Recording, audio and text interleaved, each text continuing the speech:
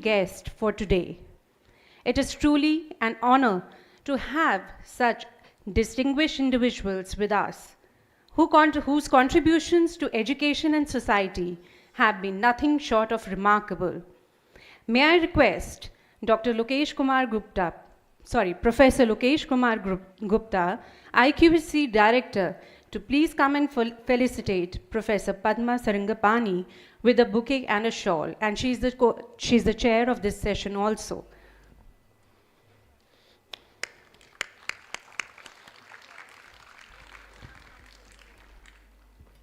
Thank you, ma'am. And thank you, sir. A big round of applause for our chair session. May I request Dr. Garima Mani Tripathi to now felicitate and welcome Professor Rohit Dankar with a bouquet and a shawl. Thank you, sir, for being a part of this conference. तालियां नहीं रुकनी चाहिए, please. ये आज के हमारे guest हैं. We have to welcome them. May I now request Dr. Cheelam Bharti to kindly come forward and felicitate Professor Hriday Kant Diwan with a bouquet and a shawl. Thank you, sir. Thank you so much.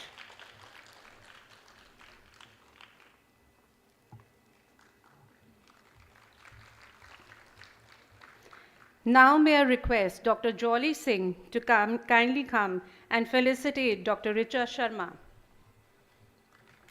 Thank you. Thank you so much, ma'am.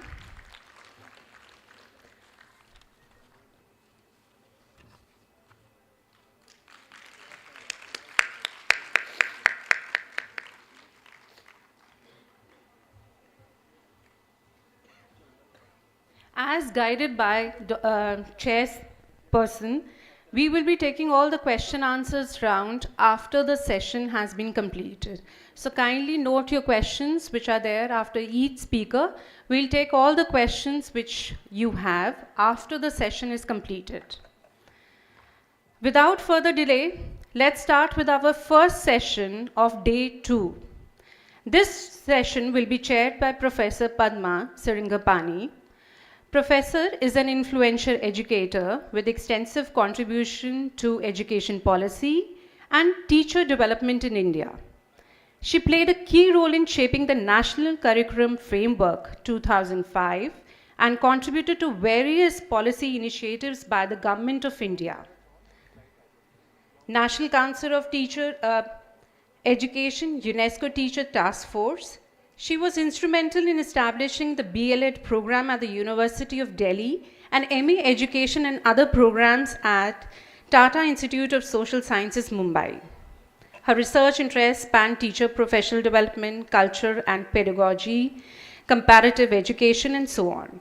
She has received prestigious fellowships, including the Indira Gandhi Memorial Fellowship, Commonwealth Academic Fellowship, and UNESCO King Hamad Award for ICT in Education. Her recent publications include the Handbook of Education System in South Asia Springer, Education Teacher, Teaching and Learning Discourses, Culture and Conservations, Orient Black Swan.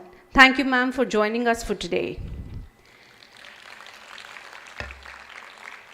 Now it's my pleasure to introduce our first speaker, Professor Rohit Dankar. Professor Dankar is a professor and the Director of Academic Development at Azim Premji University, Bangalore.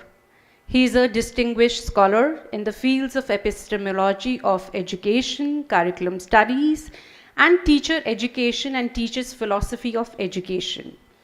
Beyond his academic role, Professor Dankar is the founder secretary of Digantar, a pioneer organization in Jaipur dedicated to alternative education for rural children. He also serves as an honorary director of Taru, which is a part of Digantar's broader educational initiatives. With a career spanning over 15 years in education, he has been an instrumental contributor to the National Curriculum Framework 2005, serving as a National Steering Committee, the Drafting Committee, and as a chair of the Focus Group on Curriculum, Syllabus, and Text.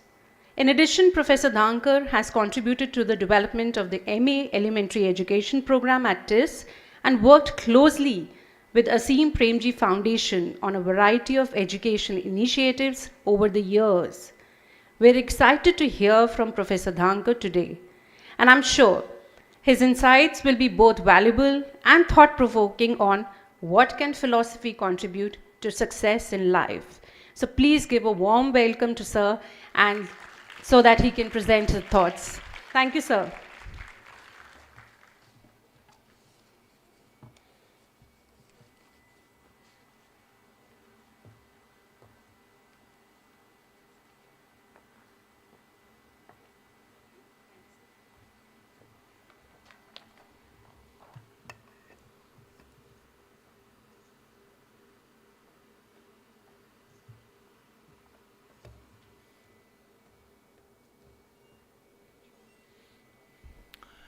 Good morning, friends. I'm very thankful to Professor Harpreet and Dr. Garima Tripathi for providing me with this opportunity to share my ideas with you. Since yesterday, I have encountered many valuable and very interesting ideas, thoughts. So this is enriching in a certain way. Before I go on my presentation, would like to make a factual correction. I am no more with Aseem Premji University. About 2 years back, I resigned from there. Rest is fine. My approach to this presentation would be actually to investigate what, if anything at all, philosophy can contribute to life in general, success and human well-being. I deliberately steer away from the discipline popularization approach. It seems to me that popularizing a discipline can never provide adequate justification for inclusion in the curriculum and has the demerit of starting a turf war. Therefore, I would prefer to look at if there is anything which will not be achieved or will be very difficult to achieve if one doesn't pay attention to philosophy or one doesn't teach philosophy. Or at the least, is there anything in the aims of education which can be achieved through philosophy better than any other means? That's how I would progress on this. I would refrain from the hazardous course of action to define philosophy in a room full of philosophers. This is always controversial, but at the same time, since I am going to make such several claims about benefits of philosophy, so I have to give at least a tentative indication what is this entity I am talking about, what I consider philosophy, particularly in this presentation, but also in general. It seems to me that if we want to begin very broadly, then philosophy in the Indian tradition, if you agree with Radhakrishnan, then a vision of reality articulated and justified logically and rationally. So he is talking of a vision, therefore intuition is actually included in that, but intuition alone, as Russell says, or becomes a dogma, and therefore a condition that something gleaned maybe intuitively, but then logically articulated and rationally justified. That's how darshan is defined by Radhakrishnan and several other people in Indian tradition. Russell thinks that darshan is philosophy sits somewhere in between theology and science. Theology, according to him, veers towards dogma, and science is circumscribed by empirical evidence. philosophy is a rational inquiry, again, which is logically and rationally articulated and justified, and a strong inclination for knowing. Dewey, I believe, makes a point which is important from our perspective. Both Radhakrishnan and Indian tradition as well as in the Western tradition, knowing the reality and articulating it rationally and logically is important. In Dewey's terms, actually, philosophy is thinking that has gone self-conscious, which means reflective thinking which corrects itself and goes deeper and deeper. We will talk more about it, but for the curricular purposes, we need to define philosophy a little more precisely, even if that definition is not perfect or not something which is universally agreed, then as a working definition at least.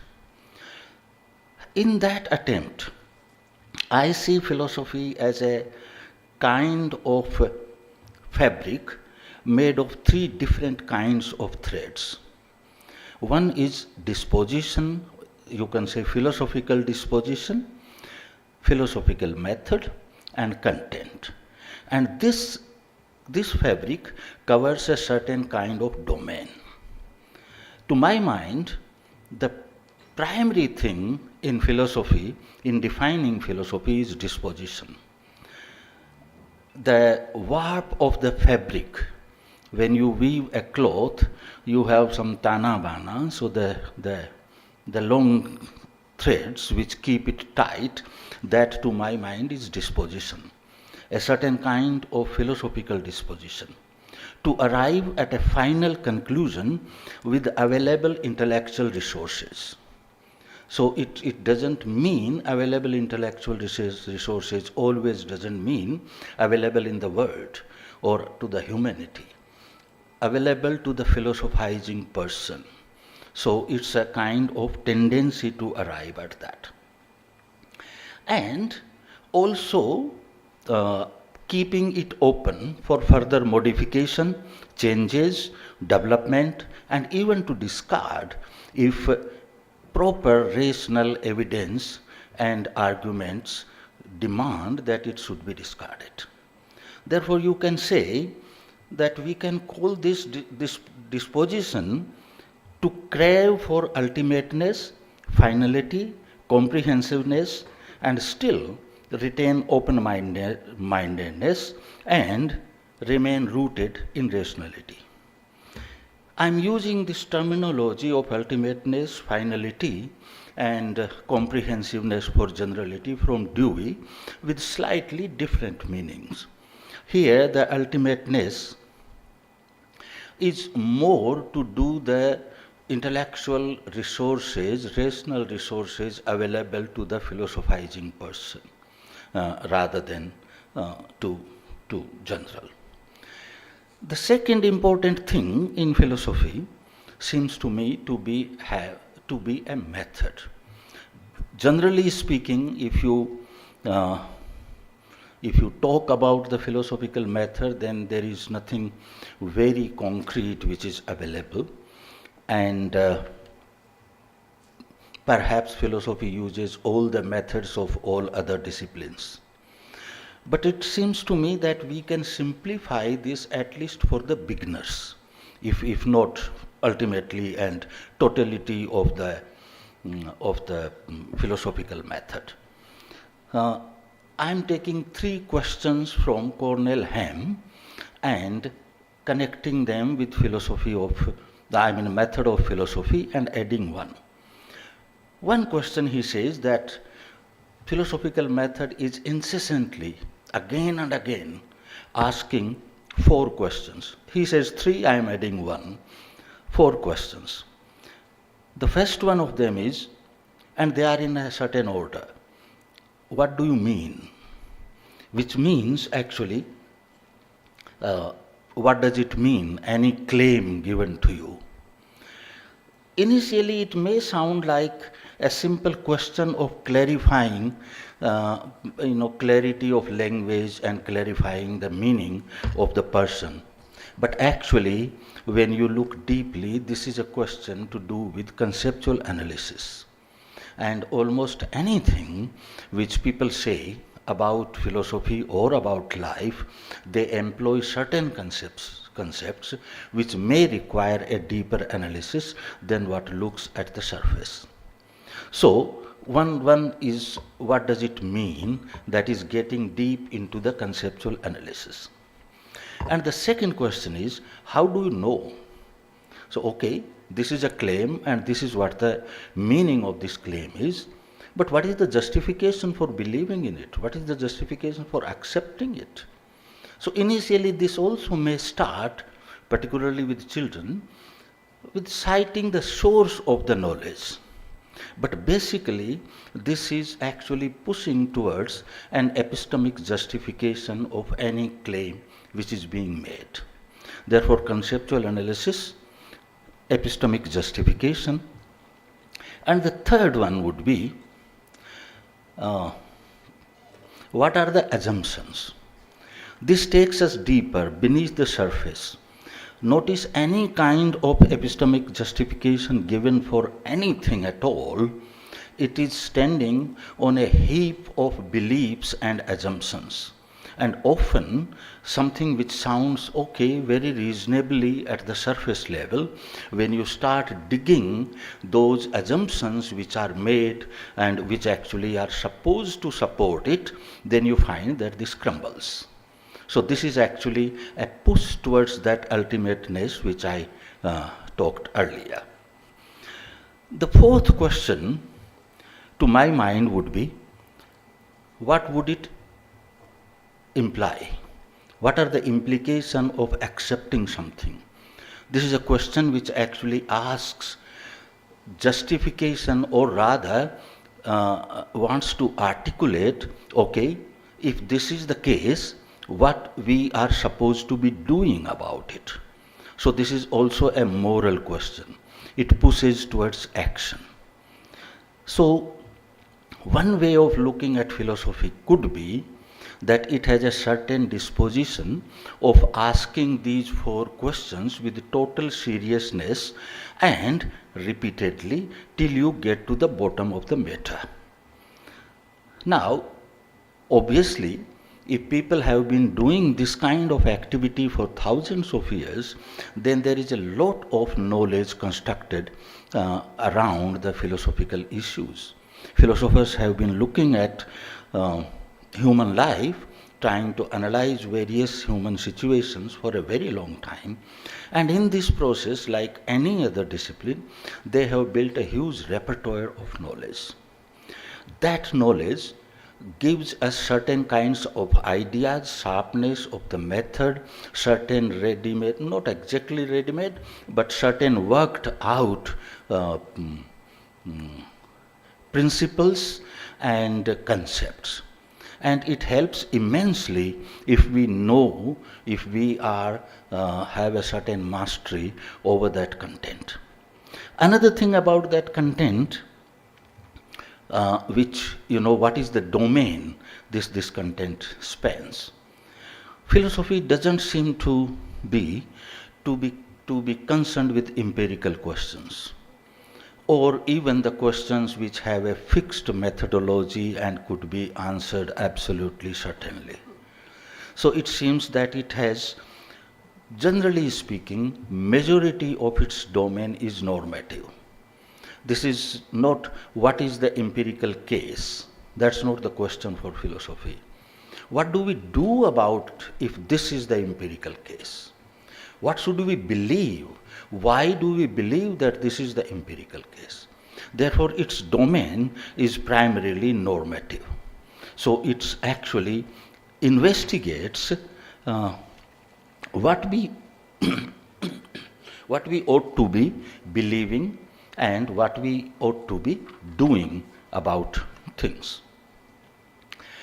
If this is the kind of discipline, in a nutshell, what philosophy is, then can it contribute anything to human well-being in general? I believe if we look at the method and disposition, then one can make a huge list, maybe dozens of things, which will develop by repeated practice of this kind of attitude and method. Clarity of language, looking at things logically, abstract thinking, but I am not talking about them. They could be, you can make a huge list of that. I will point out three different, very broad things which philosophy may develop. I am not saying definitely will develop, may develop if taught properly. One of them, I would say, a push towards constantly searching for Satyam Shivam Sundaram. That is, Einstein said somewhere that the ideal which have lighted me on my way and time after time given me new courage to face life cheerfully have been truth, goodness and beauty. So it constantly pushes us towards knowing what is the truth, what I ought to do, what is good to do, and obviously beauty, what to appreciate, what I enjoy, etc. That in itself is a huge gain. But the most important in my mind is construction of an authentic self. I'll explain a little bit. Tagore says somewhere, and I quote, "It is an insult to his humanity if man fails to invoke in his mind a definite image of his own ideal self, of his own ideal environment, and it is his mission to reproduce it externally." So Tagore is talking about what am I and what kind of environment I want to live in, and then also not stopping at just clarifying these things, but pushing towards action to create that externally. I would actually interpret it as constructing an authentic self. An authentic self to me, the way I am looking at it, is knowing yourself and achieving harmony of consciousness. More precisely, harmony between one's desires and passions, self-constructed moral code, intellectual and physical capabilities, and emotions. So, what do I want? What are my capabilities? What is the kind of moral behavior I want to adhere to? And how am I emotionally affected by things around me? Having a harmony in my own thinking, in my own consciousness about them, that I'm calling here an authentic self. That to my mind is a big gain. The third gain of philosophy, I would say, I can use the term autonomy here, but I'm deliberately using the term enlightenment, and I'm taking it from Kant. He says that enlightenment is a man's release from his self-incurred tutelage. Tutelage is a man's inability to make use of his understanding without direction from another. Self-incurred is this tutelage when its cause lies not in lack of reason, but in lack of resolution and courage to use it without direction from the other.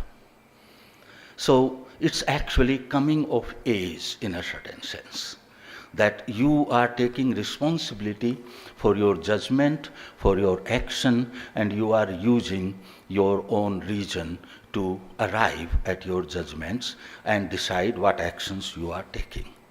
So this is the third thing I believe philosophy can very strongly help in development.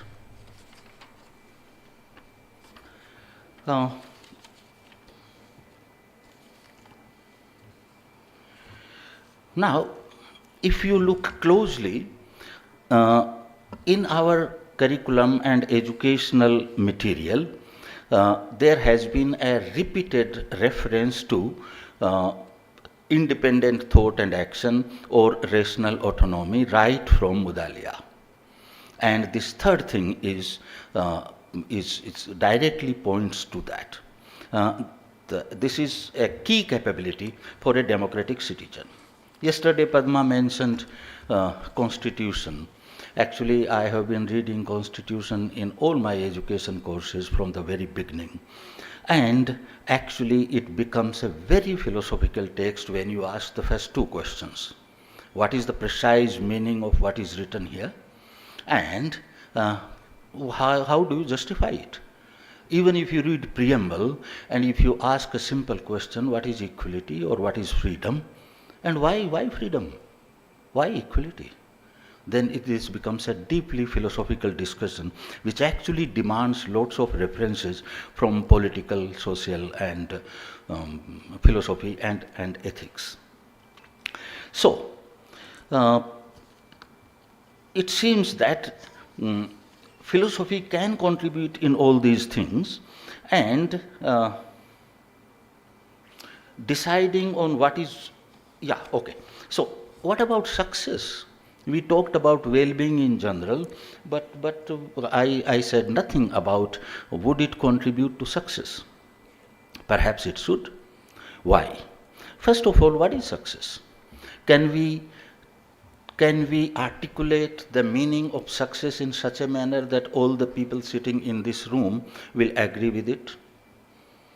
Perhaps we have to use very generalized terms like setting up one's own goals and meeting them up to a satisfactory extent. But then all of us might have different goals, and our extent of satisfaction in meeting them might spell different kinds of levels. Therefore, it doesn't seem to be possible to define success for others. But if you have somehow developed an authentic self, then you know your own capabilities, your own desires, your own passions, your own emotions, and you are likely to set a goal for yourself which you are more likely to achieve. So therefore, it seems that as far as the success, there is a possibility. There is no guarantee in education, in anything. Also, deciding what is worth wanting and how to achieve it. Actually, philosophers have been thinking from the very beginning that philosophy helps in this. Vatsayan, when he starts his Bhasya on Nyaya, his opening lines are, when an object is comprehended through knowledge sources, that is pramana, epistemic justification, it becomes possible to engage in successful goal-directed activity. Thus, a knowledge source is useful. Without a knowledge source, there would be no effective cognition of the object. Without such cognition, there would be no successful action. So, we do not need to take Vatsayan on his word, but if we think deeply, then whatever we want, whether this is worth wanting or not, I think this is quite important that we know the entity which we want. And philosophy, particularly epistemology, does help in that. Then ethical decision making. Frankfurt, in a very insightful lecture on taking ourselves seriously, that is the title, says that humans have this capability of bifurcating, dividing their consciousness into two. One of them acts and another looks at it and evaluates it and chooses which is the kind of person I want to be. In Hindi, sometimes I articulate it that we have the capability to be karta and drishta simultaneously. And this drishta actually evaluates the actions of karta. And therefore, this choice of morality emerges from this capability. Now, this capability all humans have by nature.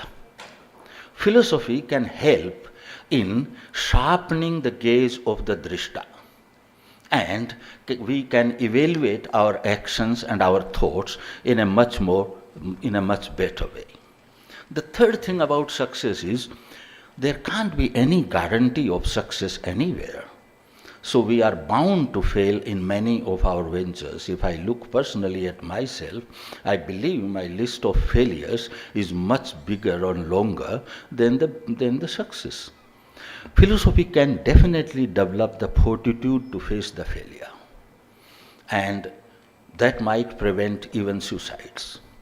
So it seems to me that philosophy does help in success as well. May not be directly in getting a job with a lot of, with a heavy package, etc.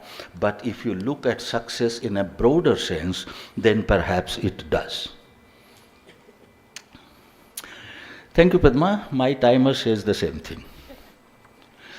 Okay, so the most important thing that's always happens with me when I reach the most important part of my presentation, the chairperson always intervenes. So, thank you for that.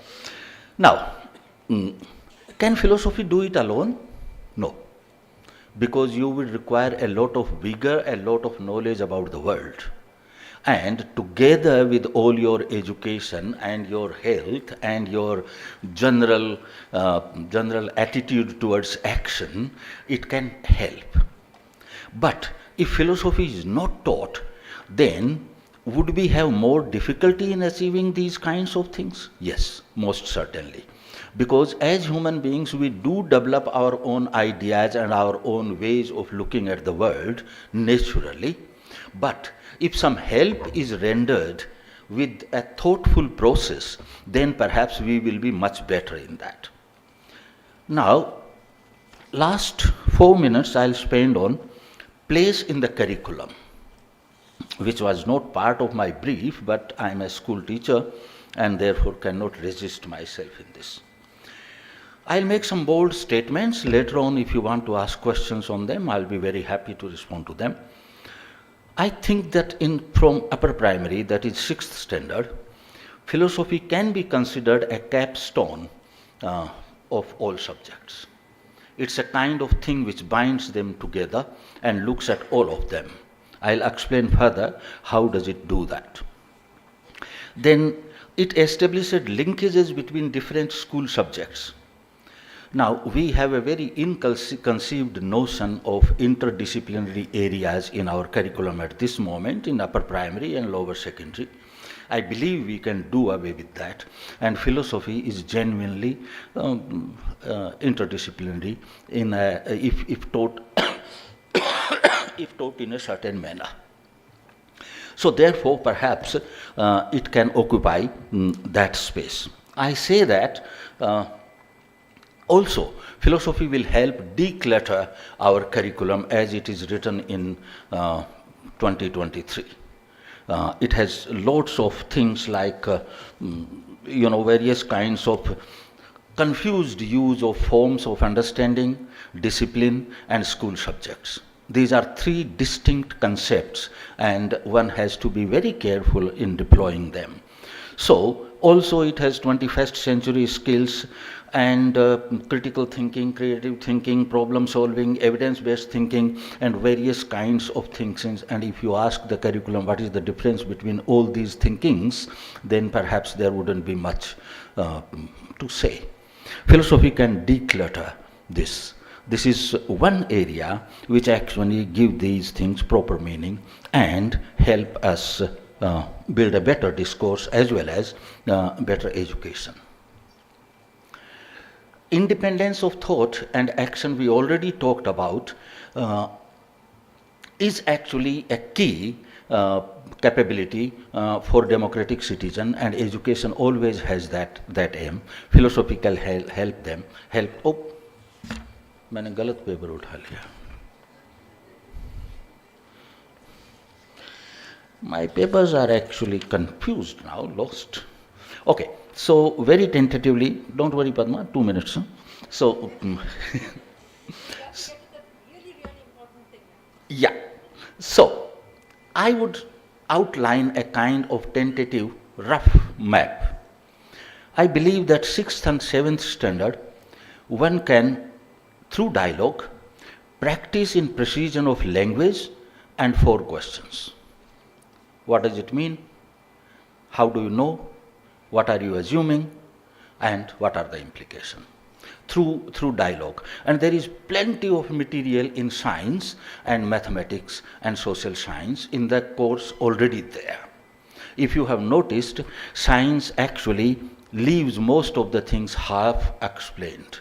For example, it will tell you that protein helps your body in this manner, protein is found in this thing. But one can ask, what is this thing called protein? Okay, it is found in egg and this and that, but what is it? And mathematics, 2 plus 2 are 4, okay, but what is 2? And what is 4? So, plenty of questions. 8th, I believe, one can introduce logic and epistemology in a very simple manner. 9th, simple introduction to ethics and aesthetics. 10th, comprehensive course summing up all what we did since the 6th standard. 11th and 12th, several elective courses on philosophy of education. I will end by, half a minute Padma, I will end by what a Hindi writer wrote to me long back when I was second year. I wrote a letter to him about some personal problems and by chance mentioned that because of his and several other writers' novels, I have started studying philosophy on my own. So he gave me some advice about my personal problems, which I ignored. But he said something which I remember, even now. He said, दर्शन आपके विज्ञान और गणित के ज्ञान में 4 चांद लगा देगा और देर सवेर आप अपनी समस्या को भी बेहतर समझकर हल कर ही लेंगे. दर्शन मत छोड़िए. I won't translate it into English. I'll stop here. I think Kautilya said the same thing about 2000 years back when he says that philosophy is a deepak, it illuminates all other vidyas. Thank you very much.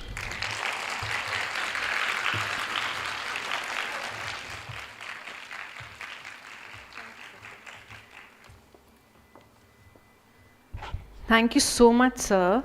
And you have beautifully explained about the philosophy and how it can lead to success. And also, I'm sure our students are going to understand about the ethical dilemmas and how philosophy can help them in dealing with that.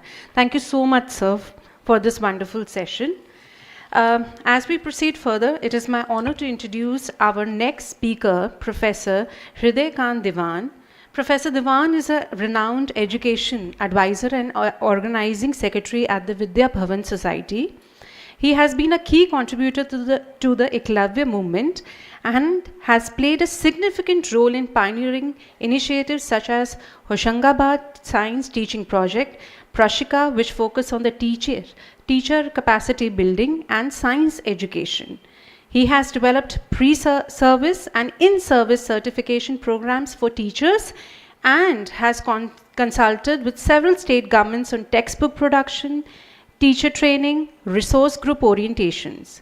Professor Diwan also conducted a comprehensive evaluation of Karnataka's district primary education program and advised the Ministry of Human Resource Development on alternatives of schooling programs, research planning, and state team orientation.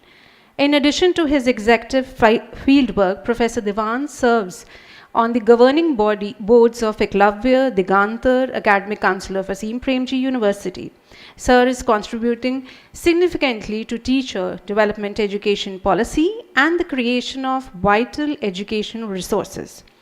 We are privileged to have Professor Diwan with us today, and we look forward to his insights on do teachers need to know any philosophy? Sir, we welcome you. May we have a big round of applause for sir.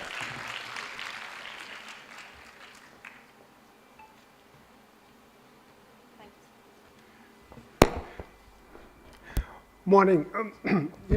With Rohit having spoken first, I really feel scared because whatever philosophy I know is an offshoot of what I will learn from it with my struggle as a physics student, not knowing any philosophy and trying to work in education. So what I will say today is perhaps more pragmatic and more to do with what philosophy can mean to actual classroom teachers, and how do we need to think about philosophy from a standpoint which is perhaps teachers can absorb. Now I'm saying this because it is in my initial years when we were working with HSTP, some of these theoretical ideas of education, whether it was sociology, philosophy, seemed to be quite unnecessary to us. We thought science was about doing experiments well, and if the teacher understands, which we ingrained, that science has a method, has a process, is a way of thinking, is a way of reflecting, knowledge changes, and that was automatically ingrained to us without having learnt it in a manner of a what I would say boxed subject called nature of science, or a boxed subject of how do I know something. So what we realized when we were working with teachers is that we would do experiments with them, we would get them to do all the exercises and the questions that they had to do, but they would not be able to have similar discussions with students. The question was why? So they understood the fact that experiments had to be done, they enjoyed the experiment, so they found doing the experiments also very tedious. So they would say that maybe I can just demonstrate the experiment to the students after. So the question was, therefore, what is missing? So I think the key question that was missing is, what are we trying to do? What is education about? And I think when we think about questions about aims of education, and we write rational autonomy, we write independent thinking, we write conceptual development, all these terms mean different things to different people. And for teachers, most often we talk about covering the textbook, covering the syllabus, and that text that you have is actually something that has been transacted. So while we talk about the question, why do we educate children? And there are, obviously you can say, we talked about that yesterday also. One of the primary aims that education has in society, even in school and also at home, is to conform. After all, the society has to survive, it has to stay. The continuity and the tradition has to be passed on. But then there is also this fact that there is unknown and then there is reality, so that you have to be prepared for transforming yourself and transforming the world around. So between these two, how do, as a teacher, I place myself? And the second question which I have is that, as a teacher, we all think we know what we want our students to be. We know what society is to be. We may not have articulated it. And that, I think, is a big problem. So as a person who is interacting with students, has a responsibility of preparing students, the ability to recognize my own beliefs, the ability to reflect on my own understanding of what kind of society I actually want, is the first step to asking the question, is it right? Do I actually want the society to be uniform, homogeneous, believing the same thing? Or do I actually want society to be diverse or not, and why? Now the question of whether we think about plurality and diversity, we talked about the Constitution. We talked about fraternity in that. We talk about equity. We talk about freedom of expression. So the question that I need to be able to answer for myself is that, why do I want this? These 4 questions that Rohit spelled out, if you ask them as a teacher to the task of what you're doing in the classroom, it becomes very important to think about each statement, each step that you take. I think that's one of the things that I thought that important. So we need to therefore think about what, as a teacher, I need to do in terms of reflecting. And then the second step would be that if I want my students to also reflect. So first question is, do I want them to reflect? If I do, then how do I make that happen? And I think that's something which is even more difficult, because practicing the ability to allow other people to reflect is a very complicated step. Because it requires not just suspending your judgment, but it also requires listening to contrary views and also helping others to recognize that respecting contrary views is valuable. Rohit just said in the morning that I have become more philosophical. I'm changing the term. He said when I was younger, which is quite old actually, 40s, I used to be fighting about points of disagreement. He says, you've stopped fighting about them now. So I feel that, the ability in your classroom to have students argue about questions without making it personal, without making it in some sense acrimonious, is something which becomes very difficult if yourself you are convinced that your answer is the right one. Holding multiple answers as a teacher and recognizing that multiple answers are possible, even in a question of science, is very important. The second thing that I want to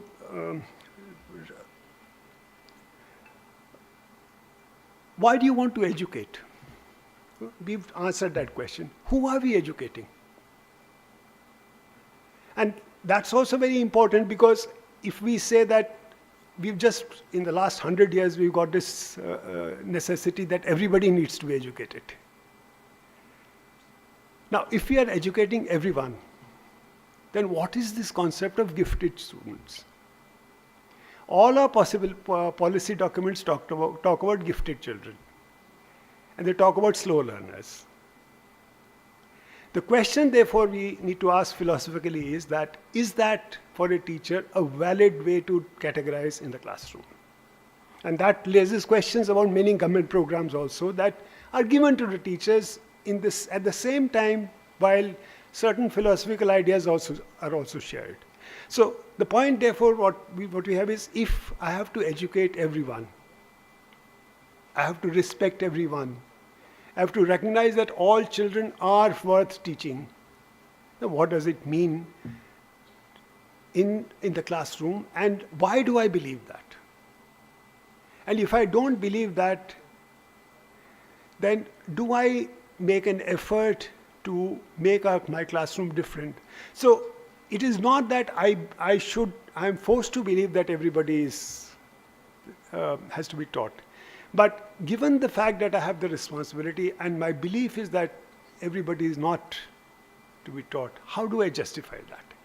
That awareness first is a very important phenomena, and then the ability to deal with it. The third thing that, of course, this is again what Rohit pointed out, and I'm going to repeat this. We are given textbooks to teach. As teachers, we are given. In the transaction of text, if I don't have only the information to be provided to the student, I need to be able to find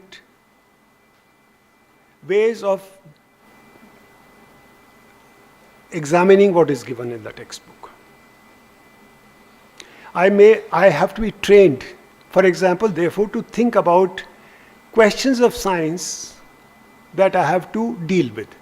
Now, in my teacher preparation program, do I have the opportunity to read some part of physics or chemistry or language in a manner that I understand what is the philosophy of language, what is the relationship of language to human being, how do they mutually interact, constitute and reconstitute each other. And similarly about science.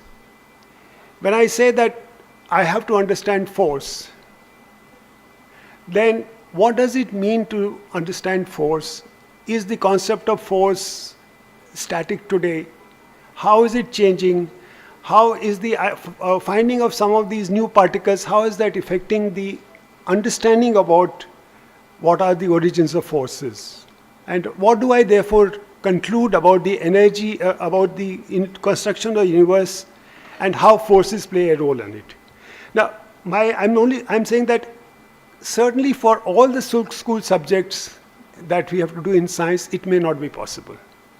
But am I, as a teacher of science for elementary classes, am I equipped to understand science in a manner that I then am able to translate that into my classrooms and make children feel the wonder of science? So therefore what I'm saying is two things at the same time. Teachers need to be philosophically aware of science. They need to be philosophically aware of what language means for human beings. They do not necessarily need to know philosophy as an abstract concept to be learnt as subjects the way it is taught today.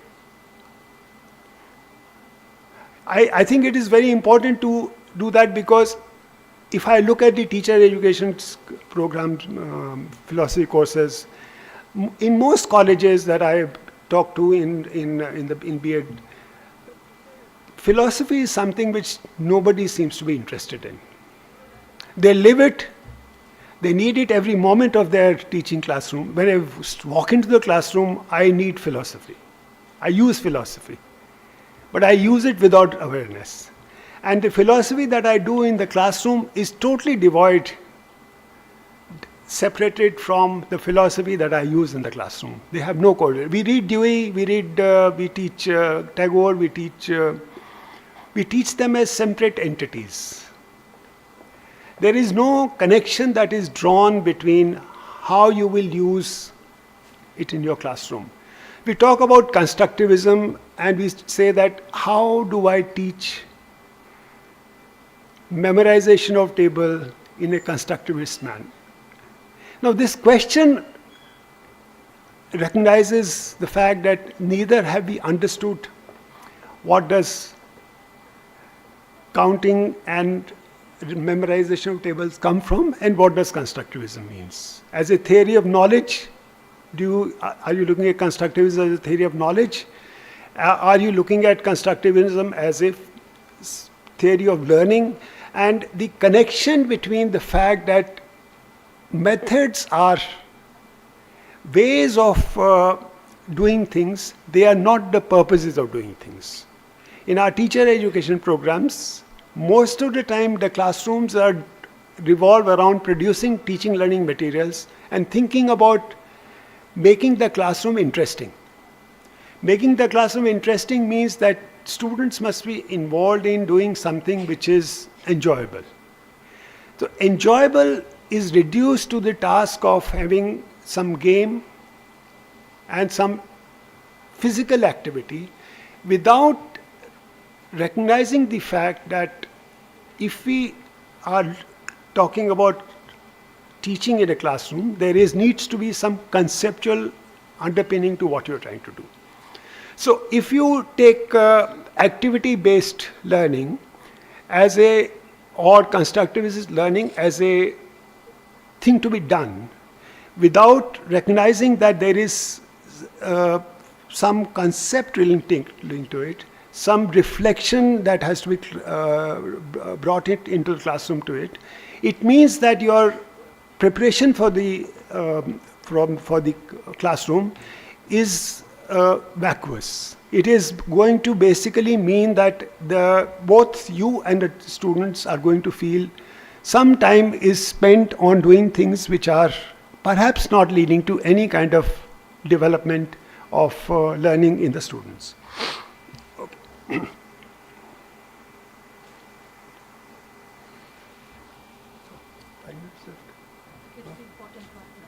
I have got to the important part. Okay.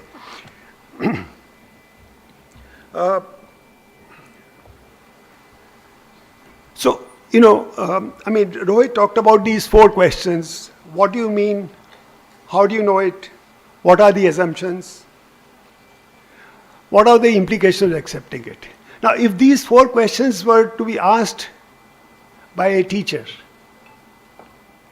when she prepares for a classroom, so what do you mean by, for example, what do you mean by teaching learning material?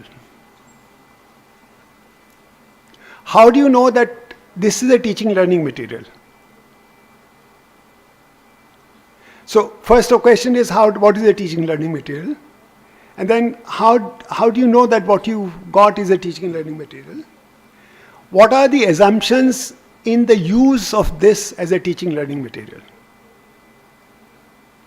So what are the assumptions about children? What is the assumptions about the subject? What are the assumptions about learning?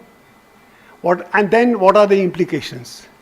So what do you expect will happen when you use this teaching learning material in terms of whatever thing you think, what are the kind of effects it will have, what kind of learning it will lead to, and then being able to reflect after that on what you've done. So if I look at the questions that Rohit has pointed out as philosophical questions, each action in the classroom is laced with these questions that need to be asked whenever you are teaching as a process of reflecting upon what you've done.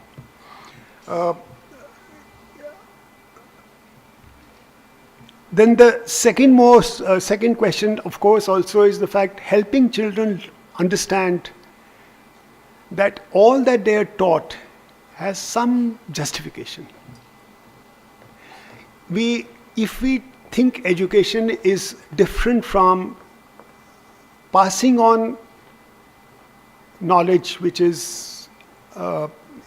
can get anywhere, and if it is organized learning, then it is important to recognize that you are not, if you are saying that protein is something which is essential for your body, there must be some way that the student feels that she should be able to check the veracity of this statement.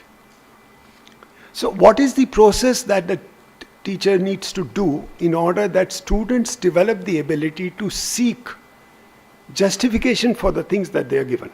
Whether they are given in the media, whether they're given in their textbook, whether they're given by their colleagues. And this ability to seek justification is so important for as a part of education process. And I think it is important, therefore, to recognize that we need philosophy in action, philosophy in the way we think at all stages. And if we relook at the fact that, so Rohit did talk about the fact that you could, it is actually the anchor which holds our thinking together. And when you talk about different disciplines and you think about integrating what you learn from them, you need an anchor. And that anchor can be the way of thinking. And one way of looking at philosophy is that it defines the way of thinking, way of looking at knowledge, way of just accepting and rejecting knowledge, way of defining what you look at, how you look at reality. So if you look at all that, in a sense, it defines the way you relate to life.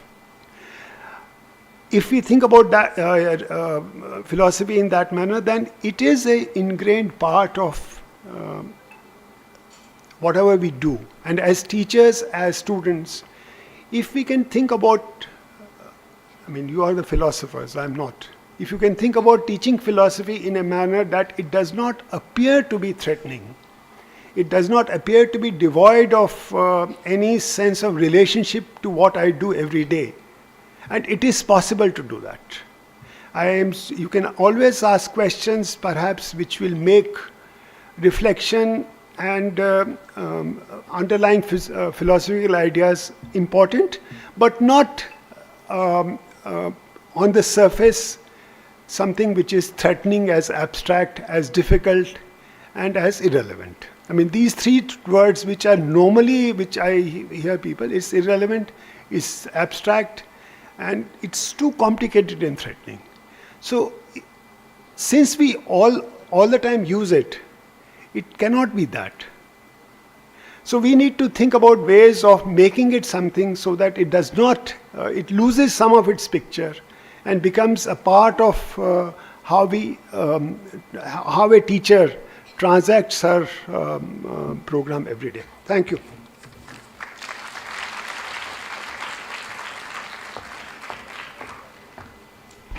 Thank you, sir. Thank you so much for this knowledgeable session and making us understand how philosophy is important in our teaching learning process.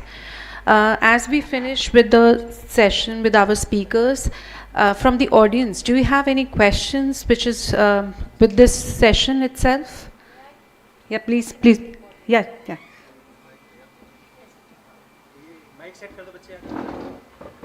Ma'am, to mic.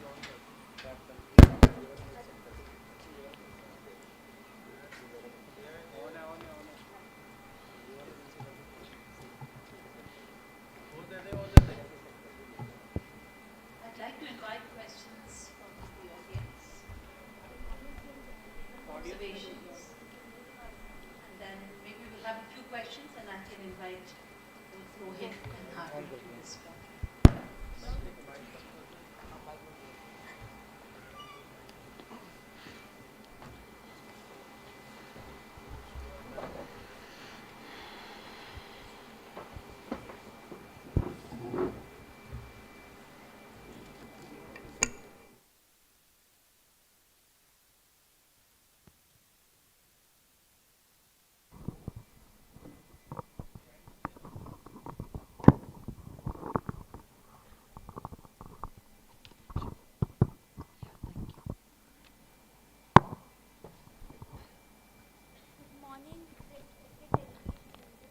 Yes, please speak into the mic, please.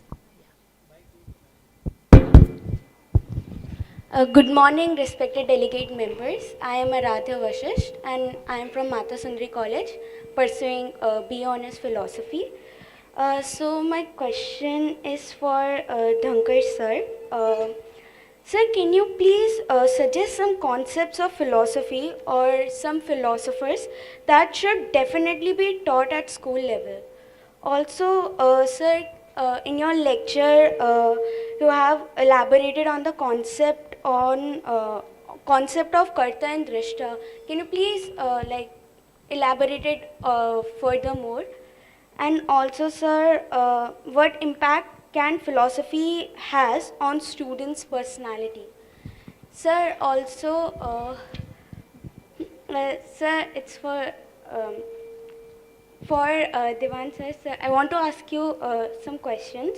That is, can you suggest some effective practices teachers can use to make philosophy as a subject quite interesting?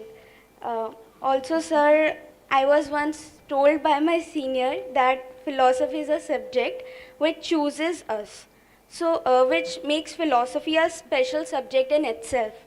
So, teaching philosophy to everyone, won't it make it like any other subject we studied in school? So, sir, kindly answer. We'll take one more question. Yeah. Oh, two more here.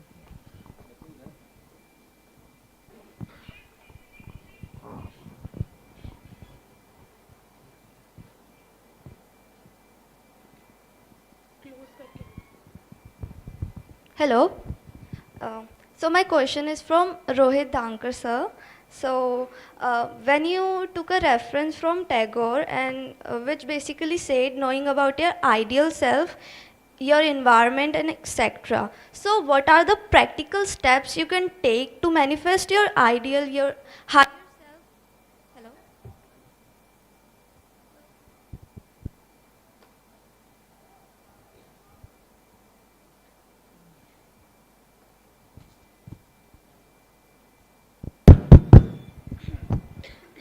So what are the practical steps you can take to to manifest your ideal self into your 3D, your reality? And also what steps?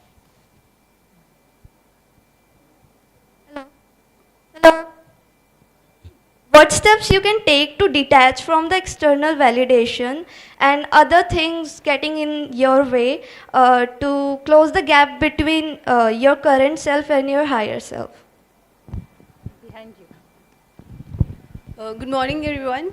Myself Shruti, and I'm also a student of philosophy.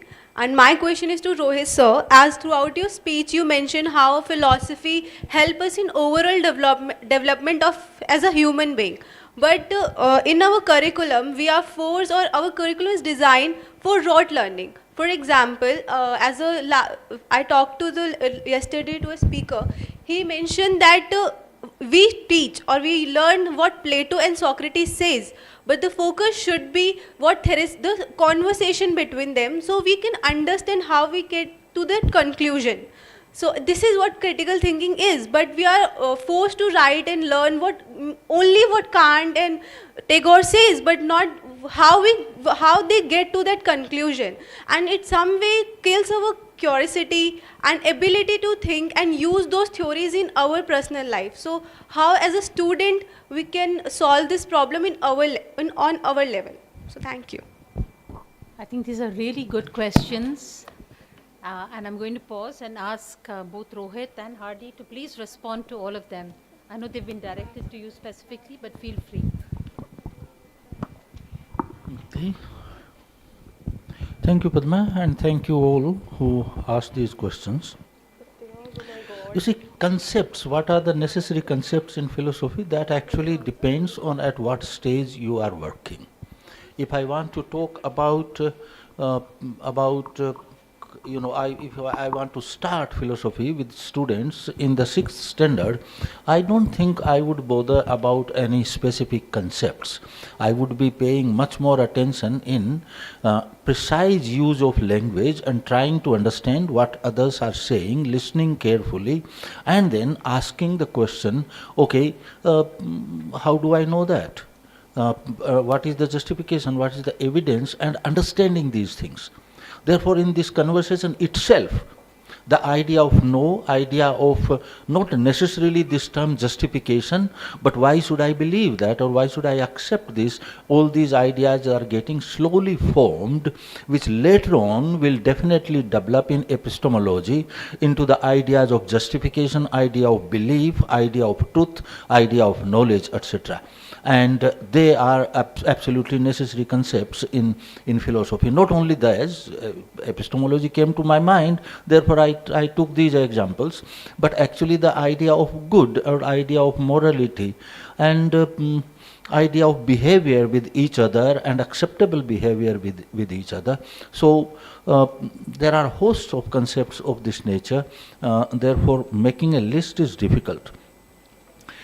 This question, which are the philosophers necessarily should be taught, when for the first time I constructed a course for MA education, this question was asked of me, why not certain philosophers because that course did not hang on this Gandhi's philosophy or Tagore's philosophy or Freire philosophy, etc.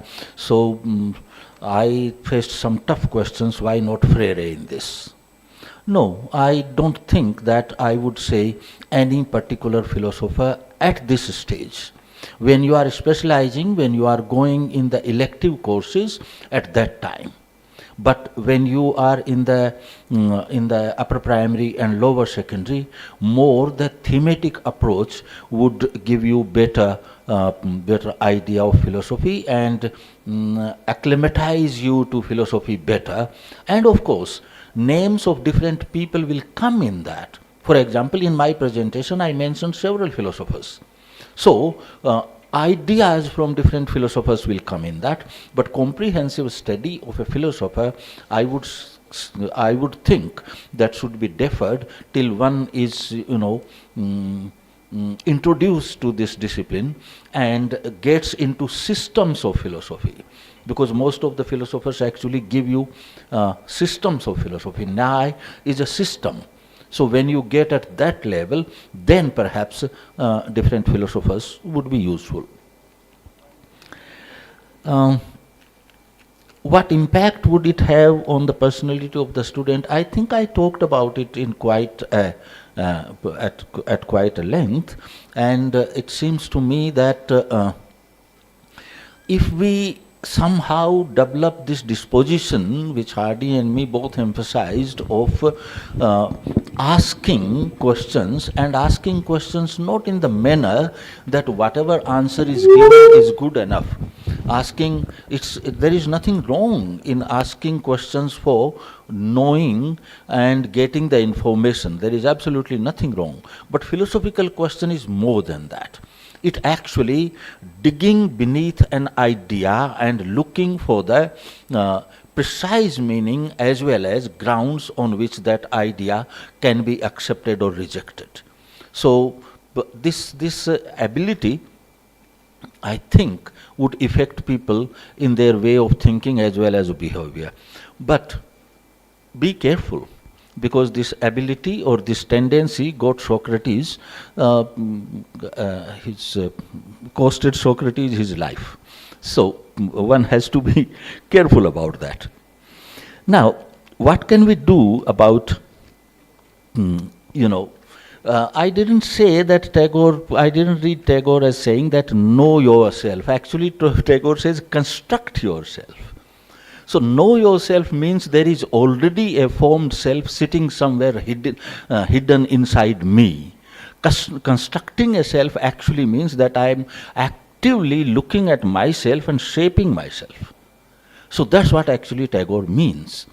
And from that point of view, what can we do about it? Well, I don't really know. But I think that looking at my own actions, and later on I talked with the name of Frankfurt, this idea of dividing our consciousness into two and asking ourselves why I am doing what I am doing. Why do I think the way I think? And can I justify myself to myself? I do not know whether you have experienced that, but perhaps we are the harshest critics of ourselves. So once you actually awaken the critic in yourself, then perhaps many things will fall in place. But I'll remind, philosophy alone cannot do it. A certain kind of environment, supporting environment, other knowledge, etc. are required. No, just one more thing. Overall detachment, external, no, I didn't say that be detached from the external views about, no. Take them very seriously and examine them. And after examining, either reject or accept, or in philosophy this is extremely important to say, okay, at this moment I am not in a position to make a judgment, I'll defer it, maybe after some time I'll come back to it. Overall development of human curriculum as, rote learning, what a student can do. This is a very specific question, and actually, unless until examination system and your teacher allows you, you have to do your actual philosophy outside the classroom and course. So you can use whatever resources are given to you as resource material and do your philosophizing separately. Or maybe get together collectively as a class and talk to your teacher. I believe he or she will be extremely happy if you propose that you would like to be active philosophers within the class. I think that is one of the ways. Thank you.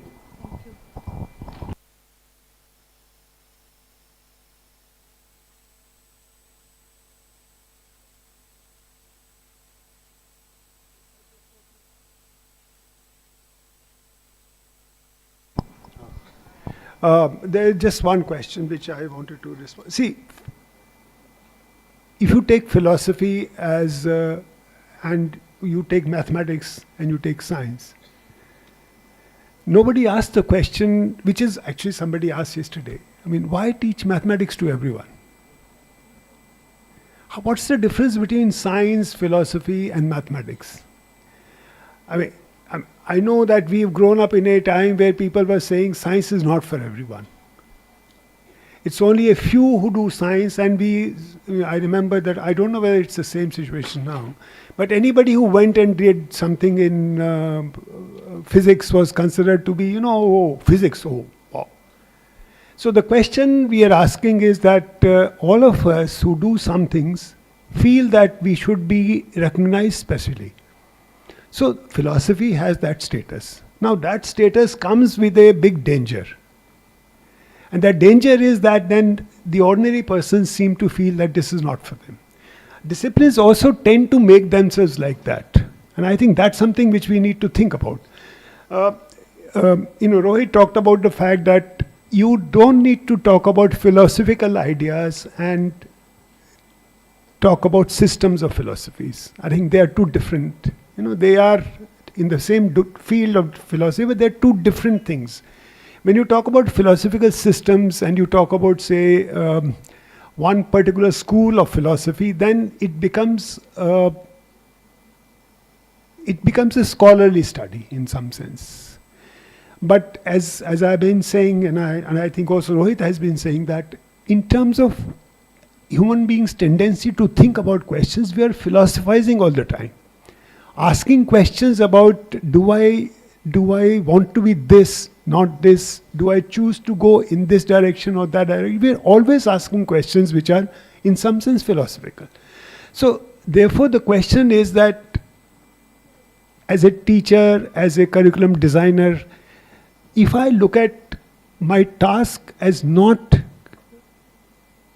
giving information, but which actually the NCF 23, in spite of whatever all it says that it wants thinking autonomous, and it says that in fact reduce the curriculum load to make students thinkers. And they should be able to think about, they should be able to do out of box, whatever we want to say about it. So in that sense, it is actually asking us to do an exercise of bringing in ways of thinking into the program. And I think that's a space for philosophy. I think therefore to say that music is different, music is difficult, music is not for everyone, means that most of us can't sing. Most of us don't even try to sing. Obviously we can't all sing very well, but none of us stops ourselves from speaking. Fortunately, there is no license on that only some people can speak. So I think we need to think about this question about, is philosophy for only a special few? Because there is a danger attached to it in terms of how that others will perceive it. Thank you. Thank you. I think that's been a really stimulating session. I think we're going to break for tea, so I'm going to wrap this up and Richa will speak in the next session. I think the session has really made sure we can't be just armchair philosophers, not only because these chairs don't have arms, but really that philosophy is really about thinking all the way to doing, and the practical nature of philosophical inquiry, I think both our speakers have alluded to. I really appreciated this idea of adding this notion of philosophical disposition to what it means when you learn and acquire forms of knowledge. I was thinking as Rohit spoke about his 4 questions, I thought he was going to end with the question of why does it matter? He ended with the question of what is the implication of this? I think the two are slightly different, and I would like to add a 5th question of why does it matter? Why is it important to the set of 4 questions that Rohit articulated? And I think Hardy's remarks and observations really drew our attention to what teachers need to be able to do in order to allow students to develop as philosophers in their classes, and the importance of not just learning about philosophy, but learning to do philosophy, not just philosophy, but all of learning, not just learning about science, but learning to do science. I think keeping that in focus is something that Hardy was talking about, and I think both our observations reminded us that philosophy may start with asking questions, but it doesn't just end with finding the answers, but then what follows from that and what you do about it is equally a part of the philosophical journey. So thank you very much for that reminder, and I'll hand it back. Thank you so much. Thank you very much. And I would like to thank all the speakers and panelists and even our audience. You have been really wonderful in asking questions. And we end this session by a big round of applause to all our speakers and panelists. We'll take a tea break and we will meet here for the next session at 11:30. So girls, please be on time and we'll start with the next session. Thank you so much. Thank you. Welcome back to the day 2, session 3, post-tea of the 2-day consultative conference on teaching philosophy at school level, problems and prospects. We have Professor Dr. Radhika Menon on chair for this session, and the two speakers are Dr. Richa Sharma and Professor Bhagat Oinam. I would request both of them to please come up here on the stage.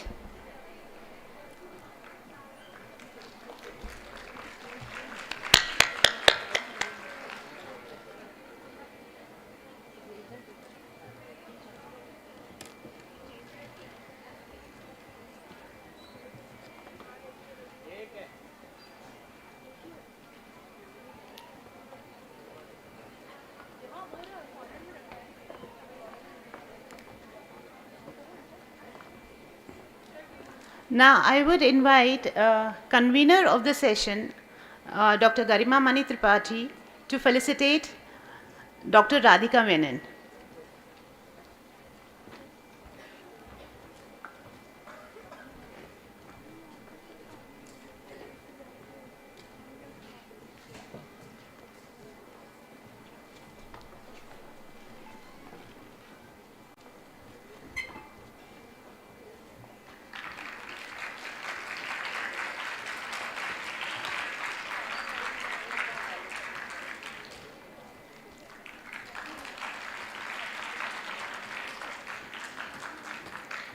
I would also request Dr. Neetu Sharma from Pol Science Department to felicitate Professor Bhagat Oinam.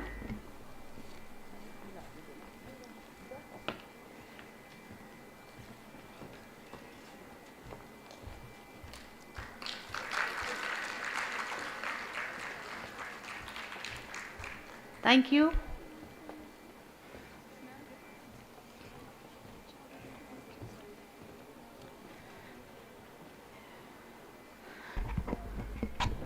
Being a history student teacher, I know that behind every big change and revolution, there have been people with ideas. So I welcome the delegates and who are a distinct galaxy of scholars to our conference here. And I would like to begin with a discussion on or a description on Dr. Radhika Menon. Dr. Radhika Menon, science education, urban education, equality and equity studies, gender and education, and foundation of education. She has taught papers like gender in schooling, internship supervision, reflections, resource room, classroom management, contemporary India, school contact program. She has also guided students into research, and her students have been awarded with MPhil. One of them has been awarded with MPhil, and 6 are doing PhD under her supervision. Her notable works include Teacher's Manual on Formative Assessment in Social Sciences, Democratic Politics Part 2. There have been chapters in the books also what she's written, Feminism, Frees the Mind from Fears, Elementary Education in the 21st Century, Challenges Facing Teachers. Her research papers include papers like Joint Review Mission to Tamil Nadu, Bogie to Public-Private Partnership, and she's been associated with various professional bodies, including member of the Comparative Education Society of India. Welcome, Dr. Radhika. Now I would like to invite our very own, I will call her, I'll take that liberty of calling her very own, Miss Dr. Richa Sharma. She was part of our college sometime back, and just to give you a brief description on about Dr. Richa. Dr. Richa is now Assistant Professor, School of Education, Tata Institute of Social Sciences, Mumbai. She has, her research interests lies in education philosophy, peace education, and critical pedagogy. Her academic background and teaching experience include expertise in education thought and thinkers, Indian epistemology, education ethics, social science education, and curriculum studies. Her previous teaching roles were at Central Institute of Education, CIE, University of Delhi, Jamia Millia, Mata Sundri College, and Daulat Ram College. She has made many contributions, and her current projects are, she is the member of the Delhi State Focus Group for National Curriculum Framework 2023. She is also a subject matter expert social sciences for the Central Board of Secondary Education CBSE. Her leading projects include developing an innovative world of work curriculum for K-12 education, facilitating teacher continuation professional development programs with State Council of Education Research and Training SCERT in multiple states. Her additional interest lies in Indian folk music, dance, theatre, literature, and we would be delighted when she will come and speak with us. Welcome.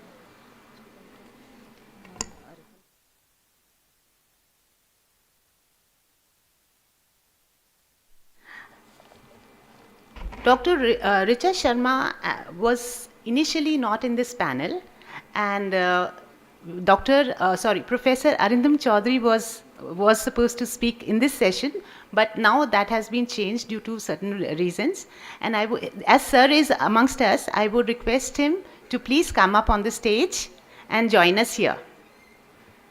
Professor Arindam Chaudhary, please join us here. And also Professor Gopal Guru, please sir, join us here. Okay, I'm sorry, Chakrabarti.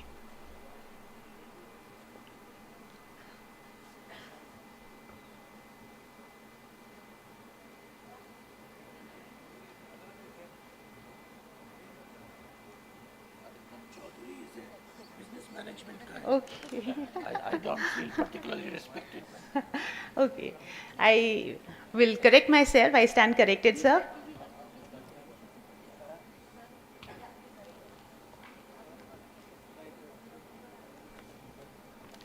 Okay. Over to you, Dr. Richa.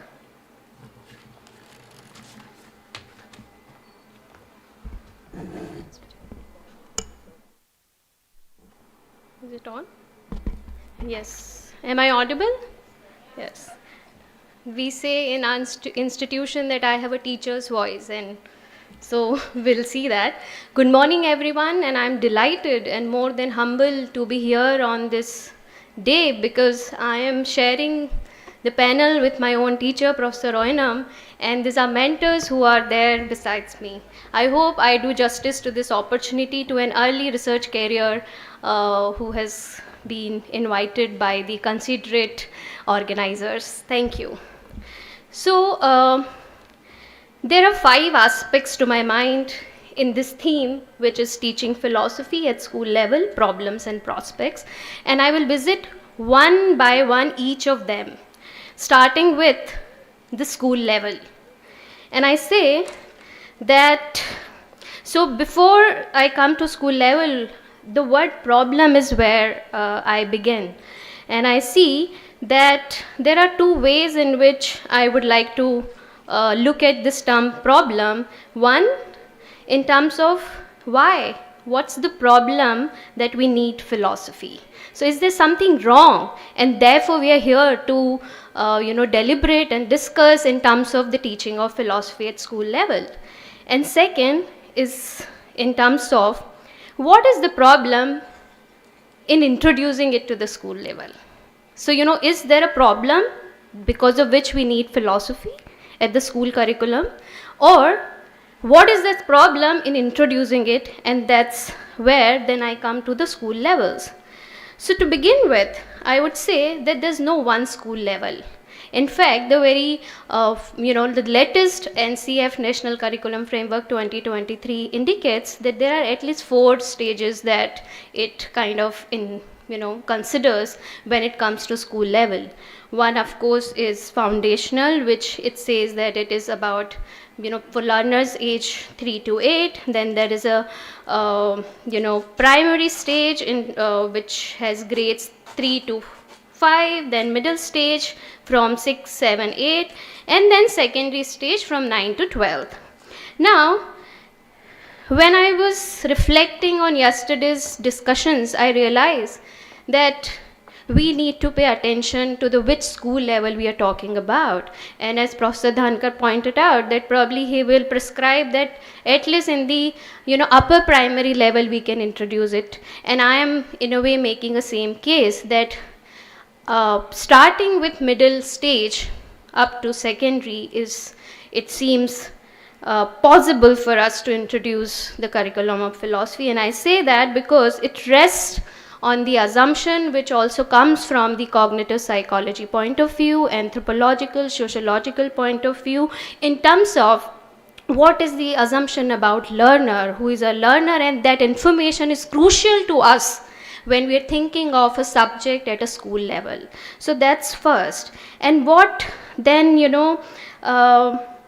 and so therefore that consideration will help us to in a way arrive at the aim of this conference also at the end of it. Now I come to the second term here, which is philosophy, and that's where I feel it's the most contentious.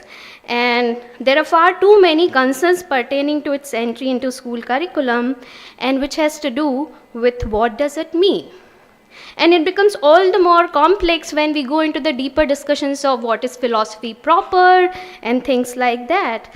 And then what would it entail to introduce it? And further becomes complicated when we bring in the dichotomy in terms of the East and the West. So as far as we are dealing with the etymological term philo plus sophia, we are in the domain of love for wisdom, but then we have darshan as another aspect which then gets attached to it when we are deliberating out in the Eastern conceptual framework. And this adds to more doubt, particularly pertaining to the myths which Daya Krishna and others talk about. So I can turn to Daya Krishna and D.P. Chattopadhyay and Professor Chakravarti and Jonathan Garendi, etc. to say that, we can deal with this problem of meaning of philosophy by, at least particular with reference to Darshana, by debunking the myths. So like, Professor Daya Krishna enumerates that ontological position of thinking Indian philosophy as a spiritual, thinking Vedas as the only singular authority, and that all Indian philosophy consists of schools of philosophy is erroneous. And he writes that Indian philosophy is neither exclusively spiritual nor bound by unquestionable, infallible authority, nor constricted and congealed in frozen molds and so-called schools of thought. Professor Chattopadhyay writes and argues that even one accepts the spiritual dimension of Indian philosophy, this characterization cannot universally be applied to all Indian modes of thinking philosophically.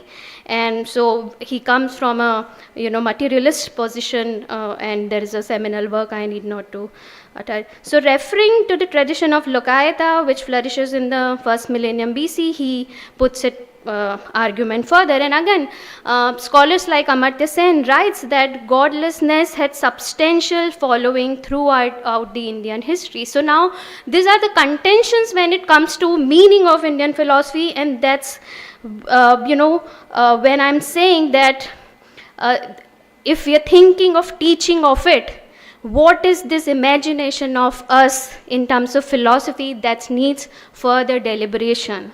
And what I mean by bringing this discussion here is the cautions that we are cautious to ourselves that of the difficulties that lie ahead for the curriculum makers. Now, do I have a common understanding after this limited kind of a deliberation on this term, I think? But for the sake of making a case for philosophy as a school subject, what I will try to do, I will try to arrive at a common understanding by deliberating on the first term of this theme, which is teaching. So we have a lot of discourse in philosophy of education, which is my teaching area, on the word terms like teaching, learning, indoctrination, and of course there are no consensus there as well. But however, it would be safe to say that teaching is an act brings together content, which is subject knowledge, and pedagogy, which is method, together. So when we are thinking of teaching, we are thinking of PCK, pedagogy, content, knowledge, which necessarily relates to learning. And so in the teacher education premises, we popularly call it PCK, and I'm sure students of education are familiar with it.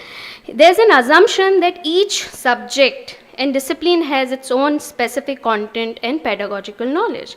Now, here comes an interesting argument. I argue that in the case of philosophy, what is unique is the specificity of its content, which follows from its unique method of teaching and learning, which is its pedagogy. So I say with a certain awareness of the versions of philosophies which may encounter when we try to delineate its specific content. And I make a case that whatever these versions are, or whatever may be the myths and narratives attached to them, there's a one common thread which runs through all of them is to be found in this pedagogical underpinning of the word philosophy. And as for the content is concerned, all that is the content proper in other school disciplines can potentially be the content for philosophy, as long as it is qualified by the pedagogy. Now, what is this pedagogy? So before I come to it, I want to come to the second problem that I had formulated in the beginning, which is there a problem that we are deliberating this theme right here? Is there a problem? And I say yes. And I look at it from two axes. One of a present, and second from a future. So how do I put it, this present condition? And I say that it is a condition of post-truth. And when I'm referring to the second axis, that then I'm referring to the future of work, which is world of work, what lies ahead. And so first axis of post-truth, where I'm saying that this is the presence that we occupy and we are experiencing. So referring to Lee McIntyre, who writes in the book titled Post-Truth, says that it's not this prefix post isn't a term post-truth in the sense that it's a temporal succession as though we have entered into a new historical era of truth. Instead, he points out that the term post-truth indicates the truth has been eclipsed and it is irrelevant. And he goes on to explain that post-truth is not so much a claim that truth does not exist as that facts are subordinate to our political point of view, and highlights the danger of democracy, as Hannah Arendt also opines that there's a palpable sense that there's a consistent brainwashing, and which can lead to peculiar kind of cynicism, and one in which people refuse to believe in any truth, no matter how well this truth has been established. So the result, of this consistent and total substitution of lies for factual truth is not that the lies will now be accepted as factual truth and the truth will be defamed as lies, but that the sense by which we take our bearing in the real world and the category of truth versus falsehood is among the mental means to this end and is being destroyed. So, for example, we keep hearing the attempts in terms of the manufacturing doubt about climate change in US, etc. And there's been survey where they found that how in 2013 survey almost 90% youth in America felt that there's a climate change, and how then it declined to 30%. And then McIntyre concludes that in an environment in which partisanship can be assumed, and it is often enough to pick a team rather than look at the evidence, misinformation can be spread in an open and fact-checking can be disparaged. The selective use of facts that pop up one's position and the complete rejection of false facts that do not seem part and parcel of creating the new post-truth reality. So therefore I conclude that, do we need philosophy? Yes, because there's this one issue with our presence, which is in the paradigm of post-truth. And then if we look at from the future perspective, there is a future of work that I refer to, and it's about this 21st century workforce where we are going profound transformation. It is diverging significantly from the industrial era's emphasis on routine tasks and specialized skills. And in the post-COVID world, we all have witnessed that there's a shift towards remote working, virtual meetings, collaborations, e-commerce services have boomed, and there's a fast-paced adaptation of artificial intelligence. So in this new kind of a workspace, the future of work looks uncertain, but what kind of skills and capacities and capabilities it demands, that also then necessitates the need to deliberate this topic. So from two perspectives, of a presence and a future, I say that we need, and we can make a very strong case for philosophy in the curriculum. So what this two entails, and what is it that I would want to do in terms of my sense as to how philosophy can help us deal with this two axes. So I say, and I borrow the articulation from Mar de Coy Gordon. So I argue in line with her that we need three virtues at least. What are these? Respect for evidence, cautious skepticism, and pragmatic open-mindedness. And these responds to both the future as well as the presence, to my sense.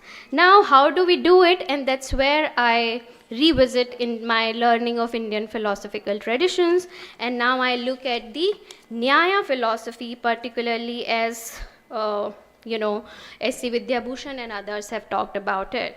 So I say that what is the prospect now? So I say we can have a module for ourselves in terms of the prospect, and that module I draw from the idea of debate in the Nyayic philosophy as enumerated by Gautama. So as far back in 900 BC, it is been stated by logicians that if a person carries on debate with another person, both being versed in the same science, it increases their knowledge and happiness. So what Professor Dhankar was talking in terms of Satyam, Shivam, Sundaram, debate as a mode can help us achieve those aims. And besides, what debate can provide is dexterity, bestows eloquence, and brightens reputation. So, and then, Professor Raghuram Raju states that, what is the task which philosophy needs to do. So, it says that by way of, debating, we are not only working with ready-made problems which are available in the philosophical system, but also equally formulating new discourses, systematizing loose arguments, tightening them up, and implicate in a logical terms which may be scattered here and there. So debate has always been an essential component of the knowledge generation process in the Indian knowledge traditions. And if we revisit it, and if we infer for ourselves in terms of it to be a solution to our conditions in the present and the uncertainties of the future, I believe we have a very solid model, pedagogical model to introduce philosophy at the school level. So I'm sure people who are sitting here, they are well versed this enumeration of how debates to take place, but for the sake of the audience, a lot of different diverse audience, I would go to it. So there is no Sanskrit equivalence of the word debate. Rather, there are few words like tark, vad, vad vivad, etc., and can loosely be translated as debate. In addition, there are finer differences in the meaning of these words that lend to their particular function in the Indian philosophical tradition, using a singular term. Rather, various words may come together to explain what the act of debate involves. In fact, the in Nyaya tradition, there exists a completely separate scholarship that has analyzed, defined, and try to understand it in a various ways. So as S.C. Vidyabhushan indicates, that around 900 and 500 BC, we find references to councils of debate, which were known as parishads. These councils debated issues ranging from metaphysics to socio-religious, cultural matters, and polity. He also indicated that the debates such as those described in Prashnopanishad, Chandogyopanishad, Brihadaranyaka, etc. were in all probability precursor of the theory of reason treated in the Anvakshiki. These debates turned exceedingly sophisticated with the usage of technical terms. For instance, in the last chapter of Arthashastra, Kautilya gives a list of 32 technical terms called Tantra Yukti, and list reappears in two more authoritative works on medicine by Charak and Shishrut. Such interreferencing of terms and works educate us about the attempts that were made to establish debates on the scientific of course wasn't in the sense that we understand in the postmodern world, but on the scientific basis across the disciplines. We also find an exhaustive detailing about the kinds of debate, councils, and types of respondents, etc. are. And finally, it acquires a status which is quite celebrated in Buddhist and Nyayic traditions. So to begin with, pramana, which signifies the means of knowledge, prame, which refers to the object of knowledge, that all has to be discussed in detail. Then there comes the third category, which is samasya, and which is doubt. So when I was saying that we have to have cautious skepticism, I find a means to arrive at that kind of a capacity, and this delineation of how to debate can guide us. So samasya arises as the result of any conflicting judgment about the thesis. Disputant then in the pursuit of the prayojan, which is the purpose, which is the fourth category, cites drishtant, which is familiar instances, which is the fifth category, and goes on to show siddhantas, tenets, and admissible to both parties in favor of the thesis. The validity of thesis is then scrutinized further by the analysis of 5 elements which are aware. I am sure the students of philosophy are familiar with it. And once they have carried that against all contrary suppositions, the disputant then affirms the case, which is nirnaya, which is the 9th category. And even then, if the respondent are not satisfied with the demonstration and advances in the antithesis, then there will be vad, which is called discussion, which then take the form of either jalpa, which is wrangling, which is the 11th category, or the vitand, which is the 12th category, which is kavil. And even then remains a possibility that the thesis does not get established. So this, if we follow it as a design of pedagogy, we will have some breakthrough in achieving the virtues that I listed out. So as we move further, we will see that an eloquent pedagogical framework can be inferred from our revisiting of these debates. And now, what do I propose? If we have to follow this design, I propose that a systematic survey of concepts that already exist and are reoccurring in the school subjects at this level be done to enlist concepts and sequencing them based on the knowledge of cognitive psychology, sociology of education, and other sister disciplines.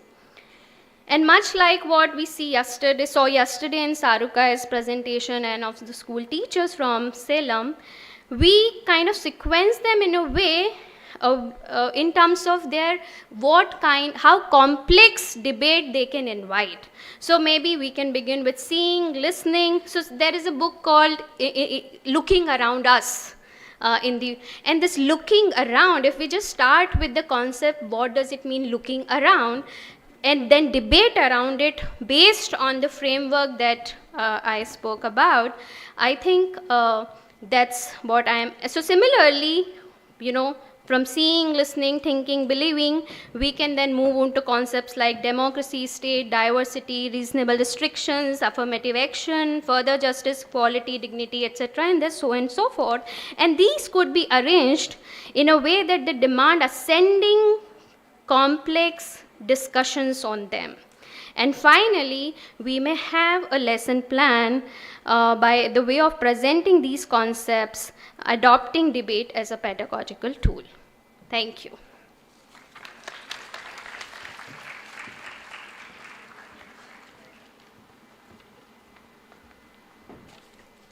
Thank you, Dr. Richa. And now I'll be inviting Professor Bhagat Oinam. Professor Bhagat Oinam is Chairperson, Center of Philosophy, School of Social Sciences, Jawaharlal Nehru University. Sir has held many administrative positions, including Director of Jawaharlal Nehru Institute of Advanced Study, JNU, 22-23, Chairperson of the Center of Philosophy, JNU, and from 2009 to 2011, to 221 to 223, and from 2023 to present. Chairperson of Special Center for the Study of Northeast India, JNU, from 2023 to 2025. Sir has taught and guided courses at PhD, MPhil, MA, and BA levels on topics such as concept in philosophy, philosophical methods, existential phenomenology, philosophy of social science, ethics, and Indian and Western philosophy. Sir has supervised 21 PhDs and 23 MPhil students, all of whom have received degrees, and examined over 43 PhDs and MPhil theses. Sir has also led research projects including spirituality and mysticism in indigenous religion of Northeast India, and the other is globalization and ethics. His publications include Northeast India, a Reader, Spirituality and Mysticism in Indigenous Faiths of Northeast India. It is a pleasure to welcome you, sir, Professor Bhagat Oinam. Sir will be speaking on the topic Teaching Philosophy to Non-Philosophers, Problems and Prospects.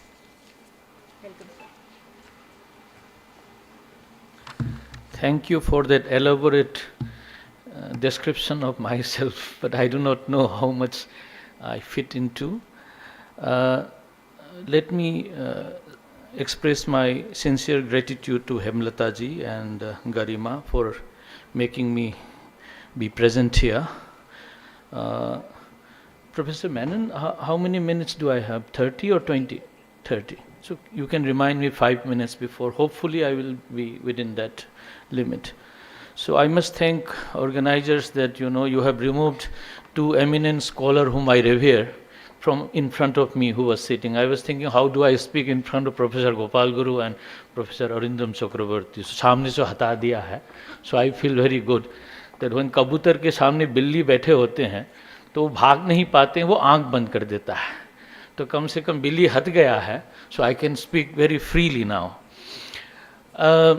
The title given to me is How Do I Engage with the Non-Philosophers, and also in the school teaching. That implies that all students in schools are not necessarily being taught, and they are not taught, I know, only in few places, maybe in Bengal, in some Manipur, 11, 12, they teach logic. But otherwise, these are also not even taught. But how to teach, prior to that, the question which I will divide my presentation into two parts is, prior to discussing how to teach, which is open pedagogy issue, why it is not being taught, that is more important. क्यों अभी तक पढ़ाए नहीं है? Because how you do will be dependent on the reasons behind not teaching them. And prior to school, forget about schools, even in the universities, Professor Gopal Guru is here, it took, JNU started in 69, started functioning 72, 73. Philosophy only came up functioning only in 2003-4. So it took so long for philosophy to be accommodated in one of the premier institutes of this university of the country. So there could be few reasons behind that. One of the reasons is everybody does philosophy, so philosophy alag sa kyun kholna hai? Professor Gopal Guru also does philosophy, and he does better philosophy than many of us who teach philosophy. Because we teach very boring way of teaching philosophy, nobody comes to us. But people run after him. So that is also something we have to see, how we engage with philosophy. The other one is, there could be many reasons. Other one could be that philosophy teaches about soul, Atman, God, and these are all very strange, mystical, metaphysical things. So why to bother ourselves in rigorous scientific study of disciplines? So this is also one way philosophy, you foo-foo it off. Of course, these are not very big number, but there are people who think like that. कि आपकी philosophy में क्या पढ़ाते हो? Another point which is a bit more serious, I believe, is that subject matter of philosophy, unlike other disciplines, is conceptual. The concepts are the subject matter itself. We do not, largely speaking, though I do empirical studies often on and engage myself, but in philosophy curriculum and syllabus, we do not teach studies about facts. So we teach largely the concepts itself as a subject matter. So perhaps this could also be one reason, this is my inkling, that philosophy comes little late in our pursuit of intellectual discourses. That we immediately, जो आपके सामने आते हैं प्रत्यक्ष के माध्यम से, you engage with that, it is easily accessible. But when you talk about justice, fairness, which is itself a concept and essentially contested. Philosophy की subject matter जो है, students बैठे हुए हैं, आपकी physics में, if you do not know what is acceleration, what is weight, what is mass, what is velocity, you cannot do physics. वो शुरू ही नहीं कर सकते हैं. लेकिन philosophy में जब आप जाते हो, टीचर के सामने, मास्टर्स में, तो जस्टिस के बारे में 10 चीजें बताएंगे. पूरी कहानी history of philosophy में different philosophers are talking differently about justice, which Plato has done in Republic. तो आपको लगता है भाई, what is this? There is no one essential idea about these concepts. So what is this philosophy? But the nature of philosophy is philosophical concepts that we study are essentially contested. इसमें अगर वाद विवाद ना हो तो फिर philosophy नहीं है, वो आइडियोलॉजी हो सकती है. भगवान के बारे में आप, हम इस्कॉन में जाने लगे हैं, तो एक परंपरा की एक कहानी सुनाते हैं, वो आपको, you have to accept. If you are Marxist, you will also accept that. If you are a liberalist, atomism, centrality of human freedom उसी में ही चर्चा होती हैं. बट फ्रेंकली स्पीकिंग, अगर आप दर्शन शास्त्र पे जाए, फिलॉसफी में, तो कोई भी concepts even when you begin with, उसमें फिक्स्ड कॉन्सेप्शन नहीं होती. इसका मतलब नहीं है कि कॉन्सेप्ट्स नहीं है, बट कॉन्सेप्शन अलग अलग होती हैं. उसकी संवाद, वाद विवाद जो है, that is how philosophy is engaged. And I remember Professor J.N. Mohanty telling once in a keynote address in Varanasi in BHU that Banarasi, जो Banaras जो है, Varanasi was a cultural capital of this country where different sampradaya people comes. Jain भी आएंगे, उसमें भी different segments are there, संप्रदाय हैं. वेदांत में तो कई संप्रदाय हैं, सारे आते हैं, अपने अपने मत बना देते हैं. Not that they stay together, they stay separately. और ये भी करते हैं कि हम एक दूसरे से हम संवाद करेंगे. और संवाद में आप जानते हैं वाद भी है, वितंड भी है, जल्प भी है, different types. I am not going to into that. So people disagree in this classical tradition of India, which I genuinely love this tradition, primarily is this, that not only you engage with the knowledge per se, the pursuit, but you also engage with the other, taking help from each other to pursue that knowledge. And also, sometimes, even to belittle the others and propound one's own. And that is the beauty of this tradition. दे सारे वाराणसी में आते हैं, चर्चा करते हैं एक दूसरे के साथ. ये नहीं कि एक दूसरे से मोहब्बत है, प्यार है, दूसरे को काटना है, लेकिन बैठ के तो काटेंगे ना. यही है डायलॉजिक, जो संवादिक नेचर ऑफ जो दर्शन शास्त्र है of Indian tradition, which have still survived, is primarily, I believe, because of this. Now, this beautiful narration has not been taught in the schools, even in the universities. ये मेरे को आश्चर्य होती हैं. तो one or two more things I would like to mention. Let me take you back to 1960s books, which Professor Gopal Guru must have forgotten long back. Peter Wince's book, that idea of social science and its relation with philosophy. So what does he say? That everybody does philosophy in social science. So philosophy अशुद्ध नहीं है. Philosophy सारे कर सकते हैं. There is nothing like philosopher by academic. ठीक है, I have a professional background of teaching history of philosophy, ideas of philosophy, but it is not the monopoly of the teachers of philosophy. Philosophers are already ingrained in each one of you. And every discipline does some form of philosophy. But कैसे करते हैं? That is, जब social science वाले, history वाले, political science, sociology, when they do, they begin with a concept which is almost accepted. वो अगर accept नहीं करते हैं, दुर्खाइम की सोशल फैक्ट की कॉन्सेप्ट अगर एक्सेप्ट नहीं करते हैं, then you cannot go on discussing about sociology and social theories. And the narratives you are engaging, theorizing, are also built on certain premises, certain pre-given concepts, whether it is universal or hypothetical. Somewhere you believe in certain principles, ideology ho ya hypothetical ho, then you engage with. But social scientists, when they start questioning the very concepts which they take it for granted, they become philosophers. That is how I see Professor Gopal Guru engaging most often the idea of untouchability. Your book, Correct Mirror, is precisely that. The idea of untouchability, which the Indians think, has been counterposed with different multiple narratives. So when you are breaking the safe zone of conceptual surety and start questioning, then you enter into philosophy. So largely, when social scientists engages with philosophy, they engage with one domain which is methodological.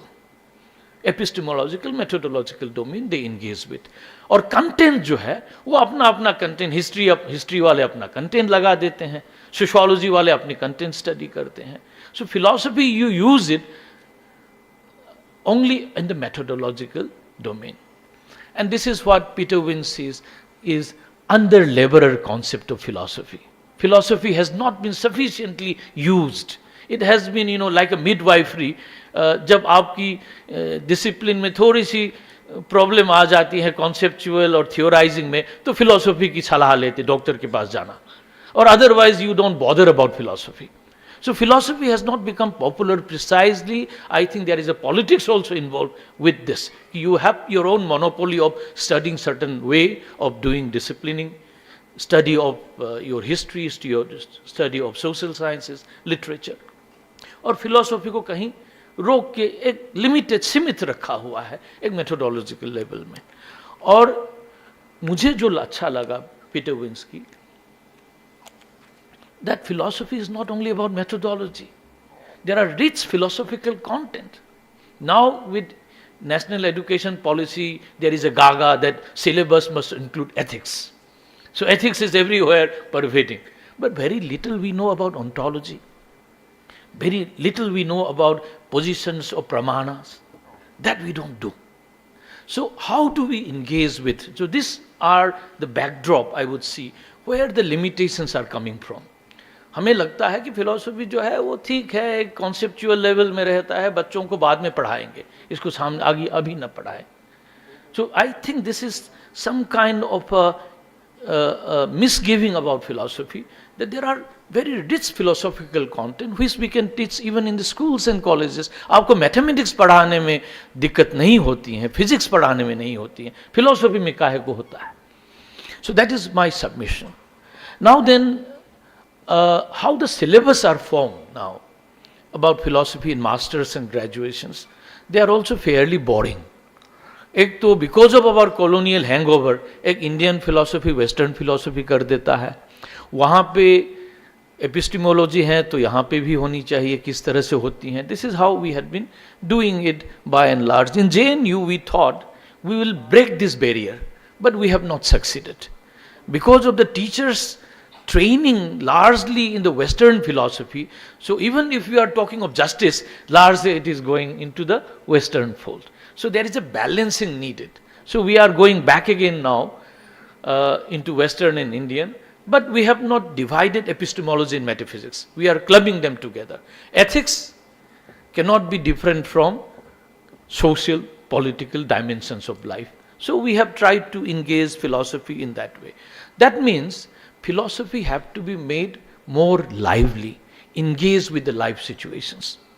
Now let me come to the second part of my presentation, is that how do we engage with? Are we going to engage with philosophy as a very rigorous conceptual analysis, which Professor Chakravarti was initially, but he doesn't remain fixed in one, but enormous wideness of boundaries he keeps trodding. So I want to bring one concept which Dayaji was very much engaged, many people were engaged, and I'm not very happy with this concept. And this all comes from recent work, recent in the sense of history of ideas, from Wilhelm Habermas, India and Europe, where Anviksiki, and he traces it from Kautilya's Arthashastra, and saying that philosophy should be seen as an analysis. And that can we also know that animal husbandry maybe even this Ramachandra Bhattacharya has written on that. In even animal husbandry, Anviksiki has been used. Sankhya में use हुआ है, न्याय में. I think in classical traditions this has been used, but largely as a analysis. I think somewhere this problem, please correct me if I am saying something blasphemous, it is part of a colonial hangover. Not that the concept was not in existence, but why you think that Anviksiki should replace Darsana? And primarily because in the West, philosophy is in the Platonic sense, in the analysis and so on. So in India also, Anviksiki is a better way of doing this. And our philosopher jump gun, including one, my most revered Professor Dayakrishna, even jump into that. And I think this is also a part of the colonial hangover. So let it be that whatever darsana, the insightfulness of entering into the world of unsayable is what philosophy does. And what more philosophy can do than this? That entering, beyond the language, the boundaries bound of the language, linguistic bound, इसी से बाहर जाना और grasp करना, what Husserl says of capturing the, eidos, is what philosophy does. So how can we think of engaging this with the school children? I believe if you start with the concepts, if you start with the history of ideas, which we very easily do. अगर किसी को आप बुला लीजिए philosophy teachers, कहिए कि curriculum बनाइए college schools की, वही करेंगे जो कॉलेजेस में हो रही हैं.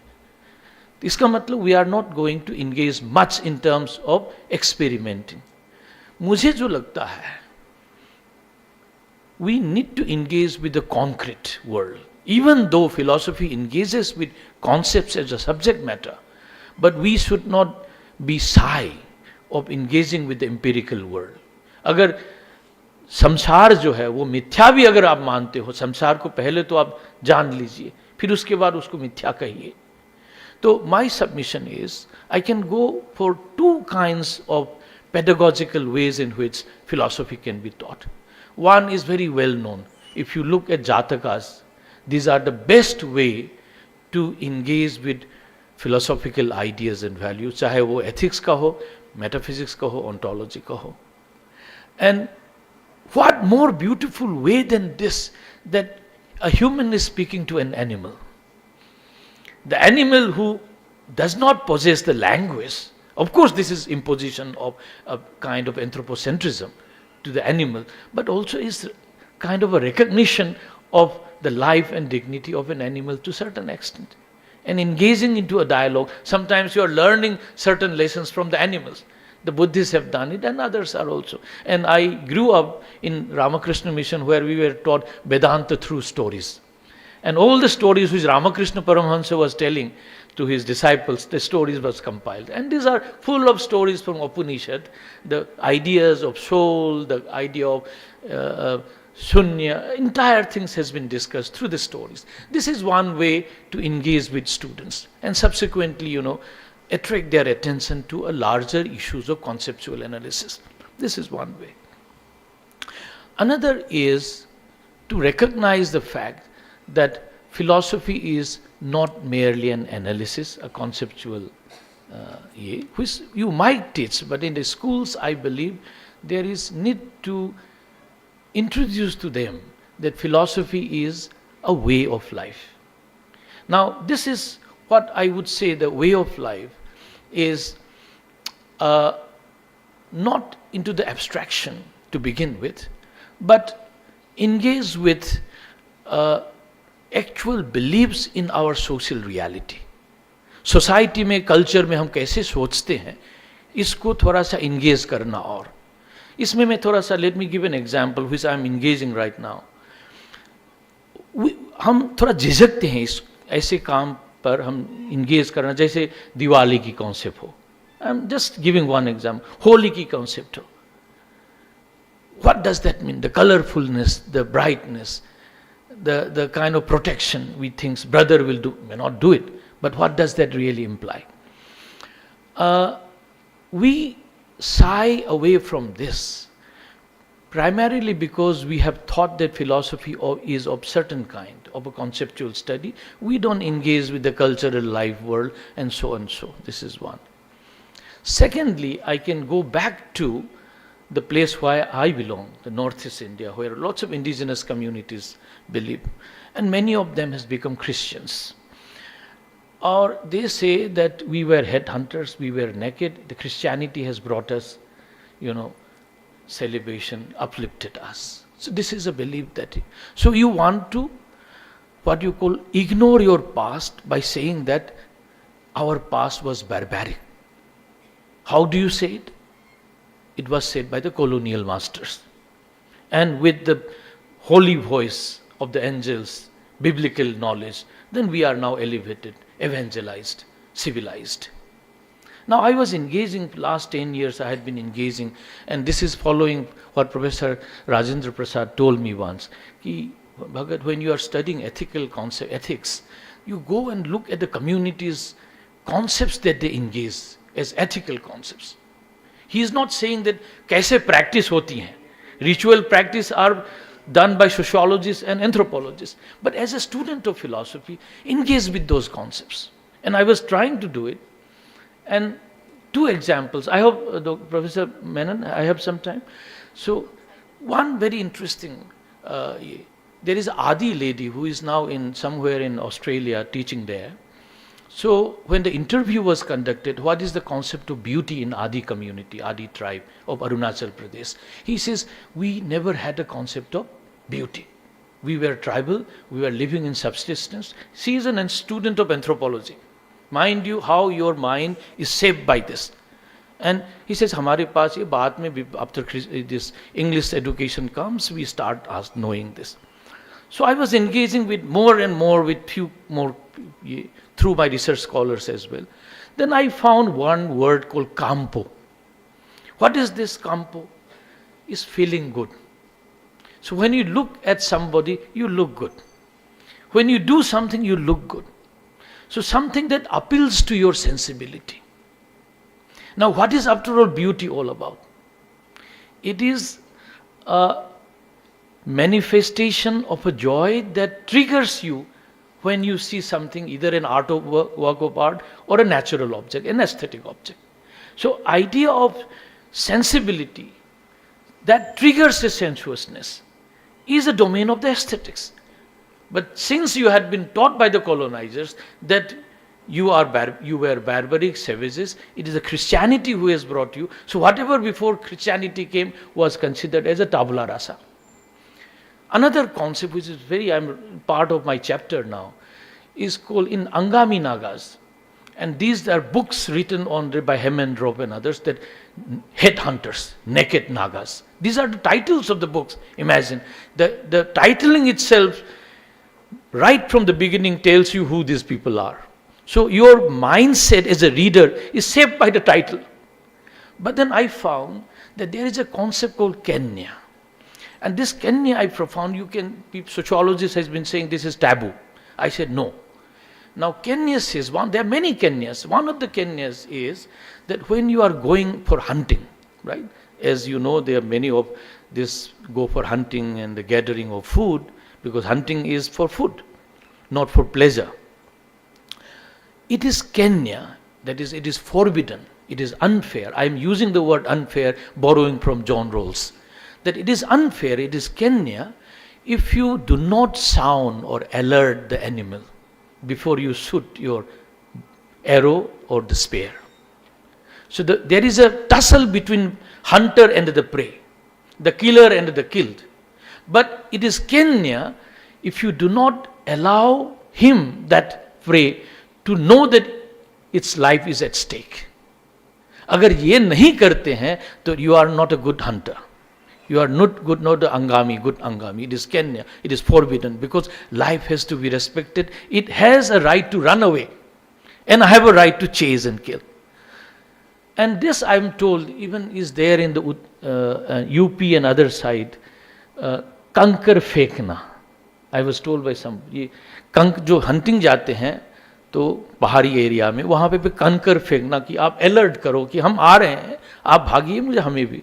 So what more profound ethical implication this thought has, that it recognizes the life of the animals. Not that I am not killing it. Every killing is not bad. I'm sorry to make such a profound statement, but killing for food. Now, these are concepts which we need to engage with, and this is also one way of entering of the philosophy into discourses in classrooms. And it is way of life. अगर आप philosophy को, दर्शन शास्त्र को is a way of life कहते हैं, Hindutva is a way of life, not only as a rhetoric. अगर आपको way of life समझना है, then go to the ordinary, whether it is in the villages और त्योहार के समय जो आप करते हो, उसकी महत्व क्या होती हैं, इनको समझे. Not only, that is why when you do not know, you think Diwali is all about bombs and crackers and the lights. But you forget the entire philosophical or values laden in this way of life. Even fast. And fast also is a very beautiful way. It is not only your, what you called, puring of the body, but also of the mind and the soul. And this is something that we need to learn little more openly. But for this, we need to break from the conservative cocoon of how philosophy has to be taught. So this may be blasphemous or uncomfortable to many philosophers and teachers of philosophy, that what are you doing? But for me, philosophy is telling stories. I believe this very strongly. Philosophy is of telling story, a beautiful, following Heidegger's way of how what is called thinking is also about telling a story, how I move my thought. And with that thinking, you need to have content from the life world. If you do not engage with that life world, you remain only in that conceptual domain, where only social science uses us only at their convenience, and we lose our significance as teachers of philosophy or harbinger of taking the philosophy thought along. Thank you so much.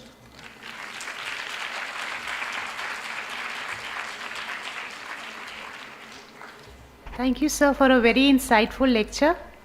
Now we have our principal ma'am amongst us. Welcome, ma'am. And I would also like to inform the gathering here that there is a slight change in the session. We'll be including the lecture of Dr. Subhasini Barik, and I would request ma'am to please come up on the stage.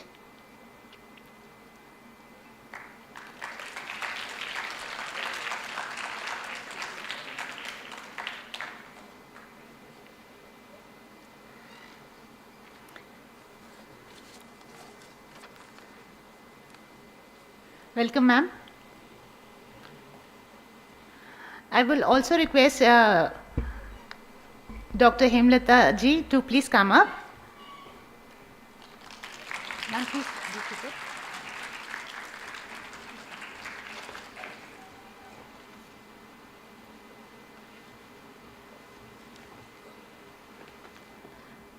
I would request Hemlata ma'am to felicitate Dr. Subhasini Barik.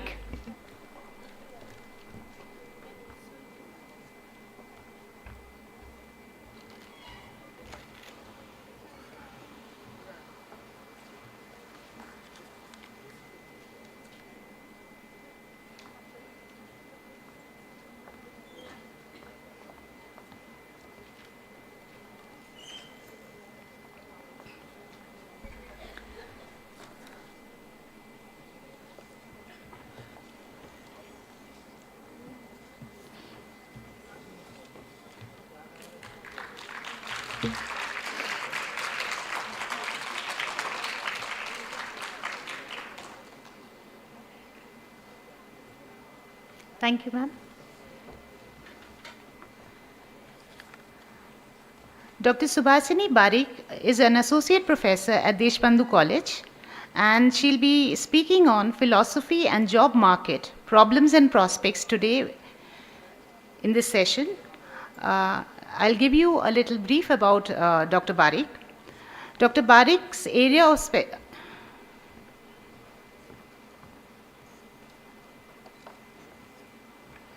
Dr. Barik's area of specialization includes analytical philosophy, philosophy of action, philosophy of mind, philosophy of value, logic, research supervision. And her research supervisions are, she has supervised 4 doctoral theses, and they are in progress. Her publications, she's got a long list of publications which include books and monographs, and there is a translated course book for yoga teacher training program. She has journal articles published in Pranaja and conference proceedings on the topics such as action and agent and science and spirituality. She has other articles like Sri Jagannath, J. N. Mohanty, etc. She has organized and presented multiple seminars, workshops, and international conferences on various philosophical themes, which include Gandhi's philosophy, self-transcendence, and morality. She has also been awarded with National Scholarship 1983-85, Junior Research Fellowship in 1992, She's been associated with various professional associations. She is Associated Editor of Asiatic Society for Social Science Research. She's a member of several committees at the Department of Philosophy, University of Delhi, and she is also a life member of various philosophical societies. We will be delighted to have you, ma'am, here. Welcome, ma'am.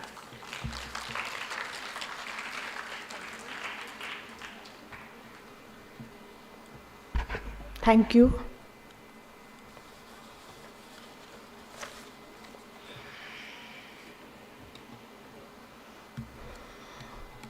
A very good afternoon to everyone present over here. It was supposed to be a post-lunch session, but all of a sudden I have been informed to present my paper over here. It's really a privilege to be a part of this particular seminar, which is on teaching philosophy at school level, problems and prospects. I'm really thankful to Dr. Garima, team Mata Sundri College, and ICPR for providing me this space. And the topic given by the college is philosophy and job market, problems and prospects. It's a challenge, I think, so far as philosophy is concerned and students of philosophy are concerned. But taking into consideration the theme of the seminar and the topic given to me, I think the emerging question is directly coming to us, is philosophy relevant really? What are the issues and what are the opportunities? So to some extent, my paper is going to address some of the emerging questions out of these issues. Mostly the concepts are revolving around three concepts, particularly philosophy, school curriculum and market value of particularly philosophy, so far as philosophy is concerned. And out of this, varieties of questions are emerging, but I am taking only within this time framework. I think I am going to address three aspects. Number one, what is philosophy? Second, what is the value of philosophy in job market, or is philosophy really sellable or marketable? Third, can it be introduced to school curriculum? At the outset, I am just giving a glimpse of the answer. What is philosophy? It is a difficult zone to answer in one line or two. Number two, what is value of philosophy in job market? Of course, it has its own value and it is a sellable product. I mean, so far as discipline is concerned. And third one, of course, I am very enthusiastic to start philosophy in school level, so that we would like to see, to visualize philosophy in a much more evolved state. So far as philosophy is concerned, and I am very enthusiastic about it. These will be my answers. So right now I am coming to my first aspect, what is philosophy? I am a learner of philosophy right now, and I am not giving any idea or any definition of my own. Rather, I am quoting a few quotations. First, to start with, where science ends, there philosophy begins. Bertrand Russell. Second, to quote Ludwig Wittgenstein, the thinker, I am saying philosophy is to show the fly the way out of fly bottle. It is showing the way out of bewilderment. Third quotation I am taking from Jain Mohanty. The essence of philosophy lies not in the conclusion arrived at, but rather in the process of thinking that leads up to them. Fourth, none other than Daya Krishna, Professor Dayakrishna, philosophy is a cognitive activity par excellence. CDC, directly we are coming to what exactly these cognitive activities are, and they are well studied by all of us, that those are in form of branches of philosophy coming to logic, ethics, epistemology, metaphysics and aesthetics. So within this aspect, we are heading towards the other aspects of philosophy. But before discussing any other thing, here I must say, within these 2 days seminar, there is a conflict between the appearance and the reality. What philosophy appears to be and what it really is. I am not going to discuss Hegel in terms of appearance and reality, but as a layman's perspective also, how philosophy appears to a philosophy teacher, to a philosophy student, to a non-philosophy teacher, to a non-philosophy student. Students are not concerned here, we are more concerned about the students of philosophy. Right? So accordingly we are going to see the difference between the appearance as well as the reality. Now I am coming to the aim of philosophy. What actually philosophy is expected to have. From this particular quotation, we could gather few ideas that philosophy is not a fixed. Philosophy doesn't have a fixed perspective, it is multifarious. There are different kind of expectations so far as philosophical ideas are concerned. So here I am taking it to the definition and the direct philosophia, that is love of wisdom, or I can say it is the quest for truth. So these are the two aspects where we are looking for the deeper knowledge on any aspect. When philosophy, the word itself is concerned, we are discussing about knowledge, and knowledge is all about everything. Whatever is available in and around us, that is coming under knowledge, and that knowledge is not confined to any particular knowledge. So here, from this particular word itself, we are getting an idea that philosophy is the underpinning aspect of everything. So philosophy is highly essential for everyone. So philosophy and second thing is, here we are discussing philosophy as a curriculum. That means we are really trying to focus at philosophy as a discipline, and there is another aspect, philosophy, a way of life or as a perspective. So these are two different aspects. We should not confuse between these two things. Now I am coming to the next aspect, that is how philosophy is being taught to us while we all were students and while we are teaching our students. And from that we are getting a difference between, we are getting an idea between our past, present, and we try to foresee our future, what exactly we are expecting so far as school curriculum is concerned. In past, I can say here there is a distinction between Western philosophy and Indian philosophy, and I can say that if I look back, Western philosophy, I am going back to the pre-Socratic era of 6th century BC or before that, and here the basic tools, they were scientists, they are mathematicians, and they were astronomers, and they were philosophers as well. So Western philosophical tradition and Western philosophical methodology were based on observation, experiment, reasoning, and scientific inquiry.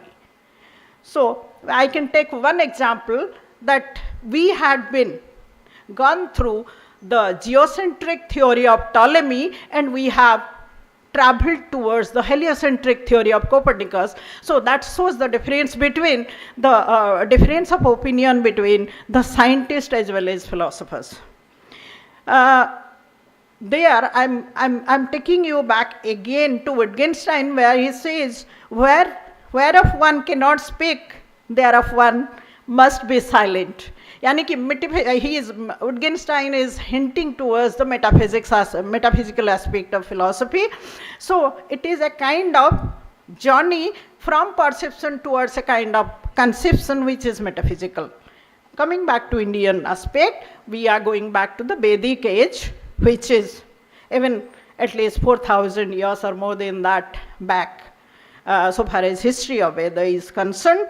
And here we have believed that it started with Sriti and coming back to the four kind of Vedas, and that is the history of Vedas. And here I believe we started with a metaphysical aspect and trying to bring ourselves and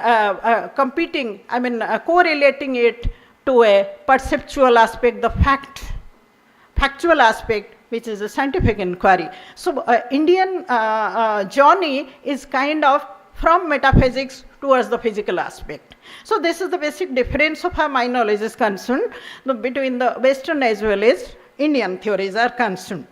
So now, here the question is, on the basis of my past views and on the experiment or experience of my present situation, I want to foresee the future, and where I could see our children as our future citizens, who are going to shape our nation, who are going to show ourselves in a global market. And here I am coming back to the second question of myself: what is the value of philosophy in job market? Is it really marketable?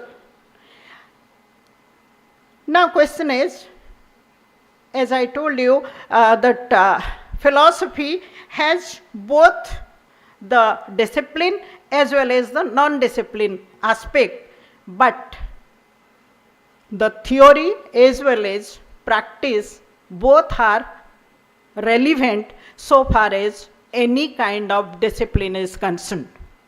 Only theory without practice and practice without theory is incomplete knowledge, and we deal with a subject which is all for knowledge. So practical aspect is equally relevant. So here I can say that looking at the moral degeneration of the society, we need to see ourselves, so far as our curriculum is concerned, somewhere we must have some kind of blockage, because it is the subject philosophy which deal with these aspects which is not dealt by any other subject.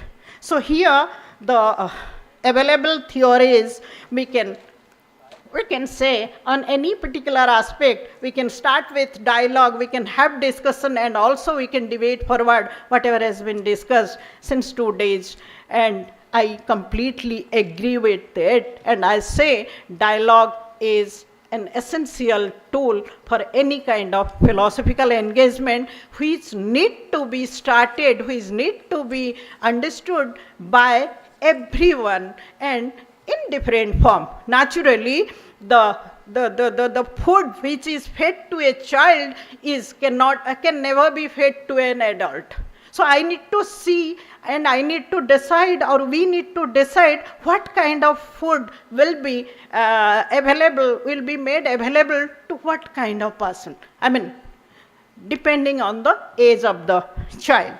So here I can say that philosophy, because I am not going to discuss it in detail, but since our students are already into undergraduate classes and they are well acquainted with this particular kind of syllabus, they are well acquainted with the skills which they are facing or they are using while doing their philosophy syllabus. They includes kind of critical thinking, problem solving, ethical decision making. Writing skills are also equally they need to have during this kind of thing. They are also generating kind of effective communication. Independent thinking is also a kind of tool which is coming under philosophy.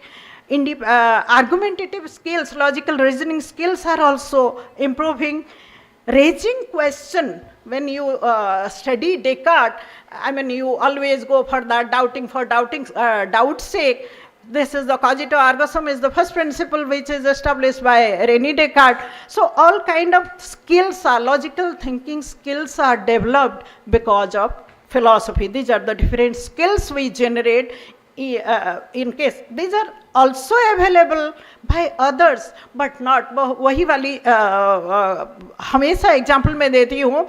Sachin Tendulkar is one of the best cricketer, but he needs a coach, and that kind of guidance is always required, and that guidance is available by the philosophy syllabus, philosophical concept, and that guidance is not in that way, thorough way, available in any other subject. They are available in different kind of ways, but nobody touch what is ethics.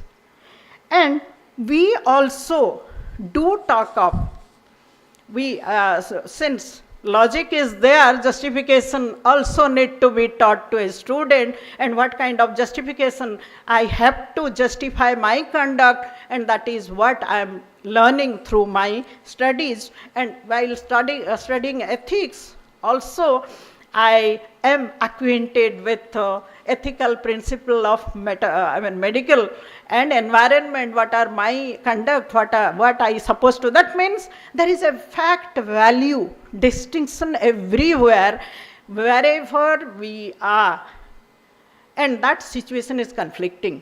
And this fact is odd question or fact value conflict can be solved by a philosophy student because he is more prone to that kind of thinking. And with these kind of skills, one can go for many kind of job opportunities. I mean, all kind of job opportunities. I don't need to mention it because these are with a graduate degree, you can go for any kind of thing, and someone once excelling in the subject, they can go for the academia as well. Now, I'm having a basic data, but I'll discuss this later on. That data is based on my own college because I don't have an honors course. I teach only program, and I know how my students are getting engagement after they pass out the college. So that data is available with me. So I always emphasize on the theory as well as practice, and that is the reason I'm going for the third question of my paper, third aspect of my paper. Can it be introduced to school curriculum? I'm very enthusiastic about it, and I can say this is the need of the hour now. Philosophy is not only the mother discipline but also a subject that imparts moral values. It should be there in the college like any other subject like mathematics, science, and language. So it is a foundational, basically philosophy is a foundational subject, and it should be formulated in such a way so that in every stage of school, with a proper analysis, there should be some kind of syllabus should be formulated and put into the syllabus so that the child will be acquainted with the, not necessarily name will be philosophy, just like political science in school level is known as civics. So we can think in that term also. But it has to be there so that once the foundation, मैं उसी में believe करती हूँ, अगर घड़ा बनाते वक्त तो कच्चा मिट्टी में हम शेप ठीक से नहीं बनाते हैं, नहीं डालते हैं, तो later on we can't do it. So that shape, that shaping of personality has to be done, has to be built, has to be constructed during school level, which will be only shaping your personality later on, and here I definitely am against the views. Yesterday some teachers were discussing, I am not saying school has an important role to play in building our personality. We cannot eliminate this aspect, and school education is very essential. Here we have different levels of education in school, so accordingly, because we are already we have moved from joint family to nuclear family, so moral values are also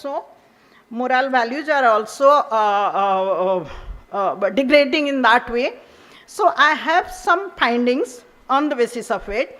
So what are the benefits of having philosophy in our in school? I say it is enormous. A stitch in time saves 9. Children are highly potential so far as their brain power is concerned, but what to teach, when to teach, and how to teach need to be decided by the authorities.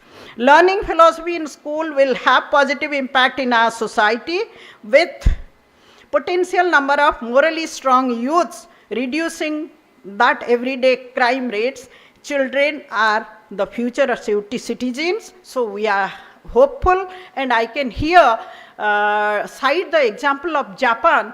Japan already have moral education in their elementary level, and look at the crime rate, it is very low in comparison to other countries of the world. Philosophy provides right direction, so focus on aim of life can be started from the school level. Learning philosophy, exposure to philosophy in school will have a positive impact in graduation class entry point. वो struggle नहीं करना पड़ेगा कि ये बच्चे को philosophy के बारे में कुछ भी नहीं पता है और वो लेगा नहीं लेगा. That apprehension, that assumption will be eliminated. More focused students will be available for graduation and further studies, and researchers will be having on more different kind of grounds. The institution pursuing professional course like B.Ed and M.Ed will introduce philosophy in their curriculum. As a result, our graduation degree holders can have opportunity to go for teaching jobs in schools for philosophy subject, not for general subject only. More jobs will be created for philosophy graduates and postgraduates in addition to other jobs. So in a way, students can excel potentially. When I was introduced to graduation even, then also I did not have an idea about Tattvamasi. I got the idea of Tattvamasi much later. And yes, वाक्य पढ़ाने के समय अगर हम महावाक्यों को introduce कर दे, refer कर दे, so that is a kind of thing we are having in a school level. So I am very enthusiastic, and I personally thank Garima ma'am and her team to start with such kind of discussion, and so that we can have some kind of impact on this aspect, and I am very hopeful to see it in future, philosophy as a subject. Thank you. Thank you, ma'am. Now we'll open up for the question answer session, and Dr. Menon will take over now.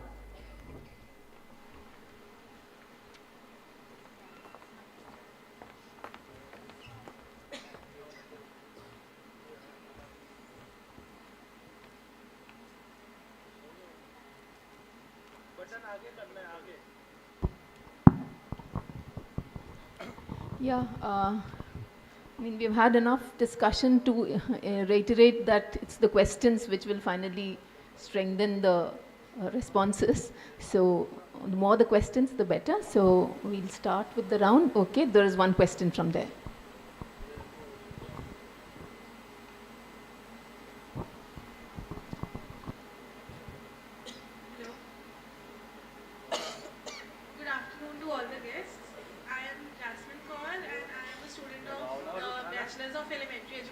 from this college, and I am currently pursuing 4th year, so I am also in the field as a trainee teacher while I am studying the philosophical backgrounds and sociological backgrounds to this course. I wanted to ask that many of our speakers advise that the philosophy as a subject should be introduced in the middle or the senior level, like from 6 to 8. But as I am working currently with the primary graders, class 1 learners, I really wanted to know how can we actually include that through grade like first and second, so that they feel it as a continuum and not something that has gaps or that has been directly introduced to them at the class 6th, 7th or 8th level. We can, I also like had in mind that there is importance of dialogue that has been talked throughout the 2-day conference. But how can we even shape or outline that aspect of dialogue so that the learners feel connected to it through this? Maybe we can have a couple of questions and then the responses. Jasmine, would you, is there any specific person that you're addressing your question to, or is it to the entire panel?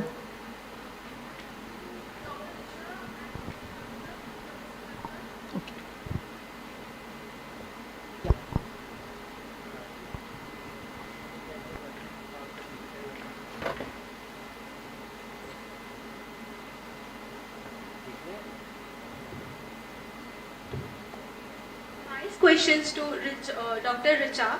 As you talk about the ways of philosophizing and adopting a debate of pedagogy of philosophy, you focus on debate, but in schools, when we are talking about school level, what if we, as another speaker focuses on storytelling? If we introduce storytelling, maybe it give more effective results, and it is easy for the students to relate and understand the topics and the concept that we want to teach them. Thank you.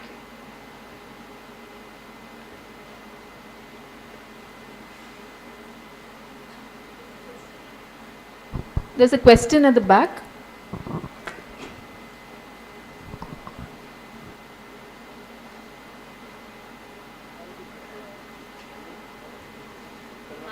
I would like to ask that it is that कि हमें teaching में अपना philosophy को include करना है. So at middle stage, and particularly at ITIP middle, so I would like to ask at middle stage में काफ़ी confusion रहता है कि you are going to into मतलब बहुत सारे changes आते हैं आपके पास, तो आपको ना ये वो नहीं बन पाती connectivity through आप culture से भी वैसे भी आप एक होता है कि बहुत pressure में आ जाते हो कि marks लाने ये करना. So how as a teacher I can मतलब philosophy को लेके how can I involve in my teaching? ये जाना था मुझे, क्योंकि मेरे को ये चीज़ समझ नहीं आई है because There's a question here in the front, the third row here. आगे कुछ सवाल हैं? अच्छा. Good afternoon, everyone present here. My question is that, according to you, what are the misunderstood concept of philosophy till date that has been going on?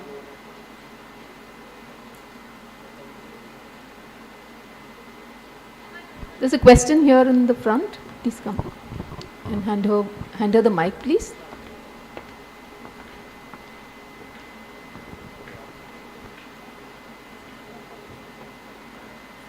So my question, I'm a teacher and teaching philosophy at Hindu College, and I'm teaching a paper which is very beautiful, that is life skill in education. And in life skill in education, I have teach them the 10 basic life skills, in which I taught one of the beautiful life skills, that is self-awareness, self-acceptance and acceptance to the other. And in this question, usually student ask me, ma'am, how can this become very helpful for us in future?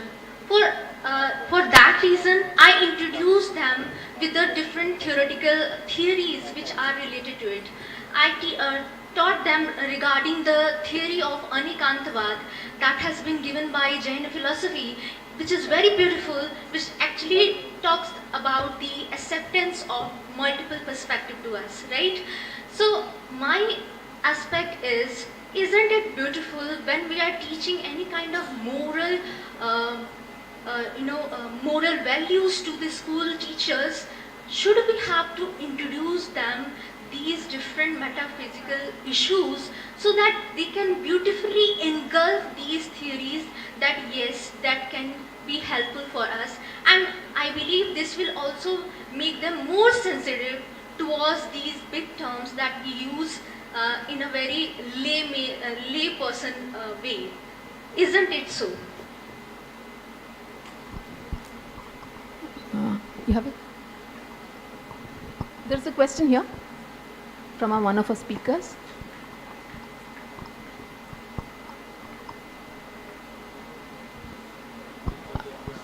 Yeah. Also here to Professor Padma. Yeah. Yeah, we can go to her also. पहले आप इनसे पूछ लीजिए. Usually we hear about dialogue being the main pedagogical method emerging from Indian tradition. So I was wondering how you compare that with your own proposal of debate. I was struck when Professor Enam, you said that philosophical experiences are not available to young children from which you can start. And I was thinking at that moment, all children whine, it's not fair. Isn't that a starting point for philosophy?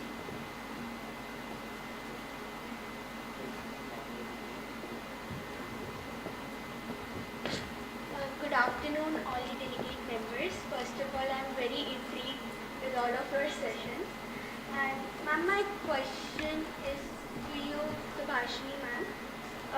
Ma'am, you talked about the new job prospects that will enhance after the study of philosophy. So ma'am, why does in India philosophers lack at the level of policy making? Like why in India they are not involved in helping, they are not involved in policy making.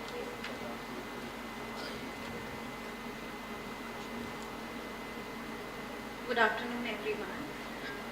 Adding to what Jasmine asked about teaching philosophy at primary level, I would like to ask that is it really necessary to include philosophy as a subject in a school, or can it be taught covertly by asking questions, guiding or directing the learners towards asking more questions and I mean something like that, think critically and or should it be like included as a subject in the curriculum? Thank you.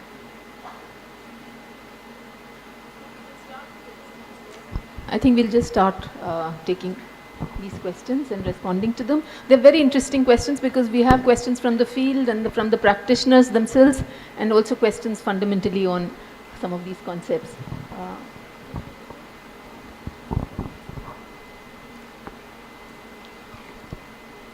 Thank you for the questions. So I'll start with Jasmine's question about her concerns relating to the teaching of philosophy at the primary grades. And I think, I'm not sure of Professor Dhankar's hesitation about it, but mine is that there's a prerequisition of linguistic competency. And you would see that there's an insistence on fundamental literacy and numeracy as a basis in order to become, towards the preparation for learning other disciplines. So, we feel that it is logical that we introduce it at the secondary or middle level onwards, so that the assumption is that the learner is linguistically capable, because this is a discipline which demands a very, very precise articulation of ideas, thoughts, and concepts. So without having certain amount of control over the linguistic finesse, we can't expect the learner to deal deeper into the demands of this kind of discourse. So that's one. Then there was a question from the center about the pedagogy in terms of the storytelling and debate. Again, as I had started my talk with respect to the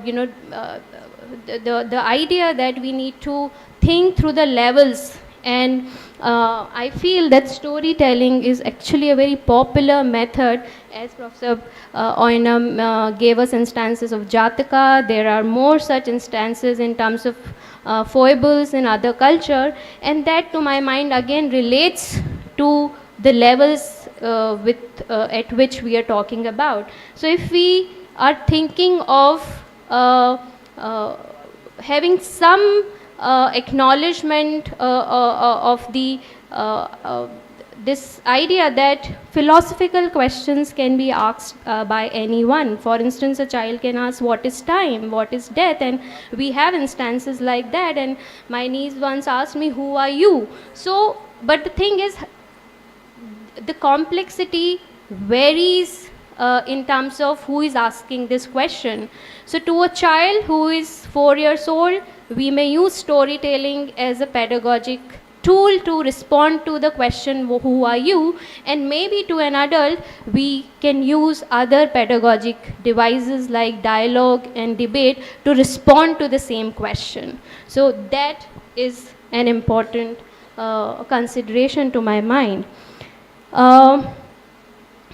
My apologies, I did not understand the question of life skills pertaining to, to maybe the way you intended, but when I was saying, when I spoke about the virtues that we really need in order to deal with the presence of ours and the future which is uncertain, which demands us to have acquired transferable as well as transformative skills and competencies, I think we are talking of life skills in certain sense. So, but what are these life skills? That is where I had delineated the three ideas about three virtues in terms of respect for evidence, conscious skepticism, and open-mindedness, because it helps us traverse through both the uncertainties of the future and the complexities of the presence. I think now I would hand it over to Professor Oinam for further. So there's one more question in terms of,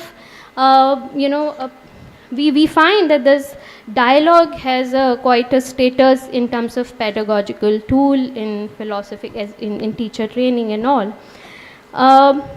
The point that caught my attention in terms of how debate has been defined was this necessity as a prerequisite of knowing the position of the other, which is not a prerequisite in a dialogue. Dialogue can start with the zero.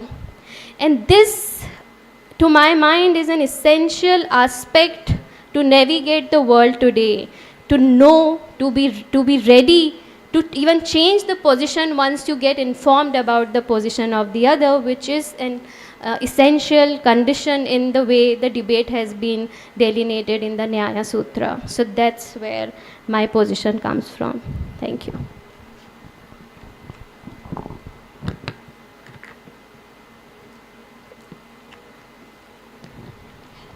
Well, I will not go into the specificity of the questions, but will give a larger answer to this.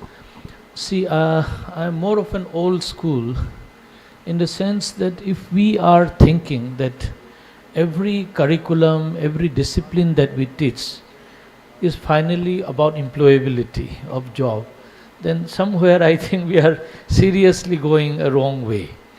True, we need job, but there are some disciplines which are life enhancing, which enhances our capability to think, imagine, and also become a good human being. And this training people do get from home, people do get from peer groups, and why not from the classroom as well. So if we give principle wise that there are certain disciplines like philosophy, for instance, that we don't teach students philosophy primarily thinking that philosophy will get them a job. Now, if that is also fine, if teaching is one profession, but well, everybody is looking nowadays for civil services.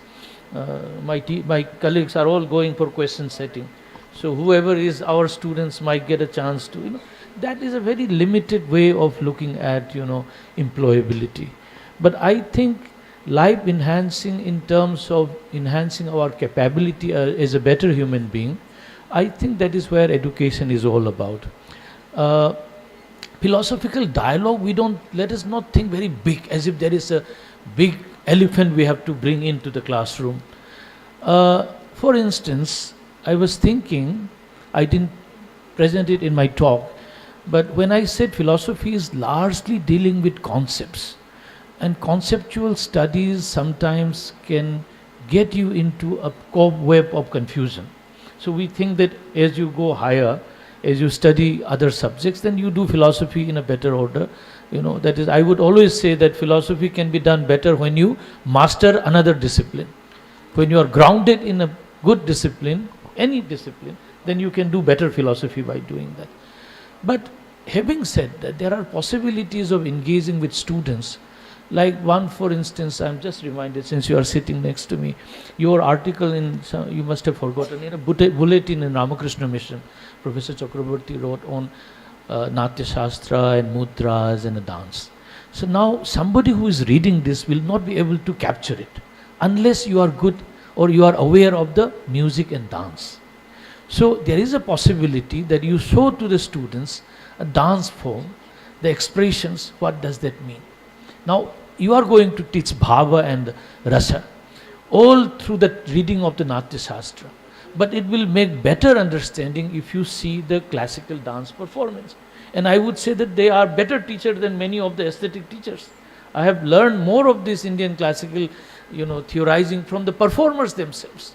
Because that, like recently I had been thinking that Bharata's 8 bhavas, Thai bhava and corresponding 8 rasas you have. And we also know इसमें वात्सल्य नहीं है, भक्ति नहीं है. One can always argue that is the beauty of philosophizing कि जो भरत ने किया है उसमें ये क्यों नहीं है. तो always in a dance, I will just give you one example of how to engage with students. सबको पता है कि भाई dances है, Indian classical dance. हम कहानी बताते हैं और कभी engage नहीं करते हैं. Only few parents take them to do classical dances, बाकी से नहीं करते हैं. But if you force them in a way, quote unquote, force them to see Kathak और इनको ये भी दिखा दे कि भाई ये है नृत्य और ये अभिनय. This is what dancers always tell कि जब मंगलाचरण होता है उसके बाद you pure dance वो करते हैं with rhythm, the rituals, the practices, the body movement, perfects the synchrony, harmony, ये सारी perform करते हैं. How good the person is in controlling one's body in the movement. फिर उसके बाद एक कहानी ले आते हैं और वो एक भयानक की हो सकती है, रौद्र की हो सकती है, रति की हो सकती है. And then you explain कि ये एक श्रृंगार रस की है और different modes of what you call rati, Radha पर, श्री कृष्ण पर. So if you tell the students this, and this is part of your cultural life, कोई हर्ज नहीं है आपको इसको दिखाने में. And then you can say ये डांस जो है जो अभिनय में नहीं है, लेकिन जब आप नृत्य में प्योर जाते हैं, क्या उसी में कोई जॉय नहीं होता? Is there no emotions in it? ये प्रश्न पूछ सकते हैं हम. सिर्फ अभिनय में ही क्या इमोशंस होती हैं या इसमें जब नृत्य होती है प्योर फॉर्म उसमें क्या नहीं है? तो dancer was responding to me, ये है, इसमें भी joy है, emotion है, but not in the expressive bit of different typologies of emotions. लेकिन इसमें एक joy of perfection जो है वो आ जाते हैं.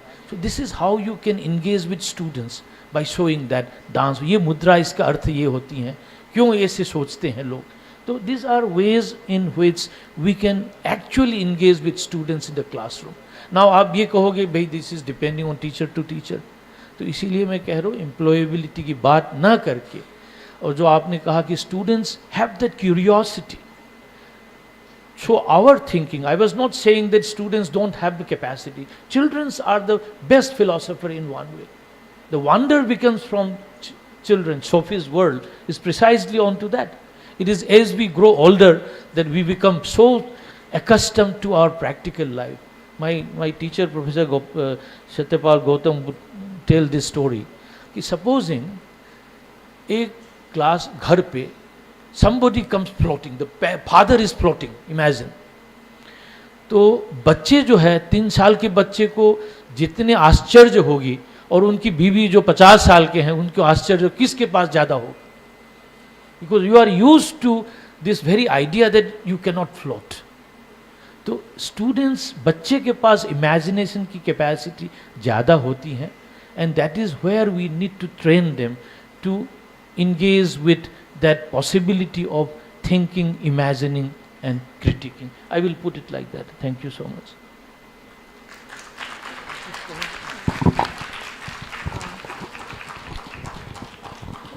While the speakers have responded, Professor Arindam has a point to make. Acha, oh. So maybe we can just take Professor Arindam's, you want to ask or make an observation? Okay.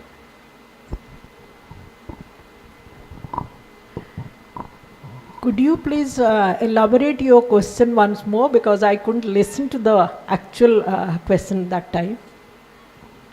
It was something regarding policy making, right? Yeah. What is the question actually? Ma'am, the question was that if we look in countries like America or in US, in policy making, they involve philosophers. But in India, we don't find something similar to that. So, ma'am, why is that? Like in policy making, why philosophers are not involved? See, I couldn't actually elaborate what kind of employment is possible, and in my list, policy maker is one of the scope. Because when we look for the different branches of philosophy, we always start with logic, which says justification, and justification is based on argumentation. Here your question is something different. In other countries, they have philosophers as policy makers, but in India, that answer definitely is not lying with me. That is maybe a question answer to be answered by administrators only. But it is always good, because only a philosopher or a person having a philosophical mindset could be a better policy maker, to my understanding. Reason is, we study argument.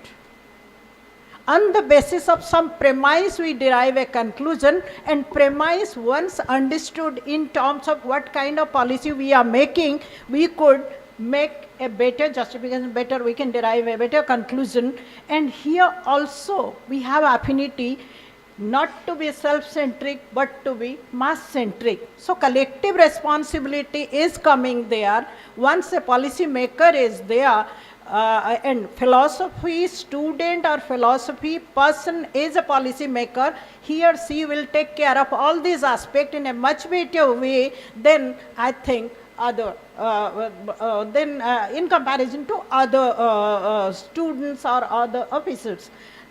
Remembering yesterday's point, when our chief guest was saying that when he opened the W. Durant book on his stories of philosophy, he was trying to find out no Indian philosopher's name was there, and he was very worried about it. Once administrators start thinking, first visualizing this, the lacuna, then focusing on that particular aspect, I think the future is coming soon. That is my perspective, because these things are lying on their head, and this is our responsibility as a stakeholder of philosophy, teachers, to show how we are providing. Once I am providing something better in front of my student, then only my students can choose something out of it, and that better, whatever they are choosing something better. And even if they are choosing the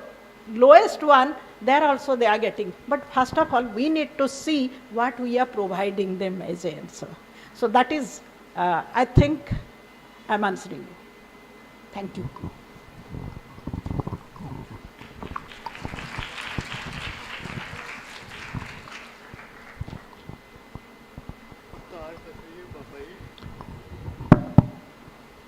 I would like to actually very quickly address a very pertinent question that was asked from the audience by a student, that why aren't philosophers consulted for policy making? Actually, if you look at the very recent history, of course there are some guru types who are kind of consulted, which is actually bad news for society.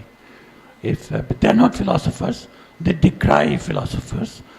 Even some of them who are great Hindu gurus, but they very proudly say, I've never read the Gita, you don't need to read the Gita.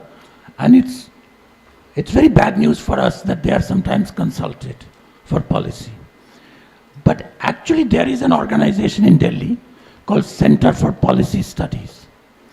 And at least 3 philosophers, one of them not by training, but actually in writing, with 3 very different political sort of inclinations, are very important people, and they advised the government explicitly. And the profession was policy studies, so they were what is called, in a rather military way, very bad metaphor, it's called a think tank, with which government likes tanks. International relations are such that you always like tanks. And the 3, I'll name them. So one of them was called Rajmohan Gandhi. He worked in Center for Political Studies. I know him, I don't know him personally, but his daughter was a philosophy student in St. Stephen's College, now teaches in Yale, but she became an expert on Darashiko and the syncretism of Hinduism and Islam that Darashiko lived for. And so I don't know how it impacted that, but the government did listen at some point to him. And then there was a man who was celebrated and just maybe last week passed away, very much celebrated by the present government, and his main claim to fame is that from the original Mahabharata, he translated the Mahabharata into English. He also worked in Center for Policy Studies, and the government explicitly took him as an advisor. Rest his soul in peace. His name is Vivek Dev Roy.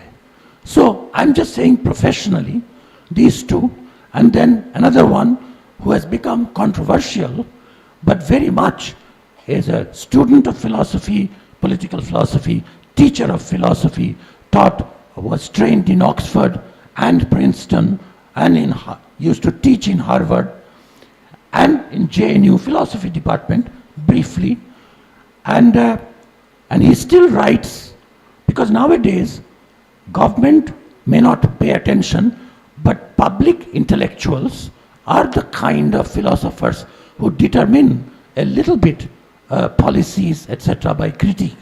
And this person's name, all of you can guess, is Pratap Bhanu Mehta. He was the director of Center for Policy Studies. So it's not that actual philosophically trained people do not get jobs as policy advisors. Just an empirical point. But Center for Policy Research, yes. Yes, but they did get actually some particular projects by the government itself, right? I mean, policy makers. And this last point I want to make is that not the fault of the students, but not entirely frivolous point I want to make is that unbeknownst to all of you, the much hated ideology in our country now is by government is Marxism. Now, I am being jovial, but your parents, all of your parents, all over India, especially in Delhi University, have made you all Marxists because all you care about is Marx.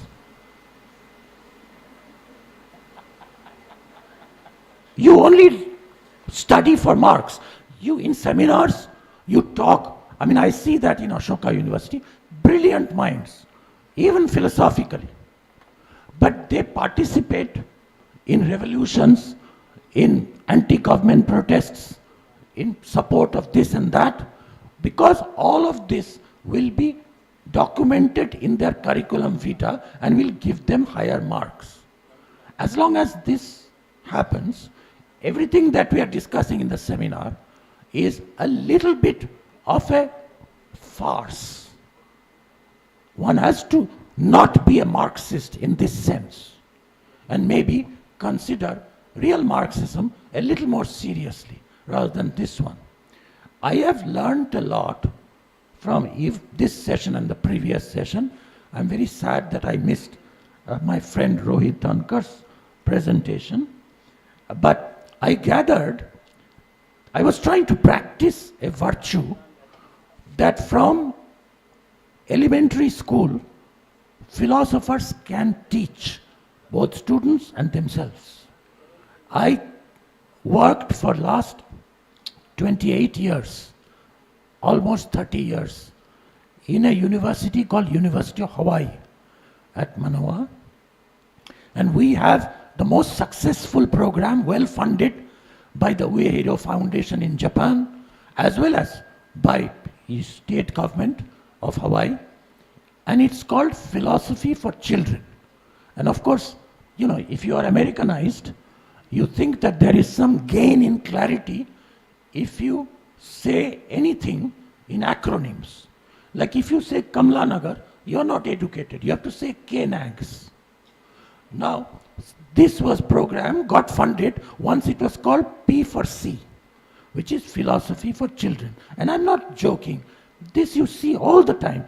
A large part is taken, like my little, daughter studying in class 5 told me that, Baba, you are doing TMI. I said, what is TMI? He said, you don't know, you have not been educated.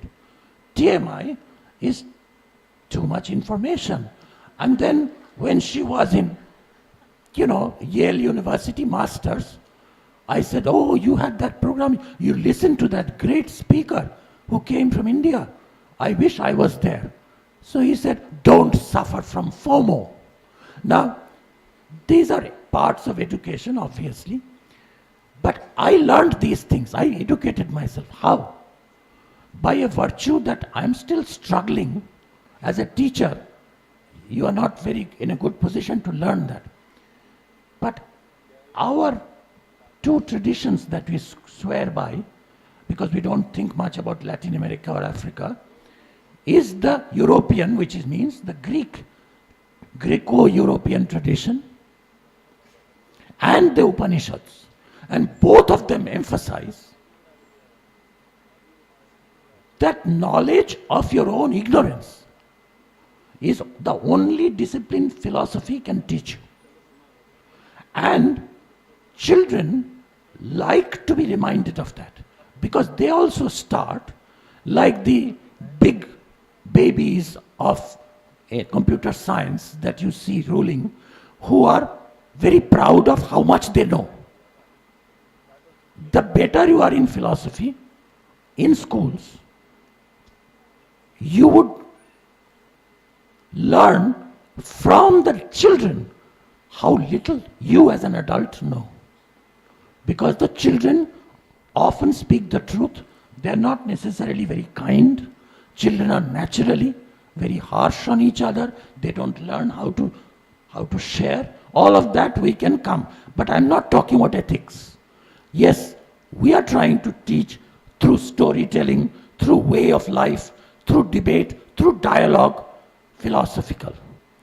But I would end by saying, if we go to the schools, as our students doing P4C used to go, the instruction on them was, don't give them any information. If you ever, as a trained MA, PhD in philosophy, go into the initial period of introducing to fifth graders, second graders, philosophy, the first thing you have to prove by example, is that you know this ancient, abolished, outdated art of listening to other people. So you tell the children, you ask a simple question and you say, I am here to listen to what do you have to say. And in all schools, in villages, America, Australia, Eskimos, in Haryana, in Bihar, you say that to children, everybody will raise their hand. They want to talk. And as philosophers, the best, no other discipline will teach them. In every other class, they will listen, take notes, and memorize and try to regurgitate. But your philosophy exams should be such in that they will not be given any information. Just teach by examples. Ask them a simple question. Do you think, because in Delhi, in all Hindi medium schools, where I put my America-born daughter so that she learns from the very beginning, Hindi medium schools, there is this book which says, introducing the shapes, square, round. So there was one on goal, round. And she came back memorizing this poem, Gandhi ji ka chashma goal, Papa ji ka, my father's, rupiya goal, and Mummy ji ka roti goal. So my daughter came home and asked me, because at home I did all the cooking and my chashma was square, not goal, and her mummy was the main money earner.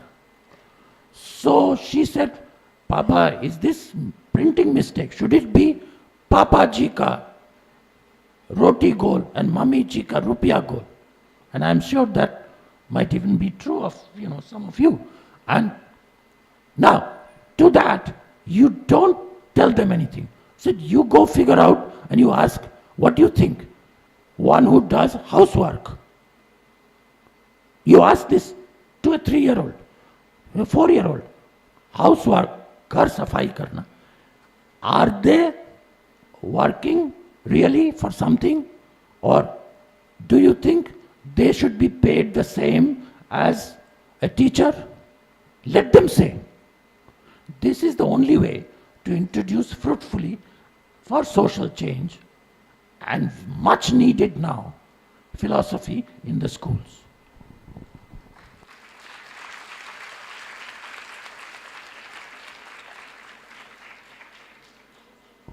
Just as I was about to remind Professor Arindam, he has concluded, there are great benefits of having professors who are distinguished on the panel, and I have the great benefit of forfeiting this time to make some remarks. But I think what he has raised is fundamental to some of the discussions that have happened till now, and also the discussions that are going to take place in the post-lunch period. Just a few changes. The lunch time, I think, will be till 2:30. Will be till 2:30. And just one final remark, which I don't want to miss a chance to say, but there has been, this particular dialogue has been very, very interesting, because here in the course of this discussion of taking the subject, the philosophy as a discipline to the schools, we are talking of the school-university connect, we are talking of the discipline itself, and its transformation within the school. We are talking of, very interestingly, we have also talked, from the discussions so far, there are the instrumental concerns as well as the intrinsic concerns of the subject, and also looking at it as a way of life, But more importantly, I think what the discussion now has veered towards the next possible session, which is seeing how it can be done within the school systems, and what could be the sequencing, the systematization of knowledge, and its appearance as a subject within the school order, and how it can be taken to the students, how it can be transacted. So we will go towards that. And thank you for that very, very, very interesting session. And thank you for being such a wonderful audience with so many questions. Thank you. Thank you, Dr. Radhika Menon. Session 3 of this 2-day consultative conference has been very enriching. I would like to thank our two chairpersons, Professor Padma Sarangapani and Dr. Radhika Menon. I would also like to thank our distinguished and esteemed speakers who shared their insights with us, Professor Rohit Dhankar, Professor Hridayakant Diwan, Dr. Richa Sharma, Professor Bhagat Oinam, and Dr. Subhasini Barik. Another highlight of this session was the questions raised by the audience, the very basic of philosophy, to question. I would also like to thank Professor Arindam Chakrabarti for sharing his views with us. And I would now announce that we'll take a lunch break from now, and we'll join back at 2:30. Thank you.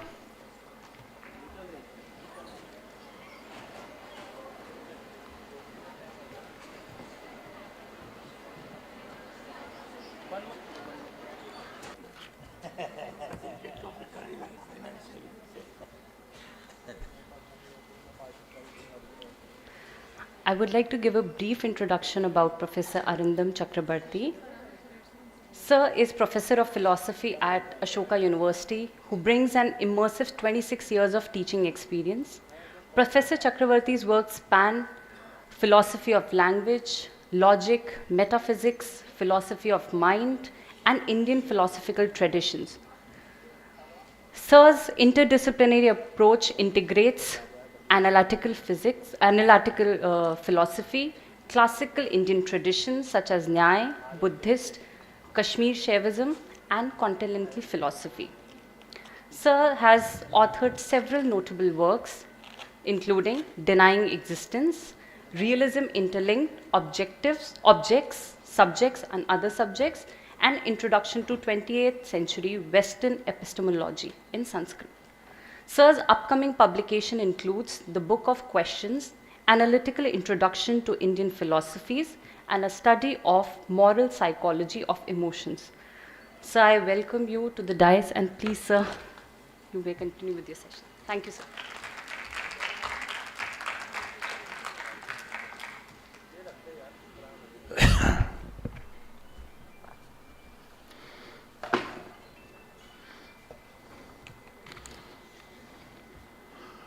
ओंकार पंजर शुकीम उपनिषद उद्यान केली कलकंठीम आगम Vipin मयूरीम Aryam अंतर्विभावये गौरीम.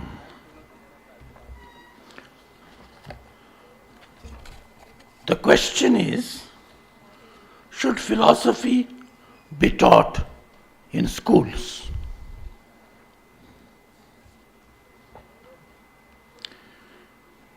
Now, should implies can.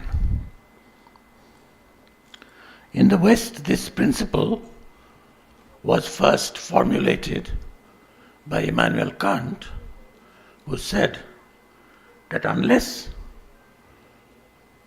an action is doable, it could not be prescribed as should be done. Ought to, should implies can. But the principle was about 1500 years before Kant formulated by the Mimamsa and the Nayayika philosophers.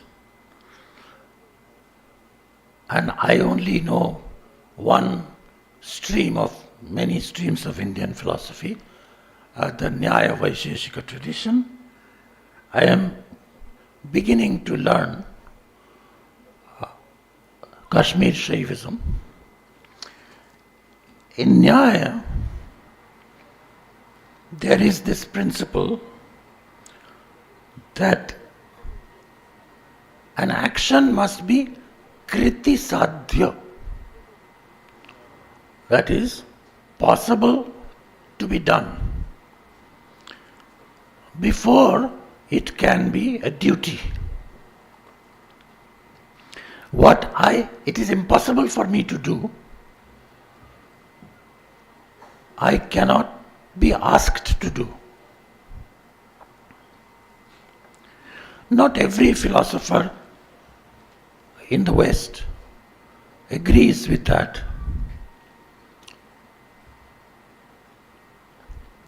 But to apply that principle to the question, should philosophy be taught in schools? And let me start by announcing that my answer to that question is yes, it should be taught in the schools.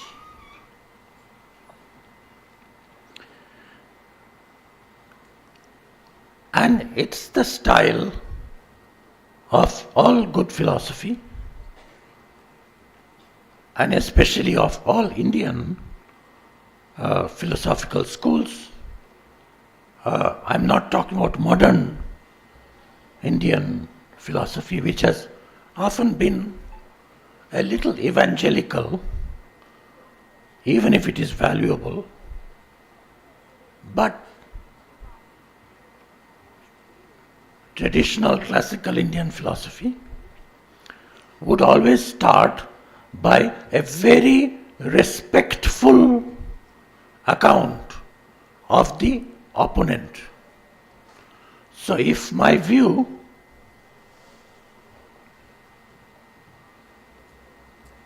is that philosophy should be taught in the schools starting from very early age, then who is my opponent? Those who believe and argue that philosophy should not be taught in the schools. And I would start by giving the best argument for my opponent. So the kind of debate we teach at schools now, every school has, good school has, of course, the last 10 years, decades of government in India doesn't really encourage disagreement, but previously, both in Sanskrit education, traditional education, as well as in English colonial education, debating was a very big part. You don't need philosophy to teach debating. Even now there is Oxford Debating Society, where you can hear on YouTube opposite points of view are represented. Now the last place where opposite people used to give hearing to opposite points of view, and children used to watch how adults, their parents, listen to the argument of the opposite side. Now that used to survive in the parliament, Lok Sabha. But all of us knows, we may not talk about it, that culture is now going. When the opposition starts speaking, then people shout them out, and both sides have become like dictionary of abuses, like how many abusive things, which has no place in any debate. So, following the Indian tradition, I would develop first an argument to show that philosophy should not be taught in the schools. And the reason for that is that philosophy should not be taught anywhere. And the reason for that, I've already made an introduction of that point, is that philosophy cannot be taught. So there is no kritisadhyata. And after the classical period, the greatest philosopher of the Western world, who is the most ancient figure in medieval philosophy, called Saint Augustine. He gives, ironically, in a dialogue which is called De Magistro, the English translation of which is the teacher. So the dialogue is called the teacher, and the purpose of the dialogue is to prove that no understanding can ever be taught. Teaching of knowledge of meaning, which is, in other words, understanding, which is the heart of philosophy. Philosophy, as all the speakers have said, and I hope by now all of you know, most of you think it is the weakest point of philosophy. I think that is the strongest point, that philosophy has nothing to do with data. Data, as some people, the Bengalis call it, right? Nothing to do with information. And even from the practice of such great living Indian philosophers as Professor D. Prahladachar, who is a sannyasi now, Swami Vidyashri Shatirtha, Professor Mani Shastri Dravid, all the Nyaya and Vedanta teachers, they will never give names first. Names of who said what, when, in which book. The greatest enemy of teaching philosophy is name dropping. No philosophy exam in school or university or college should ever ask the question, who said cogito ergo sum? That's not a philosophy question.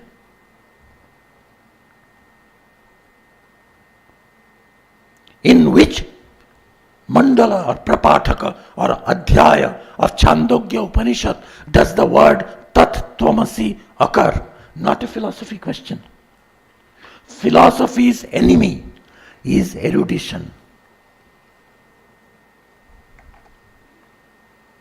If you know a lot of books, you should.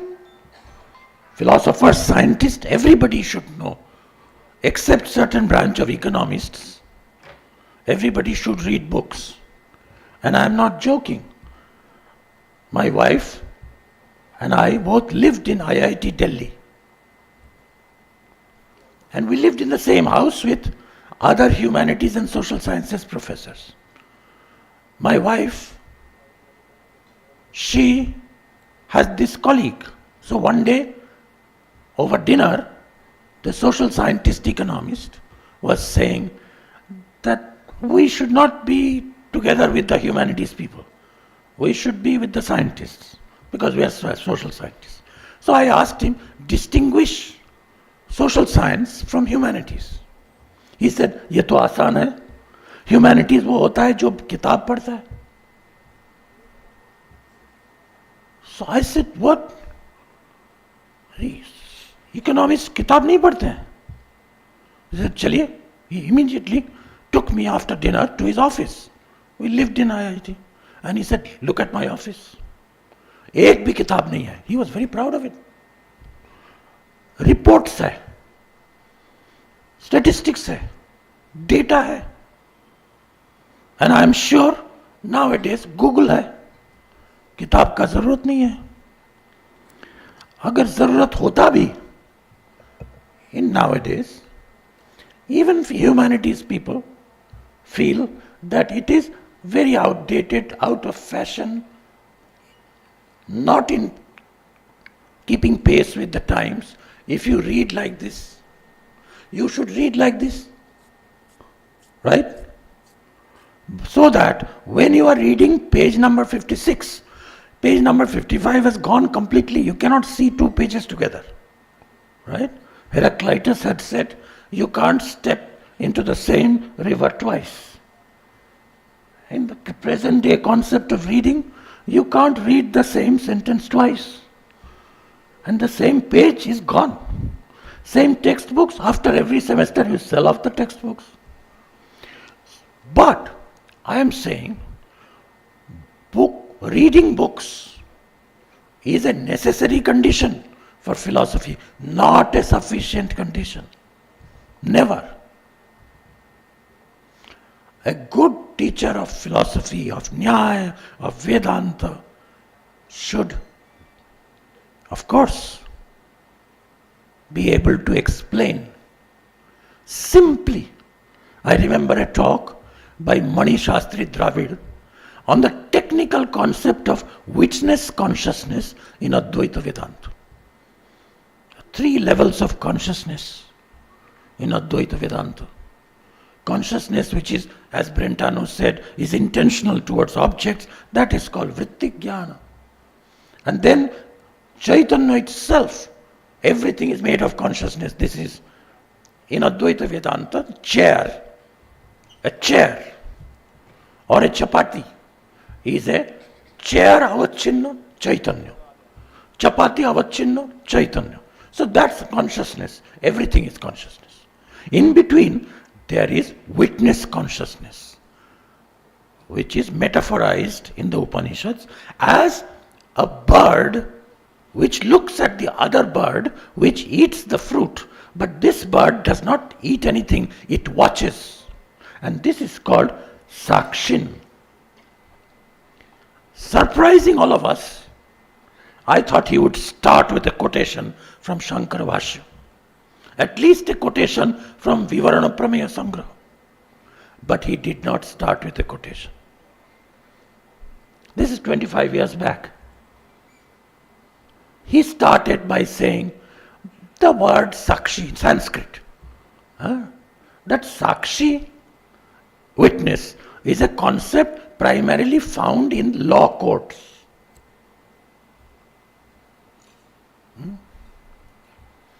And in the law court, who is a witness?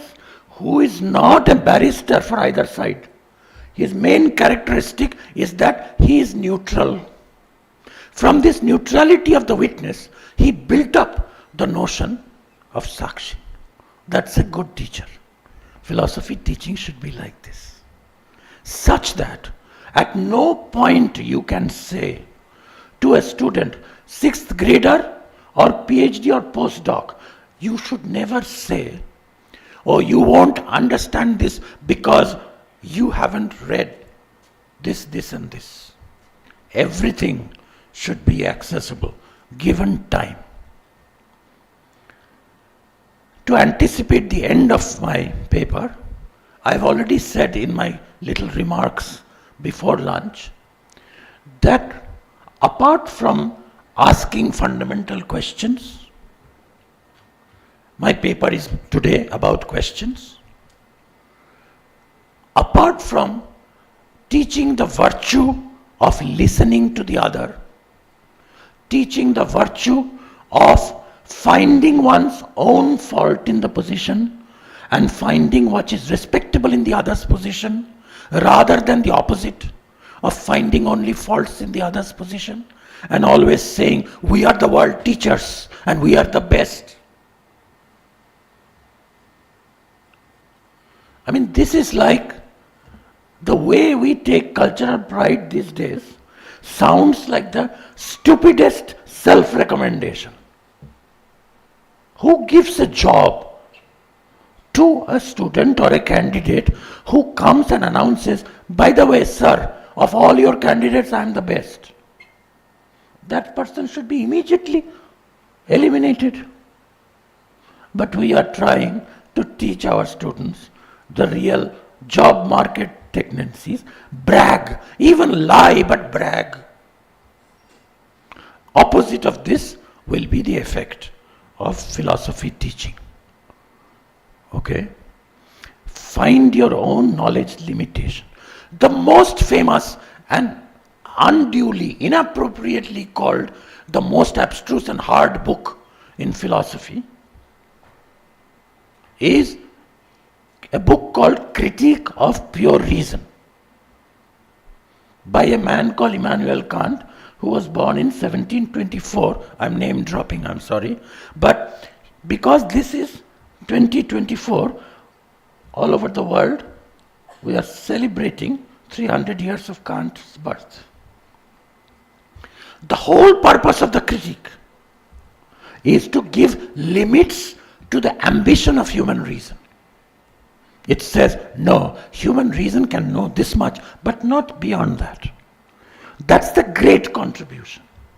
In fact, very quickly, in favor of intellectual humility as the best result of philosophy, I want to give 3 examples. The reason why 20th century, in spite of the 2 wars that it began with, is supposed to be the most glorious century for human reason. In this century, Euclid was not born. In this century, Heisenberg was born. The 3 greatest results, one of them is called uncertainty principle. In physics, the queen of the sciences, the result is, not philosophy, even scientists, that the velocity as well as the position of a particular subatomic particle cannot be both calculated with equal accuracy. If you are more accurate in calculating where the particle is, you will be failing to calculate how fast it is moving. If you calculate how fast, then you will not be calculating where the position is. And this is called Heisenberg's principle of uncertainty, limit of your knowledge. It doesn't tell us new things about other nebulas. It tells us what we can never know fully. The result in logic, the queen of philosophy, is a theorem called Gödel's theorem, which is the impossibility of proving the completeness and consistency both of a second order predicate calculus. Impossibility, we can never prove that. It's true, but we cannot prove it. That's called Gödel's theorem. And the third one, in economics, is named after Kenneth Arrow, which proves that the perfect economy can never be known to be or predicted with equal success from all sides. This is a very bad summary of it, but it is called, the name itself in economics, you can ask any economics people, is called Arrow's impossibility theorem. So Arrow, Gödel and Heisenberg, 20th century is the greatest achievement of human knowledge because it admits what we cannot know. Now, Augustine gives the following argument. The structure of the argument, as far as I can extract, goes like this. First premise, philosophy is knowledge of meaning. Meaning of words, meaning or definition of certain concepts, and meaning of life. Now, taking the easiest case, meaning of words. If the meaning of a word could be taught at all to another person, suppose you think, I know the meaning, that person doesn't know, I will teach them. We do that all the time. It could be taught either by ostension, pointing, or by other words. These are the only two ways. Right? You have got water and oil. Right? Obviously, you don't explain what does the word water mean by saying water means aqua. Because if someone doesn't know water, most probably he doesn't know aqua also. So you point out, you take a glass of water and you say, drink this and see, touch this. That's water. This is water. That's called pointing, ostension, ostensive definition. Or by other words. That's the first premise. These are the only two ways of explaining or teaching meaning. Second premise, through ostension or exhibition, no meaning can be taught, because ostensive definitions could always be misinterpreted, alternatively interpreted. Quine's famous example. Somebody hears a primitive person use a word in a different island, gavagai. I don't know what gavagai is. So I say that a rabbit is running. That for the person can either mean a rabbit or a running or an animal which is running or a white thing. You don't know until you use other words.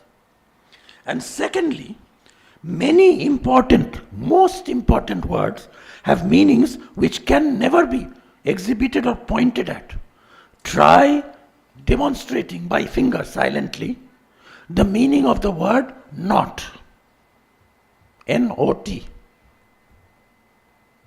How will you point out?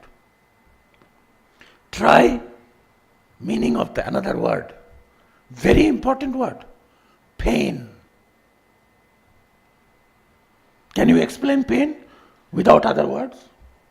You can try. You know, the child says, what do you mean by pain? You say, anguish, agony, affliction.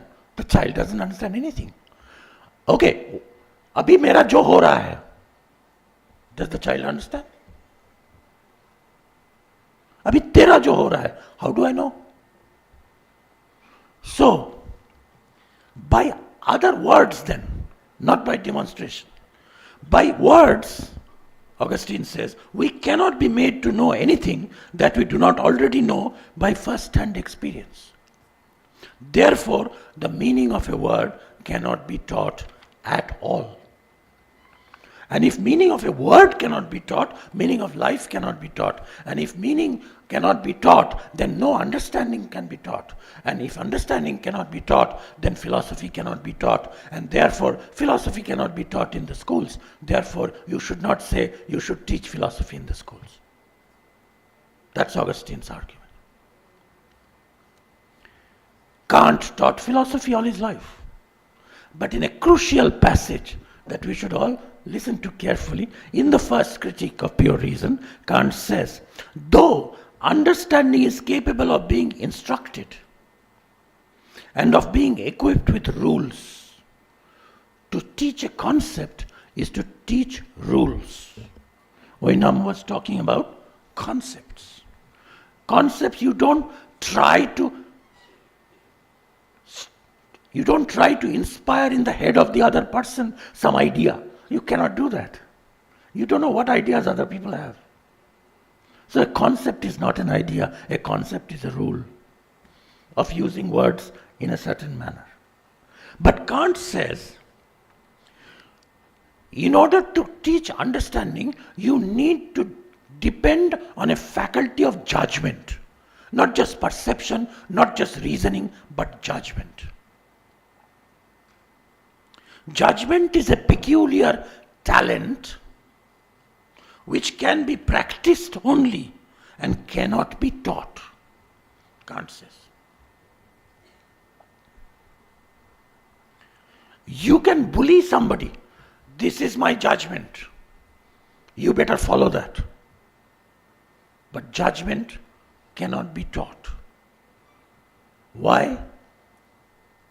It's like somebody says, okay, I understand the rule, but This is Kant's argument. But you have not told me how to apply it.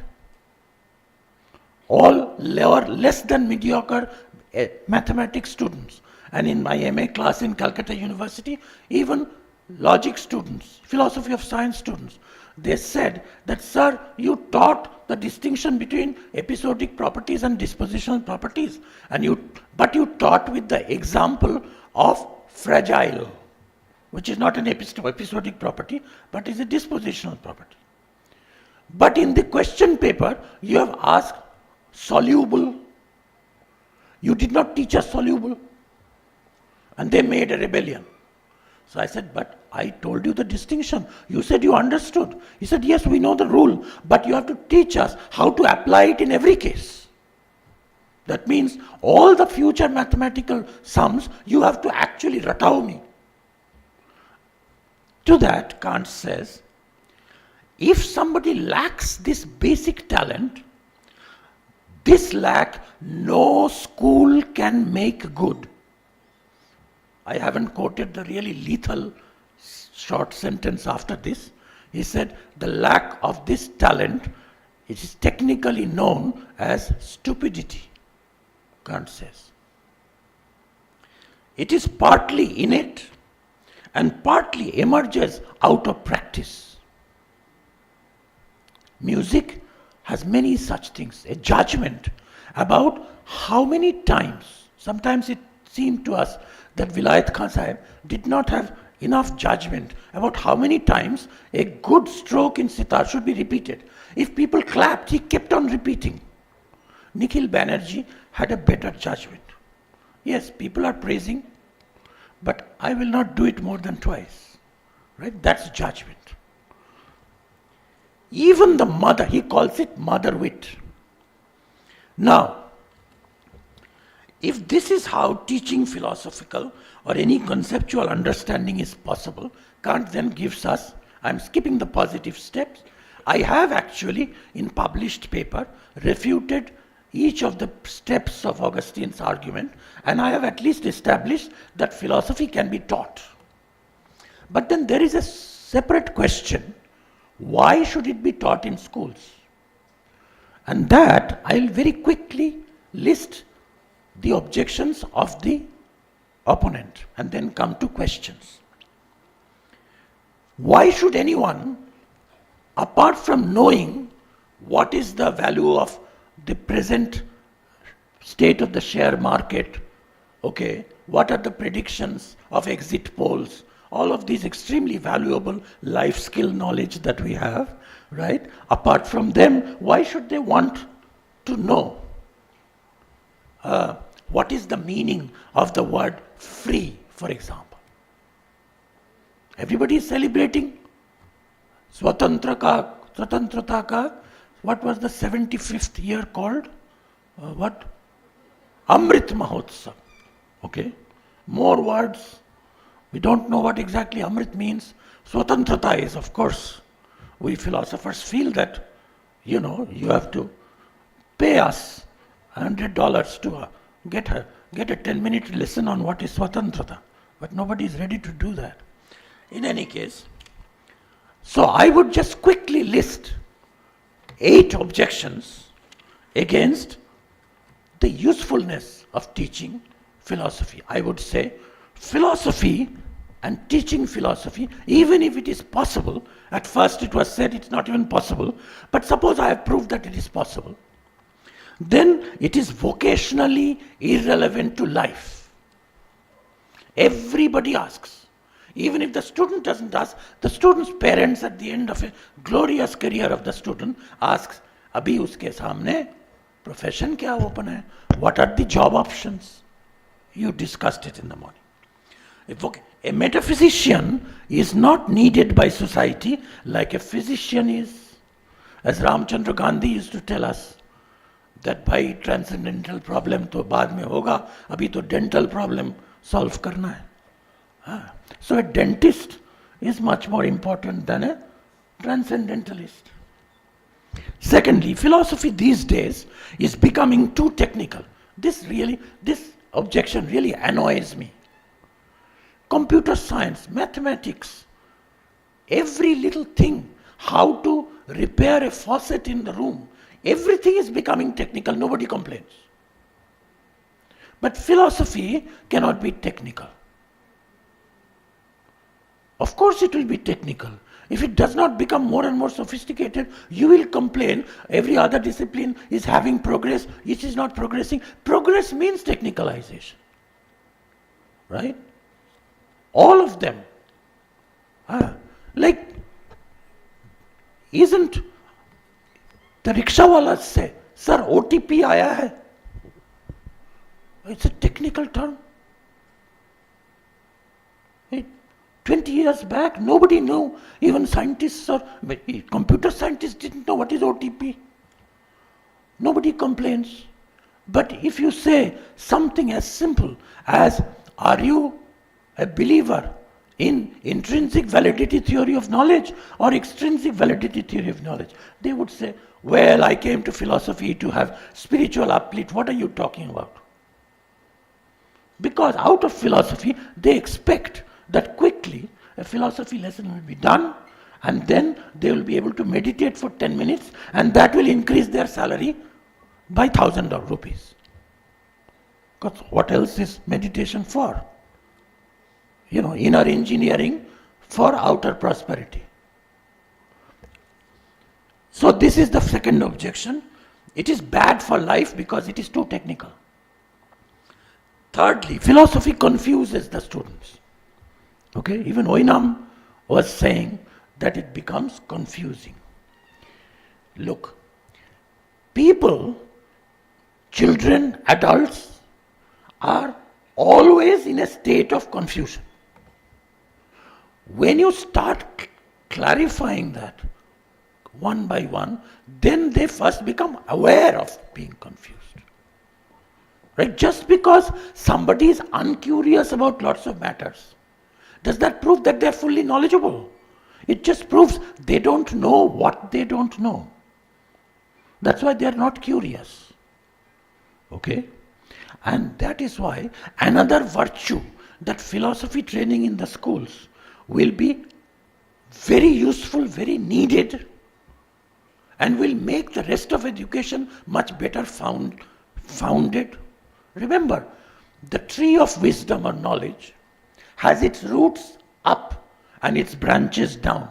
Urdham ulam adhashakham ashwatham prahuravayam, Gita says. So the fundamental concepts which are the root of all our knowledge we will know only at the end. It is the topmost.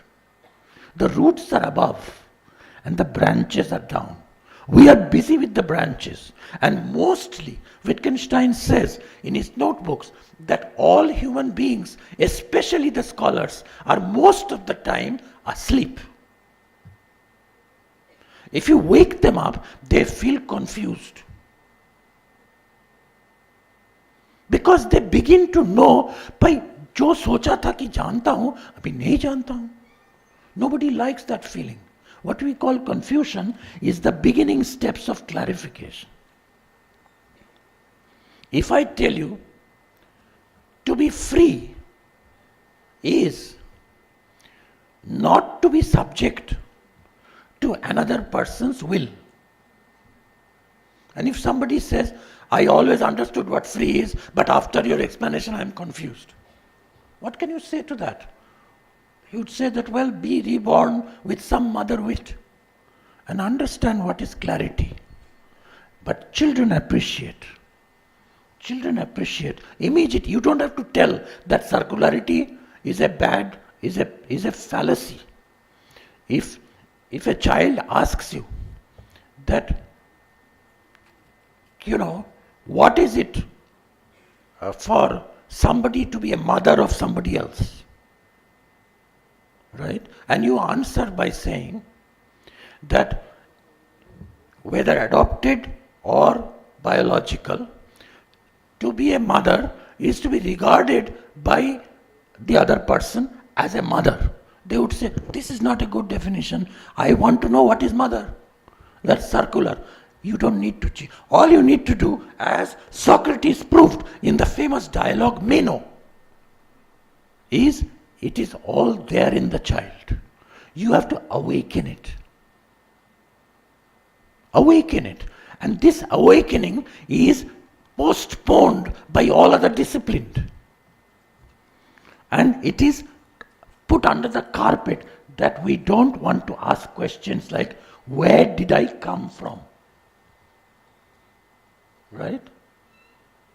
There are funny jokes or stories in Bengali that a child asked, because the teacher has told them that please find out within yourself, where are you from? The child asks the father. The father is a meditative, contemplative, philosophical kind. He has been reading, Kasya Koham, etc. So he sits him down and he said, look, your body is conceived by your mother and me and so on, but body is not just you, you have the same origin. And after 5 minutes, the child says that, Papa, you are just confusing me. My teacher said that the other boy in the class, he comes from Patna. Where do we come from? Right? So it's the wrong orientation. Now, the fourth objection, philosophy is useless in this age of science and rigorous research because it is never informative. I've already answered this question. It is useful because it is the only uninformative science. Right? You don't have, there is the concept of philosophical information is an oxymoron. Right? Lucknow, before your time, Lucknow had this Butler Palace. So every 6 months there used to be very good UGC sort of teachers training, advancement kind of courses. So regularly there would be attendants who were, if they get the certificate that they have attended this, what were they called? Refresher courses. Refresher courses.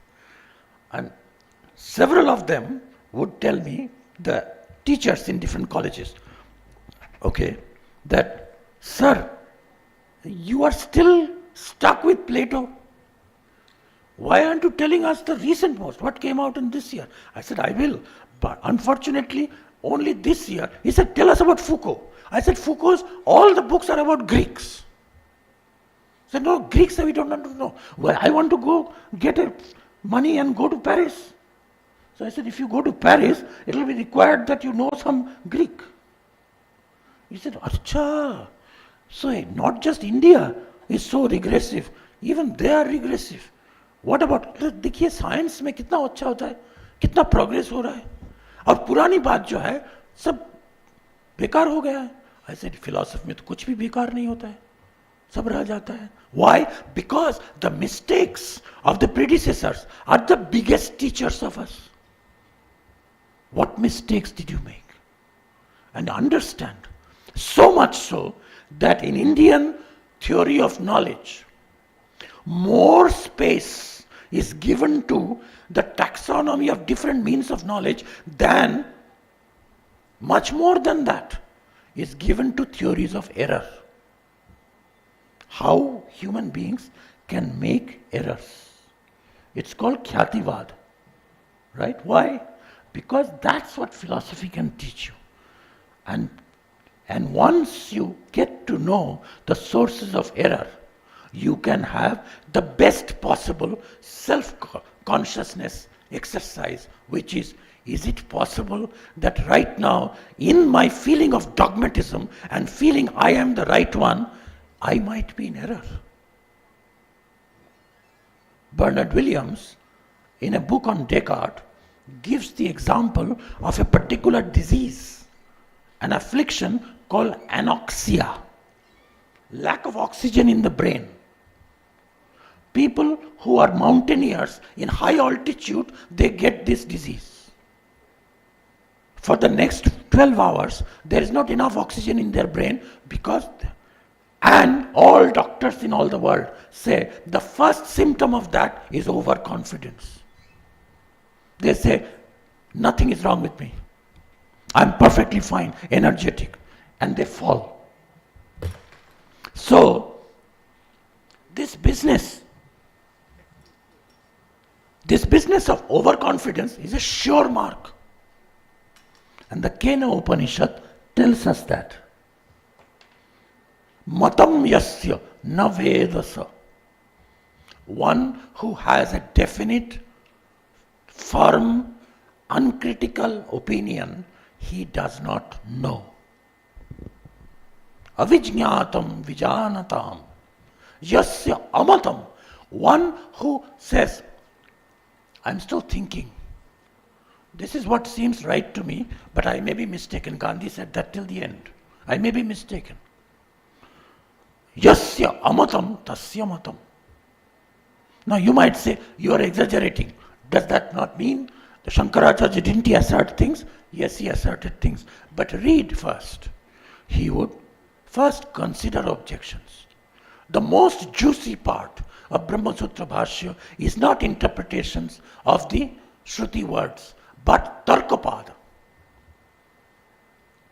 And this Tarka, unfortunately, all the proponents of Indian philosophy as great spiritual exercise nowadays denigrate Tarka, reasoning. And Abhinavagupta, the greatest mystic and tantric and the poet and the aesthetician, he says, Tarko yogangam uttamam. The best yoganga is not asana, not pranayama, not pratyahara, not dhyana, not dharana, but tarka. Abhinavagupta says that. This is what you could teach schoolboys if you teach philosophy. Yes, thank you. Yes, of course. Yeah. I hope that was not a sarcasm. She's saying, do you need to change the slide? Yes, I would.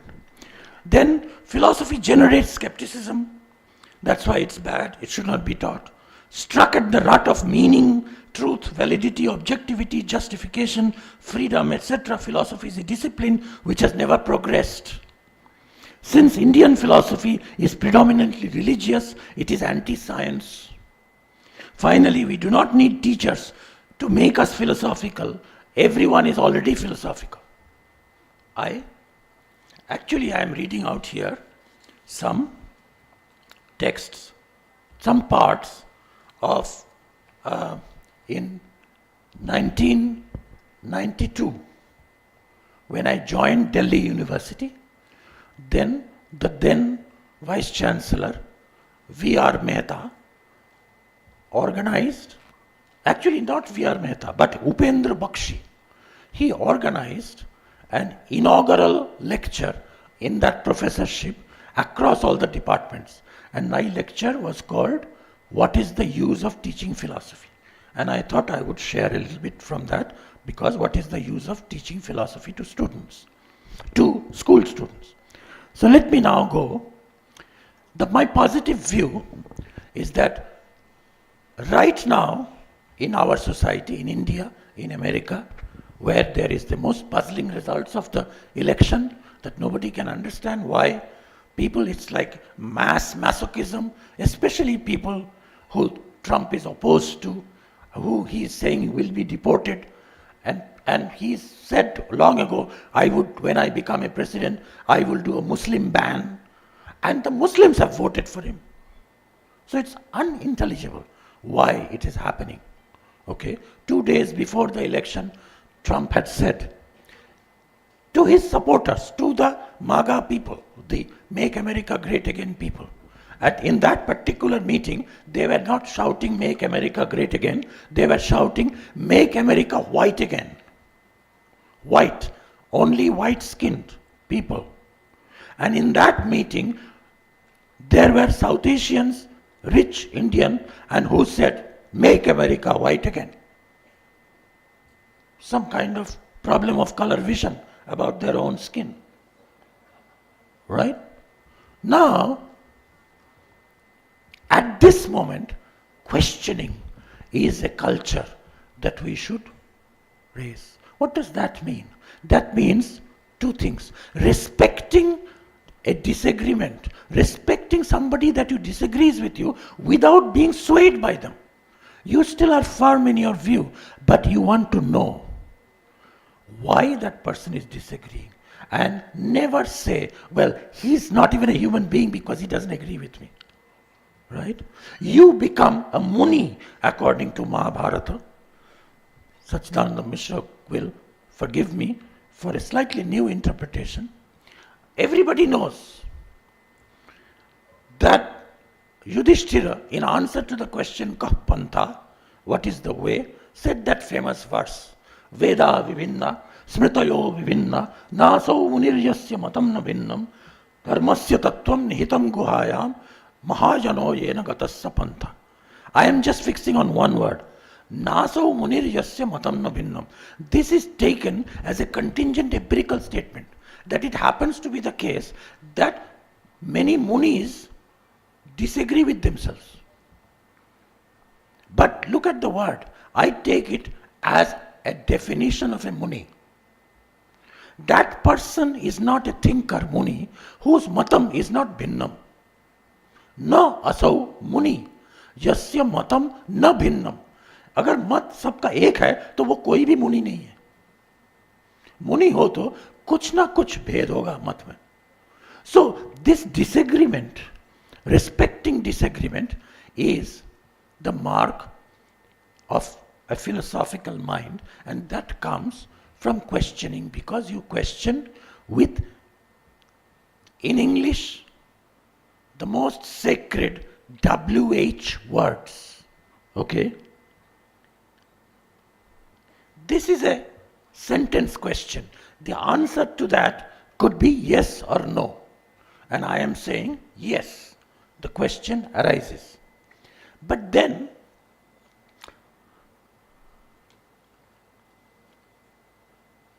a philosophical question, ideally, should be in some sense self-reflexive. So the important word I was saying is WH. Who, what, when, and I want the students to tell me, shouting, what is the corresponding word in Hindi, English and Sanskrit? Who, what, common letter. WH, who, what, where, when. What is that letter? Ka, right? Ka.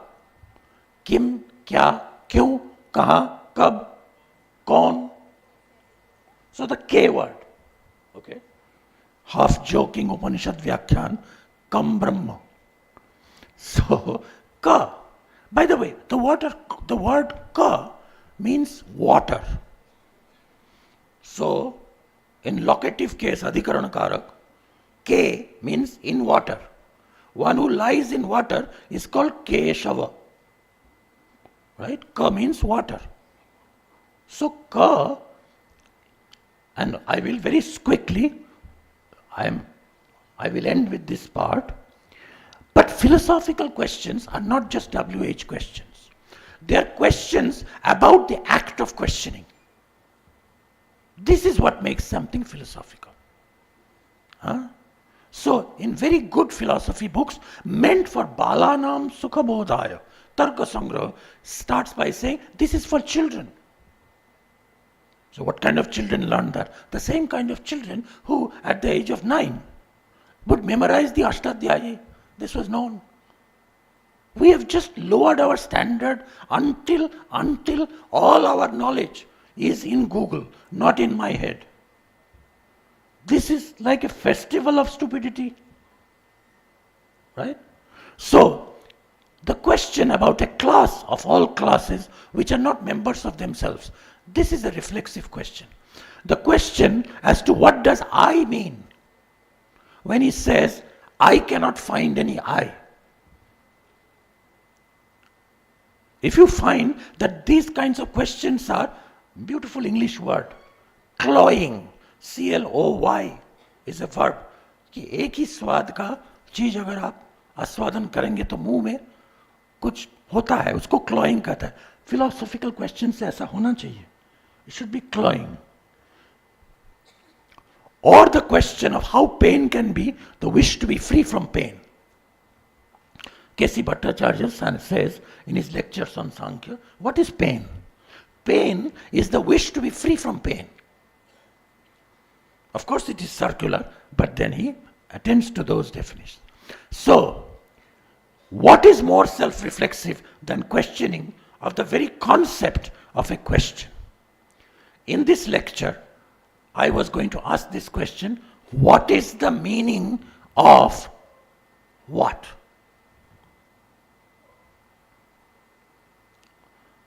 There are great works, but I said I don't want to name drop, so Wittgenstein and others have, actually this is a great paper called What is a Question? Came out in Phil Review for some time back. But I'll come straight to this quotation. A cloud is thrown across many philosophical problems by a failure to analyze the general relation of a question to an answer. Now, I announced that my talk is today about Nachiketa and ChatGPT. Just half a minute on the word Nachiketa. The word Chiketa means one who knows. Nachiketa means one who does not know. What did he not know? Very emotional scene. Katha Upanishad begins. A pompous father, great scholar, erudite scholar, called Vajasrava. The fame of his Vajas, his yajnas, were all renowned all over the world. Vajasrava. He was making a gifts, and the innocent child Nachiketa, he said, I don't understand, Papa. Why are you giving these rickety, sick cows to the Brahmins? You are supposed to give away your dearest possessions. That's what a proper gift is. The father was too busy, right? Like if Garima is busy in organizing the conference, if any of you or Garima's child says that her child says, you mean teaching philosophy at school? What does philosophy mean? She should say, go away. I am organizing all the people's. So father said, don't disturb me. His question was very pertinent. He was an ideal question asker. Right? He may not get an Oscar, but he will be the best asker. He is an asker of questions. What did he ask? Why aren't you giving your dearest possessions? You are giving the ones, like we all have learned in the advanced Vikas society, to recycle gifts that we cannot use. You have got a whole lot of conference gifts and shawls in your house, so you give that away to somebody and you say, I am a giver. That's what Vajasrava was doing. Cows, dugdha doha, nirindriya, now no longer will give any more milk. He was making a pomp of giving those. The Nachiketa caught his fraudulence and told the father, why are you doing this? I am your dearest. Whom are you giving me away to? Didn't occur to Vajasrava. He was bringing him up so that in old age, this boy can take care of him. He was not planning to give him to the Brahmin. He asks once, twice, thrice. Okay? He says, Sahovacha pitaram kasmai mam dadasi iti. To whom shall you give me? Dvitiyam, tritiyam. Second time, third time he asks. Father is getting annoyed. Father, simply, as we say in Hindi also, Maro, I'll give you to Mrityu. Okay, go, die. Angrily. Bas, Nachiketa hurt ho gaya. And Nachiketa says, why did he say that? Am I so bad? He forgot that he himself proposed that I am your dearest, so you should give. But he is now seeing very logical. He said, he's giving away all the things that he doesn't have any need for. If he is giving me away to death, he says, what would death do with me? That's the Sanskrit in the Upanishads. Huh? So, Kingsid asya kartavyam, Kingsid yamasya kartavyam, Yamka, of the Yama, the death, god of death, kartavyam. What purpose will I serve of Yama? So he walks up to the door of death and tells him, you are the best person to answer a question about death. And he asks that question that everyone, all human beings in all age, in spite of being completely tutored by ChatGPT and having outsourced their own intelligence and wisdom to Google, if all of us need to ask when you are or your mother is in the intensive care unit in the last few hours. That is Nachiketa's question. He doesn't have the answer. He is not going to use an AI app. Why? AI apps don't ask questions. I found out from my computer science department in Ashoka. He used to be the chair of the computer science department in Delhi IIT, Subhashish Banerjee. This last night he told me, ChatGPT does not give questions, it gives answers.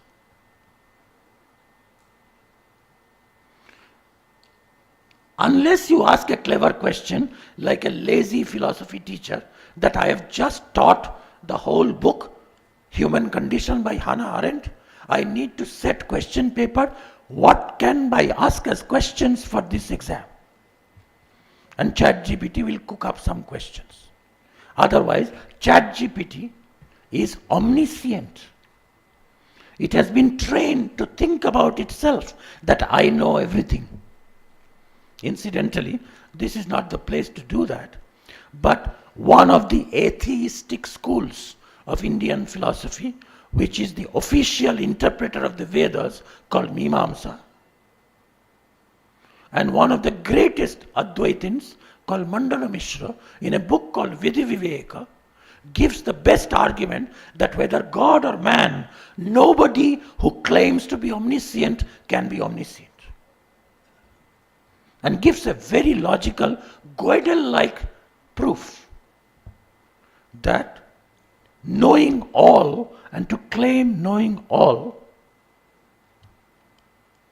I can as well, since I'm exceeding my time anyway, I can give you the gist of that proof. Okay, let me test without technicalities if I can explain. He says, one who claims to know all will be asked the question, do you know the limits of your own knowledge? Right? The limits, the sima, the avadhi. Itna tak main janta hu. If he says, I do, I know also the limits of my knowledge, then his knowledge is limited. There are things that he does not know. He is not omniscient. सर्वज्ञ नहीं है क्योंकि उनका knowledge का सीमा है. If he says, what is the limit? If he says, I don't know the limit of my knowledge, then there is something that he does not know. It's a little bit of a trick, but it is supported by a great logic, like the difficult question that a Christian boy asked once, that if God is omnipotent, can he make a stone which is so big that he cannot lift it? Right? Yes answer, no answer, both will prove the omnipotent thesis. Now, I am almost done.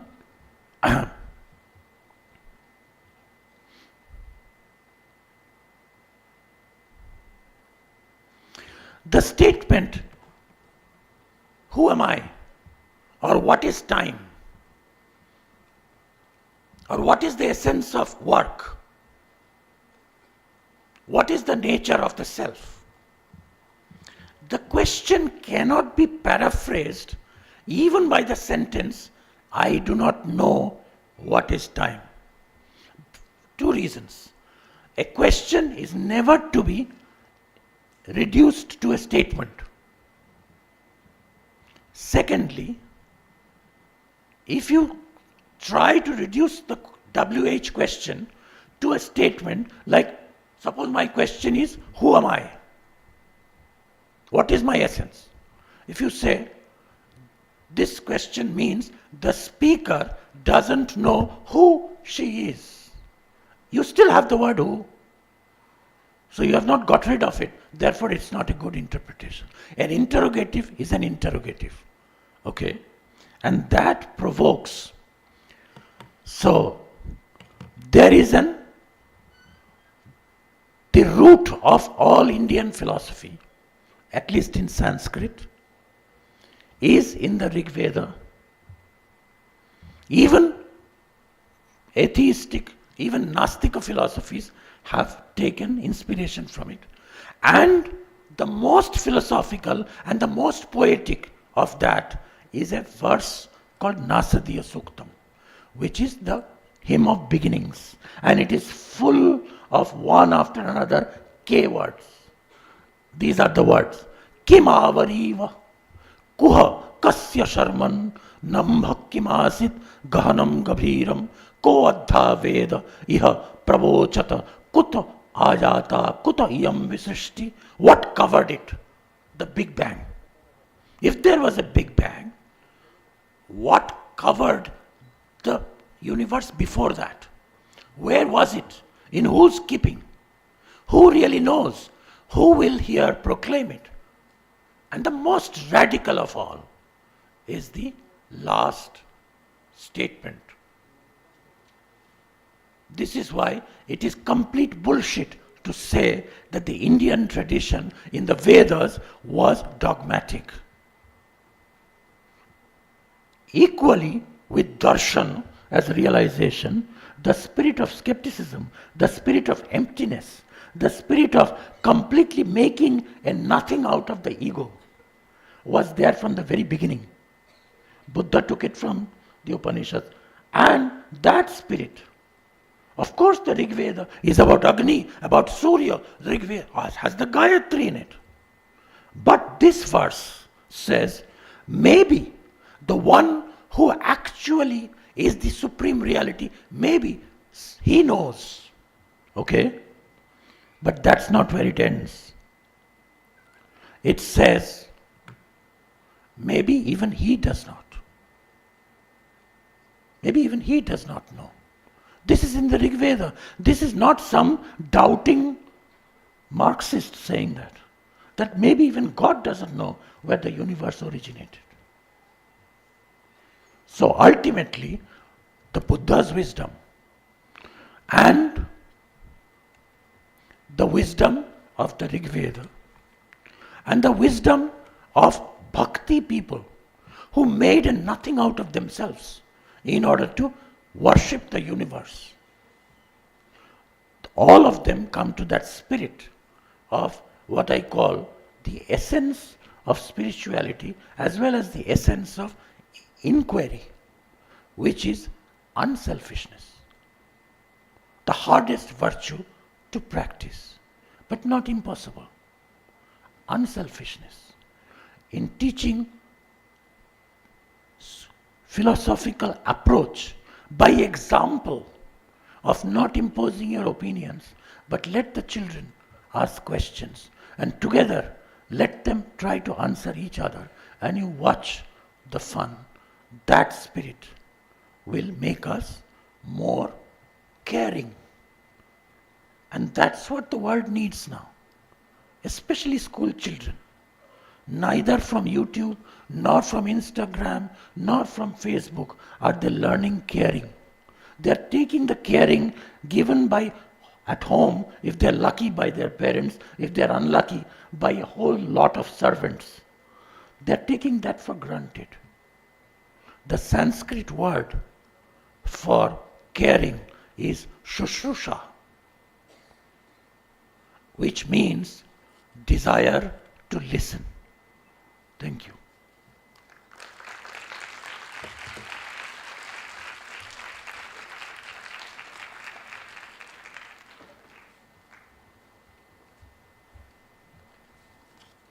Thank you, Professor Arindam, for your words of wisdom. As we move forward with our next speaker, I would like to welcome our final speaker for this session, Dr. Navneet Chopra. Dr. Garima Mani Tripathi, I would like you to felicitate Sir with a bouquet and a shawl.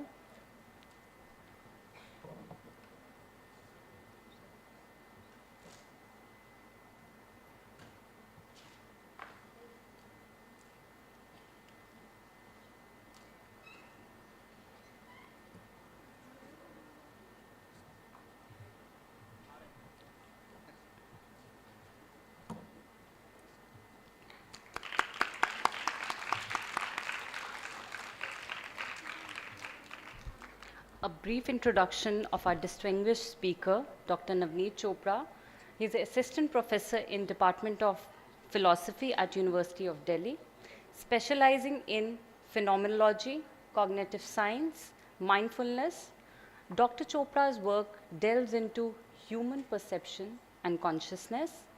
He has published many notable articles, including Mirror Phenomenology in Empathy, and he has also published many books like Yoga in Sports and Wellbeingness. Sir has delivered many engaging presentations on themes like inactive versus and Zen perception.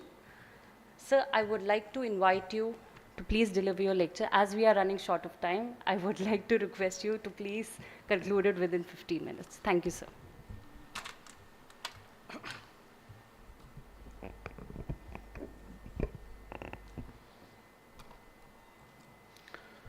Hello, everybody.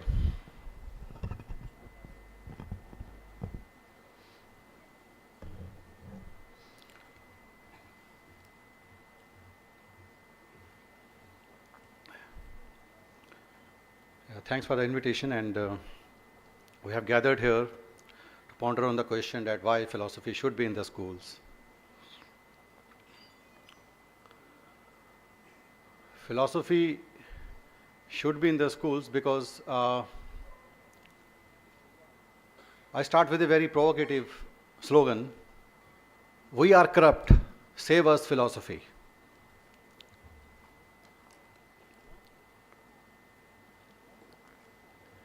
Philosophy is required because we are Daseins, if I use Heideggerian terminology.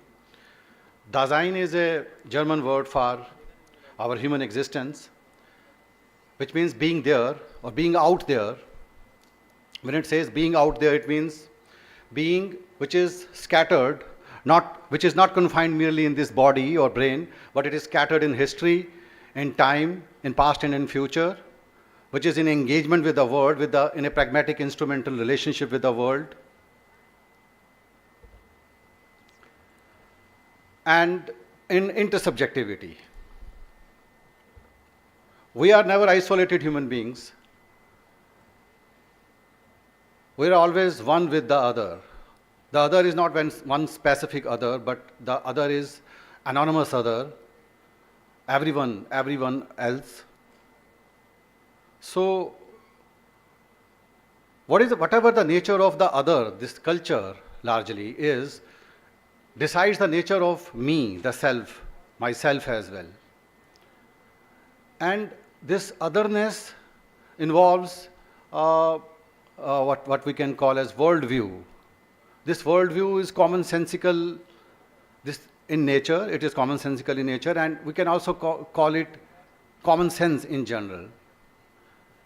And our common sense, I dub it as MBA common sense. I'm sorry to use this term because management people, they may object on this very term because I'm going to use it in a negative manner. And this common sense is, I have incorporated, because I am instructed to make it short, so There are 4 aspects of this common sense which I will shortly describe, which is essentially exploitative, which is essentially Machiavellian. Machiavelli had been a political philosopher who wrote a book, The Prince, which prescribed that you need not be a good person, but you need to pretend to be a good person if you are to rule. And that has actually seeped in not only in politicians, not only in bureaucrats whom we hate. If we look inside us, we all are infected with it. So, in short, let me come to these 4 kinds of worldviews.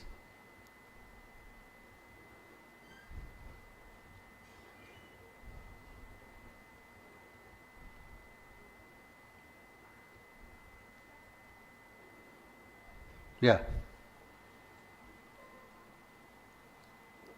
So first, MBA common sense is life is a competition and a battlefield. So life is not something to be celebrated. Life is not something to explore your inner being and to live that inner being.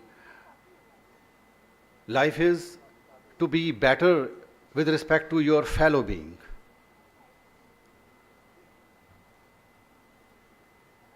So life is a relentless battlefield marked by competition, conflict, pursuit of success. This perspective fosters a mindset that prioritizes winning at all cost, often leading to stress, anxiety, and disconnection from one's authentic self. Now, in philosophy of Jiddu Krishnamurti, we know he teaches to challenge this combative worldview by emphasizing that life should not be approached as a struggle against others, but rather a journey of self-discovery and understanding. He argued that our conditioned response to life's challenges often stem from societal norms that dictate how we should think and behave, and it creates an adversarial mindset. We are always at conflict with others. So he advocates for a self-awareness and reflection and invites us to transcend these limiting beliefs and cultivate a more compassionate, harmonious existence.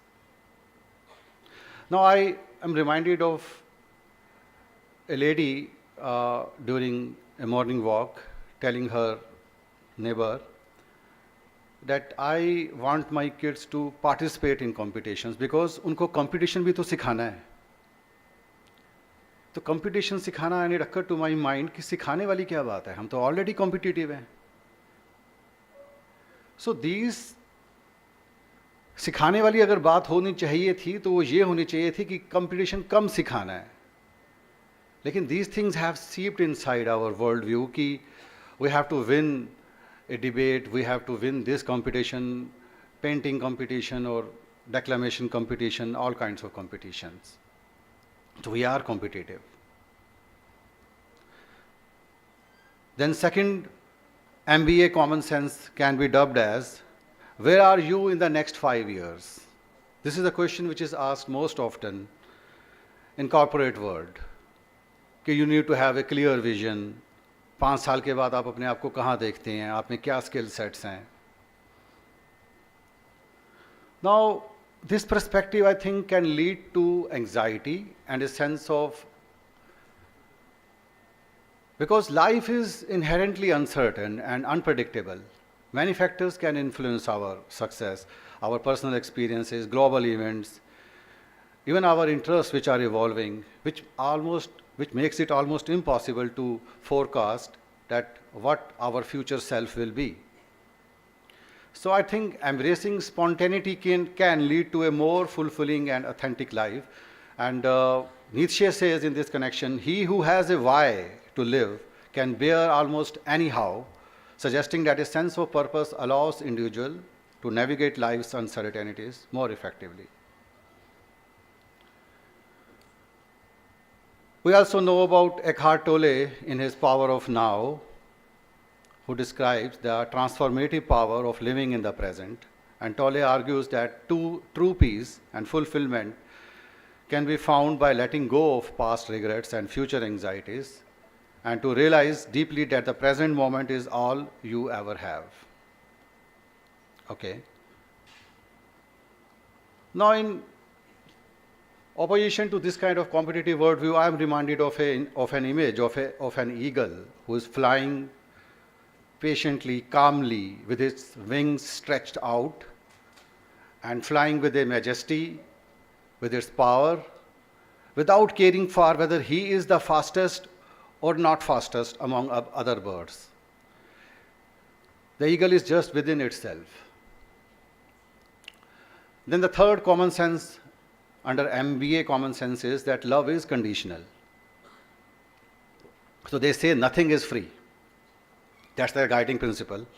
Nothing, not even love for the near and dear one, is exempted from this principle. So their love is conditional love, where affection is contingent upon certain behaviors, achievements, or characteristics which can lead to love, because they believe love in a transactional exchange. You give me something and in return I will give you that. If love is perceived as a conditional experience, then it becomes transactional. Individuals may feel that their worth is tied to their achievements rather than its intrinsic value.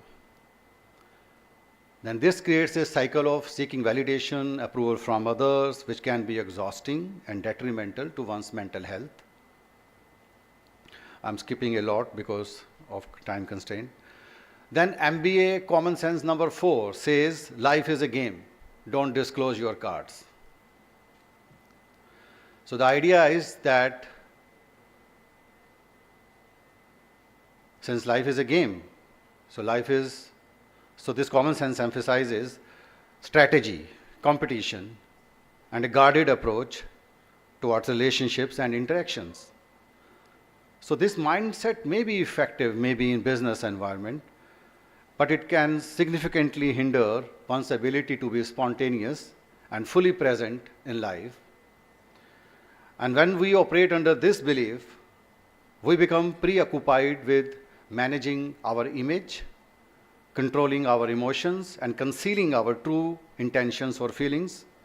So this defensive stance can lead to a lack of authenticity, making it difficult to form genuine connection with others. Okay, so why I discussed even in brief about these aspects of worldview? Because I believe that they are part of common sense. MB people maybe do it little more consciously because their purpose is only to make the deal final at any cost.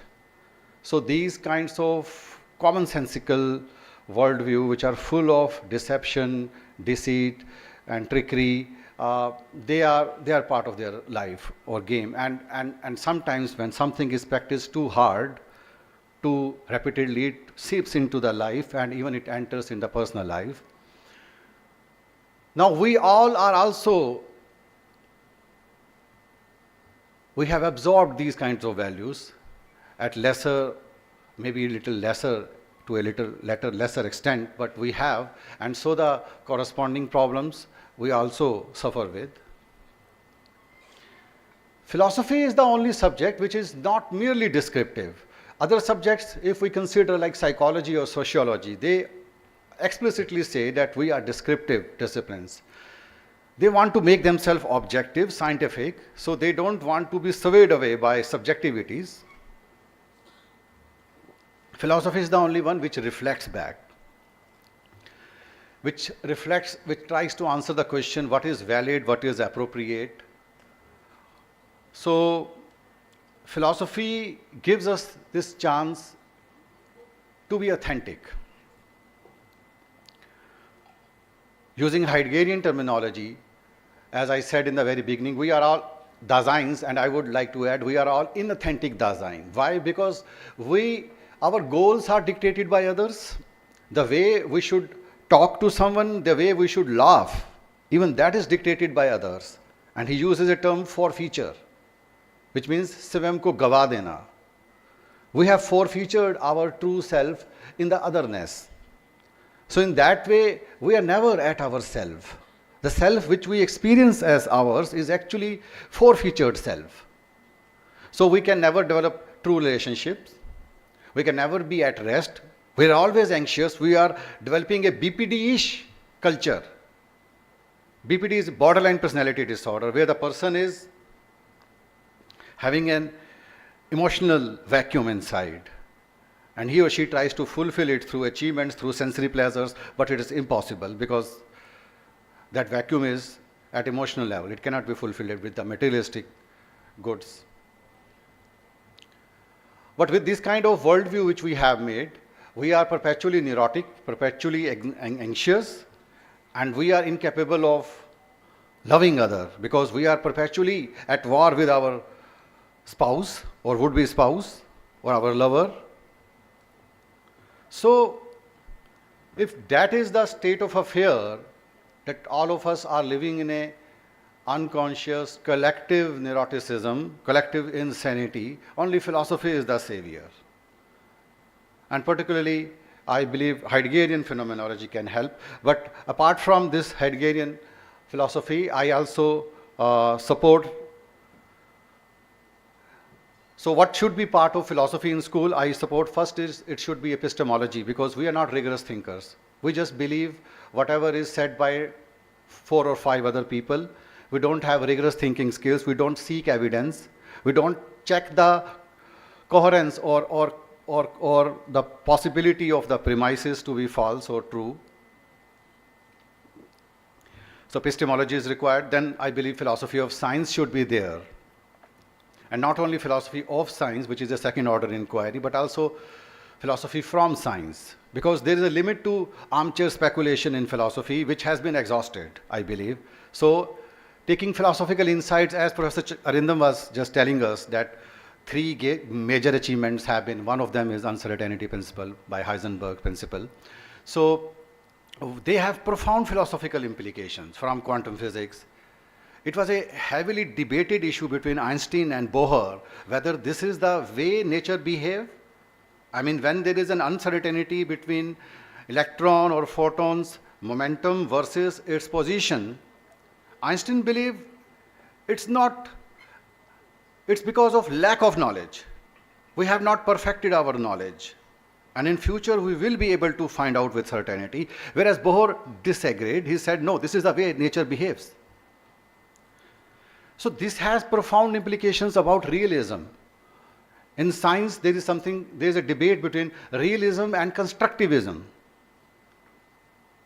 This debate points out that maybe the knowledge which we have is all construction. It's all constructed knowledge, not real. So philosophy from science, when I say, I mean to say we need to borrow philosophical insights from physics mainly, and also other sciences, from psychology, from neuroscience. I'm getting chits that please conclude, time is very short. So I'm under this pressure. But I would like to end with one more thing, which is about Zen mind. I talked about the neurotic mind which we collectively share, and talked about philosophy's role to make us more silent. And this is what the Zen Buddhism tries to get us into, to a silent mind. The silent mind is that which is not full of disturbing thoughts or emotions. So there's a small Zen story. Master asked his disciple, what do you do to practice Zen? And disciple says, I eat, I sleep. But this is what everyone else is doing. What special you are doing? Master asks. And the disciple says, when others eat, they eat along with 1,000 other ideas. When they sleep with 1,000 other worries. I don't do these things. When I eat, I just eat. When I sleep, I just sleep. Another Zen story. A monk comes to be initiated in the monastery, and he is given a breakfast. And Zen master asks him, have you eaten your breakfast, porridge? He says, yes. And master says, better clean your bowl.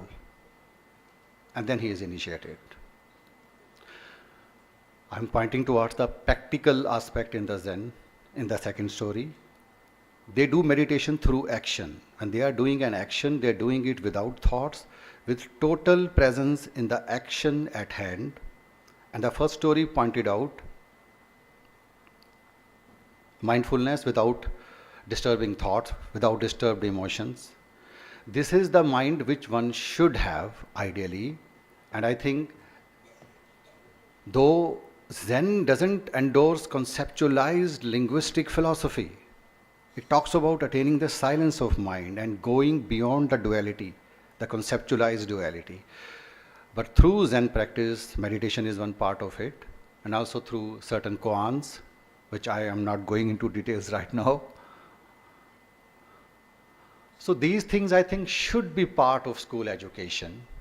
Epistemology, philosophy of science, philosophy from science, existential philosophy, phenomenology of Heidegger, and Zen. So this is what I think, and children are actually capable of doing philosophical thinking. When my daughter was just 8-year-old, I asked her, are these people in TV which we see, ये असली हैं कि नकली हैं? She reflected for a second and said कि ये नकली हैं. I asked why. तो she replied कि जब मैं आपसे बात करती हूँ तो आप मुझे रिस्पॉन्ड करते हो, लेकिन ये कैरेक्टर मुझे रिस्पॉन्ड नहीं करते. So that shows when it's 8-year-old child can reflect philosophically. So there is a potential of philosophy. And और कच्चा घड़ा जो है उसके ऊपर हम उसको शेप कर सकते हैं in any shape. कल नीलांजन ने बोला कि फिलॉसफी का कोई फ़ायदा नहीं है, and I opposed him. And आज भी यही बोलूँगा कि बचपन में ही, और कल मुझे और भी लोगों ने बोला कि 11th-12th में फिलॉसफी था, people didn't opt it, and it was then बंद कर दिया गया, scrapped, it was scrapped, this subject was scrapped. But my view is कि 5th-6th स्टैंडर्ड से बिल्कुल सिंपल टेक्स्ट बुक्स के थ्रू और लाइफ सिचुएशंस के साथ, कंक्रीट लाइफ सिचुएशन के साथ कनेक्ट करके अगर हम फिलॉसफी के आइडियाज़ देते हैं तो children they will appreciate it. And philosophical aptitude is there, we need to just nurture it. And it is, इसका टेक्निकल नो हाउ में या जॉब के लिए नहीं है. इसका फ़ायदा अगर पूछा जाता है तो वो ये है कि हमें हवा चाहिए, हमें क्लीन हवा चाहिए. ऐसे ही हमें माइंड चाहिए, हमें क्लीन माइंड चाहिए, हमें न्यूरोटिक डिस्टर्ब्ड माइंड नहीं चाहिए.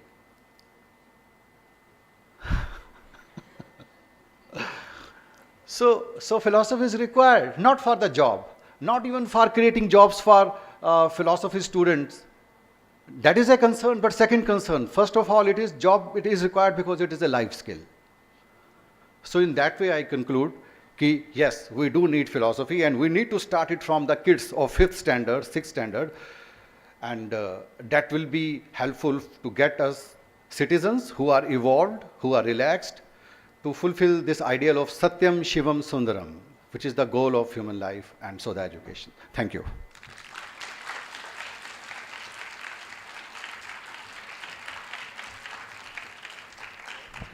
Thank you, Dr. Chopra, for your insightful words. As we move forward into the last leg of our conference, we are moving into the brainstorming session. I would like to request Professor Harpreet Kaur ma'am, Principal ma'am, to please be on the dais, along with Member Secretary Sir, Professor Satchidanand Mishra. And I would also like to call Dr. Lakshmi ma'am on the stage.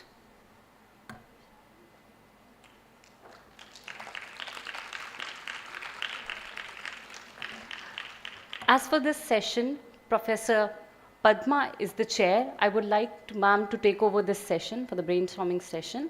And she would like to explain the structure of the brainstorming.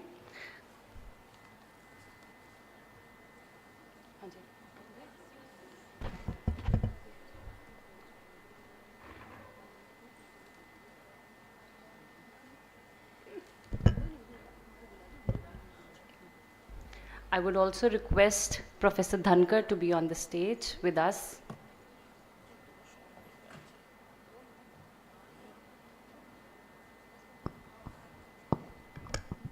Okay, so as it has been planned, keeping an eye on the time, but also because this is a reflective exercise aiming to arrive at some greater clarity on the topic of this conference, I think we will first invite ma'am to give a few words based on the summary of the conference, and then we will invite a few people from the audience to reflect on this experience, and then yourself and Arindam.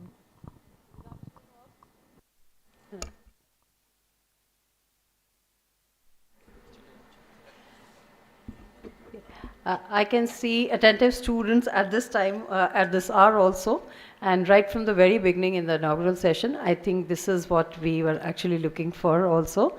And in this valedictory session or brainstorming session, as we are calling, I'm not from philosophy background, but I'll just firstly sum up what has happened during these 2 days. The first session, the inaugural session, Professor Shachidanand Mishra, ICPR, he talked about essence of philosophy as curiosity, that innate drive to question, to understand, to uncover the deep truths. And then he also explained that how, in Upanishads we have so many examples that our rich heritage can be taught to the children, so that, these concepts are adapted by the children almost very spontaneously. Shri Sanjay Kumarji, our chief guest, he was also concerned about a very, very practical thing. The thing he talked about is that we talk about STEM education, and mostly we are seeing that the youth is actually lured to join STEM education because of the benefits which are there, maybe in terms of placement, maybe in other terms, and philosophy somehow remains ignored because of this thing maybe. So he says that it is very good that today we are talking about introducing this philosophy as at the school level, because these things are equally important, and we have to integrate philosophical perspective into the STEM education, which is very much required. Then in the first session, Professor Balaganpati, he talks about taking the stock taking, that philosophy's own disciplinary practices are actually sometimes leading to certain misconceptions. And those disciplinary practices which are making philosophy as an abstract concept, that needs to be questioned, and it has to come down to a more practical bearing it has to have. And so what is the need is to reconceptualize, reorient, and reconstruct the philosophical into the new perspective in the new surroundings. Professor Sarang Pandey reflected on a balance of speculation and interdisciplinary, and philosophy can be introduced at the school level, but these things have to be tackled first. How philosophy will be embedded into other disciplines, that is most important, and then interaction in the classrooms can happen, and this kind of a things was charted out, that how we have to philosophize on everyday subjects. Professor K. Ananta, he talks about learning and speaking about scriptural knowledge. I think scriptural knowledge, this classical text we have to devise and reinterpret and disseminate in the classrooms, and what is disseminated in the classroom stays with the children. So if we have to stress on this, that the classical texts which are so deeply philosophical, and as sir was talking, Professor Arindam was talking, that we equate maybe the religion, philosophy as religion, and that is why sometimes people feel that it is too abstract, but we have to make it more practical, having a practical bearing. Professor Keshav Kumar, he talks that how philosophy has to be both politically responsible as well as academically courageous act it has to be. And if philosophy is just elitist, then what will happen is it will become a tool for servitude rather than liberation. So transformative praxis in philosophy is required, and that is what is, I think, that is the crux today, that we have to transform according to the changes which are happening in the world, maybe in AI, and so many other things which are coming. So we have to reinterpret and redefine philosophy. Professor Saruki talks about better forms of teaching and learning practices. Fieldwork was done, and then these implications of these feedback and workshops are also disseminated to the gathering. And Dr. Bhumik talks about the set of challenges. It talks about that, when we talk philosophy is a radical discipline, it lacks factuality, and then it becomes a very dangerous discipline. And that is why, and if we are having this kind of a thing in the schooling, then it is not going to help. So we have to reorient in a more practical manner. As a chair, Professor Gopal Guru reflected, and his reflections were crucial to the entire proceedings. Session 3, and Professor Rohit Dhankar, he talks about philosophy contributes to success of life by fostering critical thinking, self-awareness, deep understanding of the world. And then it is emotional intelligence and intellectual independence that can be fostered through the teaching of philosophy. Professor Hadi Diwan talks about teaching methodologies. If they are not, outcome of doing things and by way of learning, then they become too abstract and people don't understand. So we have to make it a more practical form. We have to give it, and that concepts which shape the knowledge have to be clarified before the students, before the young lot, so that they understand the concepts and then they put it into practice.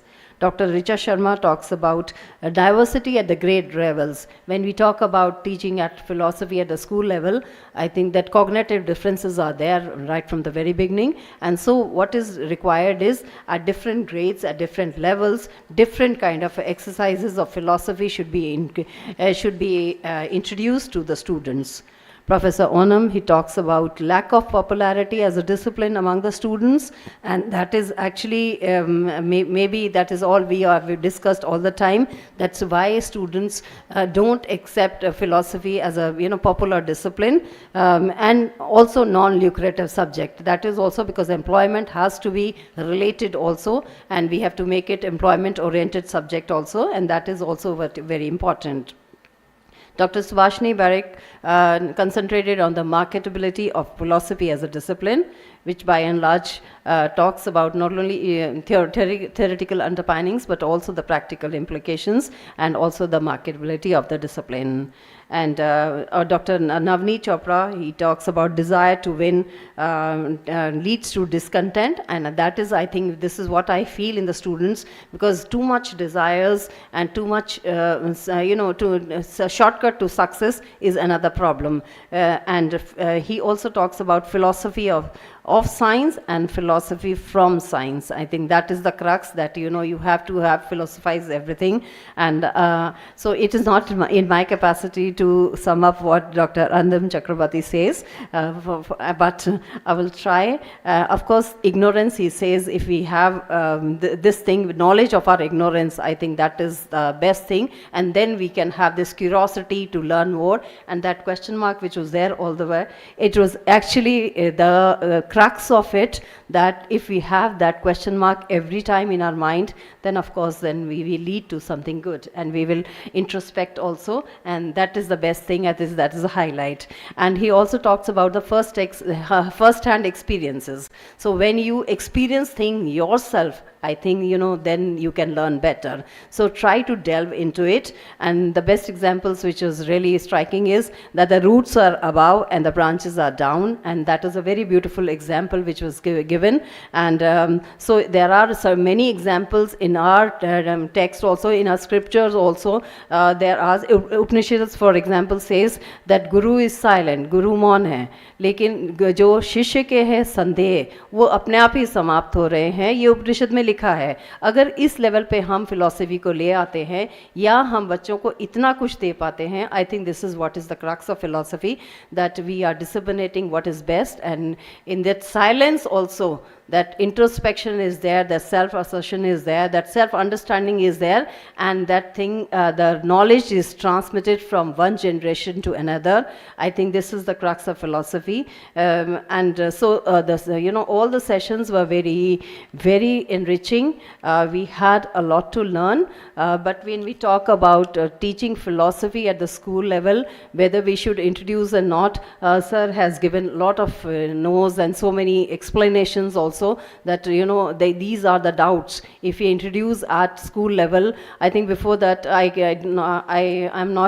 cannot comment on more on that. But what I can say is that, you know, that can be, again, cognitive levels of students are different. So at various levels, philosophy can be introduced at various places in various things. For example, for a child in the primary schools, maybe that storytelling with moral questions, that questions of virtue, where those questions of honesty, those truth, and those, so that those virtues are embedded in the mind and psyche of the student.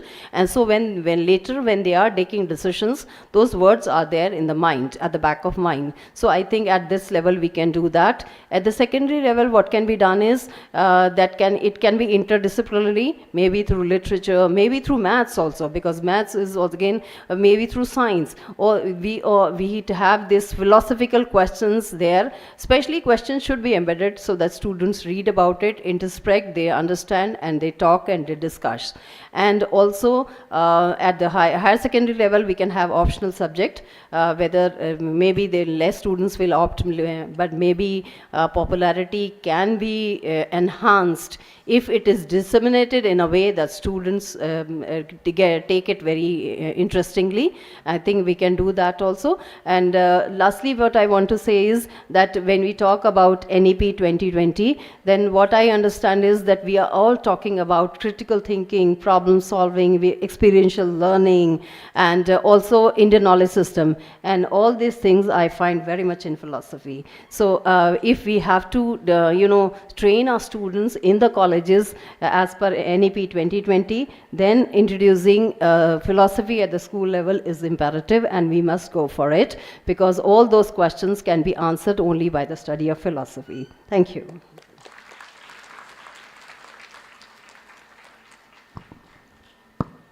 I would like to invite some of the panelists on the stage with me to reflect on the 2 days of conferencing. I'd like to start with you, sir.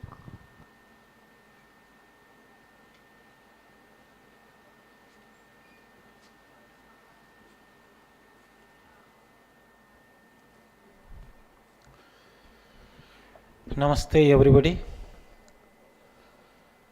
In my first talk in the inaugural session, I highlighted 3 whys, 3 questions.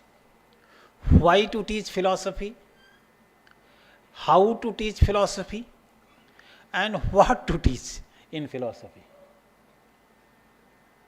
तो ये जो 3 questions के बारे में हमने चर्चा करी थी, प्रोफेसर अरिंदम चक्रवर्ती ने अपने व्याख्यान के माध्यम से, मुझे लगता है, इन तीनों प्रश्नों के बारे में बहुत अच्छे तरीके से बताया कि फिलॉसफी क्यों पढ़ानी चाहिए।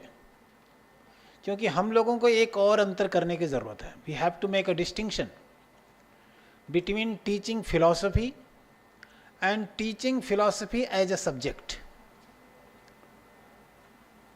ये दोनों अगर हम अंतर नहीं करेंगे तो मुझे लगता है कि ये जो हमारा उद्देश्य है ये पूरा नहीं होगा।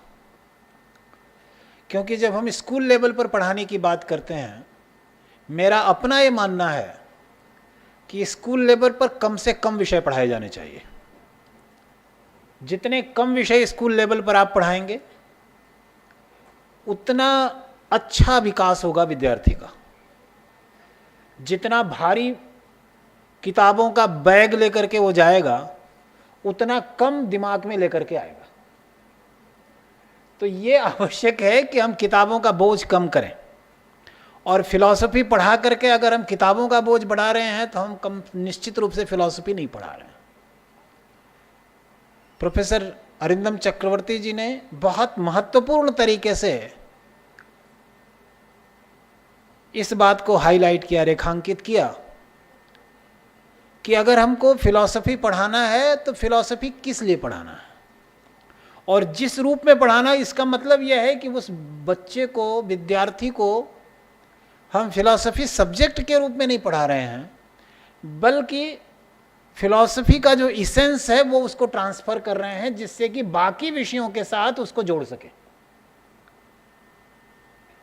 क्योंकि जब बाकी विषयों के साथ फिलॉसफी जोड़ देंगे, अभी जो हमारी समस्या खड़ी होती है ना, जिसके बारे में हम सब लोग बात करते हैं, और मुझे ये बहुत अजीब बात लगती है, अभी हम स्कूल लेवल पर पढ़ाने की बात कर रहे हैं और बात ये चल रही है कि इसका रोजगार क्या मिलेगा।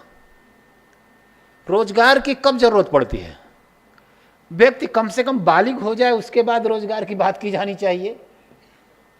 मैं जिस समय खुद पढ़ रहा था, उस समय के बारे में सोचते हुए मुझे लगता है कि हम लोग जब ग्रेजुएशन में पढ़ रहे थे या पोस्ट ग्रेजुएशन में पढ़ रहे थे, तो भी शायद रोजगार को लेकर के इतने कॉन्शियस नहीं थे जितना आजकल के बच्चे 6th और 7th में हो जाते हैं। और मुझे लगता है ये बहुत दुखद बात है, और इस वजह से आजकल के बच्चे जब 6ठे 7वें से इसकी चिंता में हो जाते हैं और 10वें 12वें तक पहुंचते पहुंचते उनको ब्लड प्रेशर शुरू हो जाता है, शुगर शुरू हो जाता है, इंसुलिन लेना पड़ जाता है, एंग्जाइटी डिसऑर्डर्स हो जाते हैं, और बहुत सारे दूसरे साइकोलॉजिकल डिसऑर्डर शुरू हो जाते हैं। तो हम कैसा भविष्य बनाना चाहते हैं, कैसे नागरिक तैयार करना चाहते हैं, ये बड़ी प्रॉब्लमेटिक बात है। क्योंकि शिक्षा का जो सबसे बड़ा उद्देश्य है, एक जगह पर अरविंदो ने कहा कि नथिंग कैन बी टॉट, कुछ भी पढ़ाया नहीं जा सकता, और अध्यापक का काम सचमुच में पढ़ाना नहीं होना चाहिए, और अगर उस तरह से पढ़ाना होगा तो आगे आने वाले समय में वो काम तो खत्म होने जा रहा है धीरे धीरे। नथिंग कैन बी टॉट का तात्पर्य यह है कि विद्यार्थी के अंदर जो क्षमता है वो क्षमता विकसित होनी चाहिए। अगर किसी विद्यार्थी के अंदर में पेंटिंग करने की क्षमता है तो आप उसको दूसरी चीज़ें बहुत पढ़ा ले जाएंगे, लेकिन वो नहीं पढ़ पाएगा। उसकी रुचि अगर उसको अगर फिलॉसफी में रुचि है तो ऐसी स्थिति में वो फिलॉसफी पढ़ेगा, भले ही उसको रोजगार न मिले। और ऐसे विद्यार्थियों को हमने देखा है कि वो हम तो अब इसी विषय को पढ़ेंगे, दूसरा विषय नहीं पढ़ेंगे। और हम अगर सोचते हैं कि बहुत सारे बच्चों को फिलॉसफी पढ़ा करके फिलॉसफी के 1000 बच्चे तैयार कर लेंगे, बहुत सारे बच्चे आ जाएंगे, वो कोई अच्छी बात नहीं होगी। बहुत सारे बच्चे पढ़ने के लिए स्कूल में एडमिट हो सकते हैं, लेकिन सचमुच में फिलॉसफी के विद्यार्थी बहुत कम होंगे। हम जो काम कर सकते हैं शिक्षा के माध्यम से, वह काम ये होना चाहिए कि हम देश के लिए, भविष्य के लिए जिम्मेदार नागरिक तैयार कर रहे हैं। और वो जिम्मेदार नागरिक किस प्रकार से तैयार हो सकते हैं, ये महत्वपूर्ण बात है। और दूसरी बात, अगर आपके अंदर प्रॉब्लम सॉल्विंग कैपेसिटीज हैं, समस्याओं को आप रेखांकित कर सकते हैं, अगर आप समस्याओं को सुलझा सकते हैं, आपके पास अगर ये क्षमता है कि आप बौद्धिक रूप से व्यवस्थित तरीके से सोच सकते हैं, तो ये मान के चलिए कि आपके लिए रोजगार की कमी नहीं रहेगी। क्योंकि जिस तरीके से जो अभी के रोजगार हैं वो कम होंगे, उसी तरीके से दूसरे नए रोजगार बढ़ेंगे। आवश्यकता यह है कि हम मनुष्यों के अंदर, जो आने वाली पीढ़ी है, उसके अंदर वो क्षमताएं विकसित करें। अपने अनुभव से मैं बोल रहा हूं, हम ऐसे भी विद्यार्थियों को देखते हैं जो पीएचडी की डिग्री लेने के बाद भी बहुत अच्छे तरीके से नहीं लिख पाते हैं कुछ भी। ऐसे भी लोगों का सामना होता है कि वो पीजी में पढ़ रहे हैं, लेकिन एक, और आपके भी अनुभव में इस तरह से आया होगा जरूर, कि एक आवेदन पत्र नहीं लिख पाते हैं। ये महत्वपूर्ण नहीं है कि वो किस भाषा में लिख रहे हैं। हम ये नहीं कह रहे हैं कि वो भाषा में, अंग्रेजी में नहीं लिख पा रहे हैं या हिंदी में नहीं लिख पा रहे हैं। उनको स्ट्रक्चर ही नहीं पता चलता, संरचना ही नहीं पता चलती है कि किस चीज़ के लिए आवेदन किस प्रकार से लिखना है। हम क्या कर रहे हैं अपनी पीढ़ी के साथ? तो हम जब प्राथमिक स्तर पर विद्यार्थियों को फिलॉसफी पढ़ाने की बात कर रहे हैं, फिलॉसफी टीच करने की बात कर रहे हैं, तो हमारा उद्देश्य ये है कि हमको ये देखना है कि इससे बच्चों को क्या फ़ायदा हो सकता है, क्या फिलॉसफी में ऐसा कुछ है जो बाकी सारे विषयों के लिए काम कर सकता, उपयोगी हो सकता है? तो ये आप जान लीजिए कि फिलॉसफी में ऐसा है, तभी हर डिग्री के हर विषय में जब डिग्री दी जाती है तो पीएचडी दी जाती है, डॉक्टर ऑफ फिलॉसफी। चाहे वो साइंस में भी करेगा, चाहे मेडिसिन में करेगा, कहीं पर भी करेगा, डॉक्टर ऑफ फिलॉसफी दी जाएगी। तो जो विषय इस प्रकार से हर जगह पर फैला हुआ है, उस विषय को अगर ये सोचना पड़ रहा है कि क्या अवसर होगा, तो उसके लिए इस तरीके से सब्जेक्ट के रूप में देखने के बजाय हमको ये देखना पड़ेगा कि फिलॉसफी में ऐसा क्या है जो सबके लिए उपयोगी हो सकता है, जो सभी के फायदे के लिए होगा। चक्रवर्ती जी ने कुछ एक बड़े महत्वपूर्ण बिंदु उठाया कि फिलॉसफी का जो सबसे पहला पॉइंट है क्वेश्चन करना, लेकिन क्वेश्चन करने के बाद उससे भी ज्यादा महत्वपूर्ण बात यह है कि दूसरे की बात को सुनना। और चूंकि हम एक ऐसे देश में रह रहे हैं, और ऐसे देश में नहीं बल्कि ये सभी देशों का भविष्य है, कि जो देश, सभी देशों को लोकतंत्र की तरफ ही बढ़ना पड़ेगा। तो लोकतंत्र का मूल्य इसी में है कि हम दूसरे की बात भी सुनने के लिए हमेशा तैयार रहें। और जब हम दूसरे की बात नहीं सुनने के लिए तैयार रहते हैं, तो इसका मतलब है कि हम अपने आप के प्रति इतने भरोसेमंद हैं, इतने विश्वस्त हैं कि मैं कभी गलत नहीं हो सकता हूं, हम हमेशा ही सही होंगे। और ऐसी स्थिति में न तो घर का भला हो सकता है, अगर घर में इस तरह की अवधारणा हो कि मैं ही हमेशा सही हूं, तो हमारा घर नहीं चल सकता। अगर इसी प्रकार से बाकी जगह पर इस तरह से हो कि मैं ही हमेशा सही हूं, दूसरा कोई नहीं, तो ऐसी स्थिति में वह देश भी चल नहीं सकता। तो ये आवश्यक, ऐसा लोकतंत्र नहीं चल सकता। लोकतंत्र के लिए आवश्यक है कि दोनों पक्ष उपस्थित रहें हमारे सामने।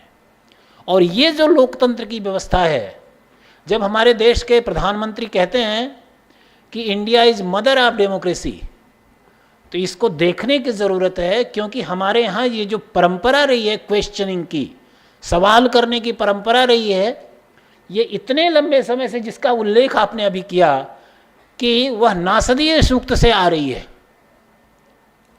इतनी पुरानी परंपरा प्रश्न करने की जो है, कि जिसमें कि हम अपने ज्ञान की सीमाओं के प्रति भी सचेत रहते हैं, और उसकी वजह से हम खुद डॉगमेटिक नहीं होते, और दूसरे के ज्ञान की सीमाओं के प्रति भी। और इसीलिए दोनों तरफ से, पक्ष और प्रतिपक्ष दोनों की तरफ से जब विचार करते हैं, तब हमको ज्ञान की प्राप्ति होती है। और वादे वादे जायते तत्वबोध की जो बात कही गई हमारी परंपरा में, इसीलिए कही गई है। तो हम फिलॉसफी को इंट्रोड्यूस करने का तात्पर्य किसी खास फिलॉसफी को इंट्रोड्यूस करना नहीं है, किसी फिलॉसफिकल ब्रांच को इंट्रोड्यूस करना उसका उद्देश्य भी नहीं है, बल्कि उसका उद्देश्य यह है कि फिलॉसफिकल माइंडसेट जो है उसको किस प्रकार से इनकलकेट किया जाए विद्यार्थियों में, क्योंकि वो बहुत जरूरी चीज़ है लोकतंत्र की रक्षा के लिए, वो बहुत जरूरी चीज़ है देश के विकास के लिए, वो आवश्यक चीज़ है हमारे आने वाली पीढ़ी के लिए। तो मुझे लगता है कि मैं इतनी बात कहूँ, और मुझे लगता है कि इस दिशा में हम लोग कुछ आगे बढ़े हैं, और निश्चित रूप से इस विषय पर हम लोग कुछ और आगे बढ़ करके कुछ कर सकेंगे। धन्यवाद।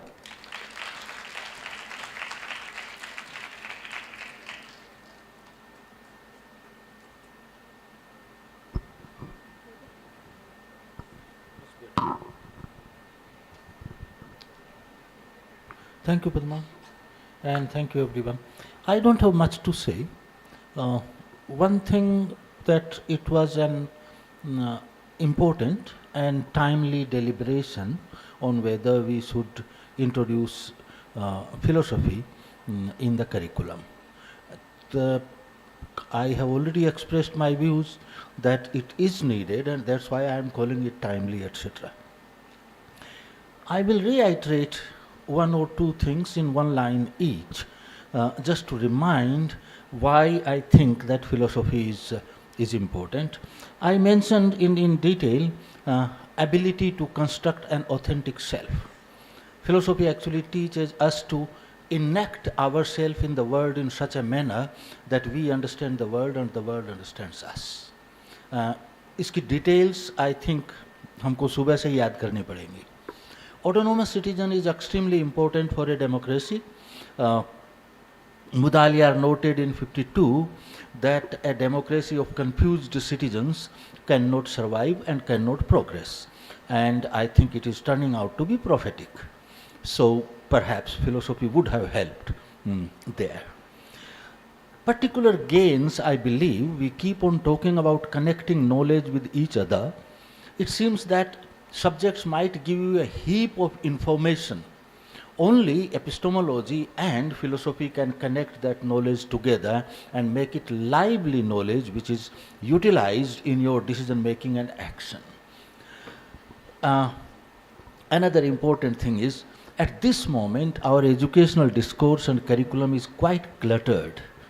We have critical thinking, this thinking, that thinking, without knowing difference between all of that, life skills and 21st century skills, and perhaps now this is time to start 22nd century skills as well. I believe these vacuous kind of slogans could be clarified by introducing philosophy in the curriculum and discussing it seriously. Thank you.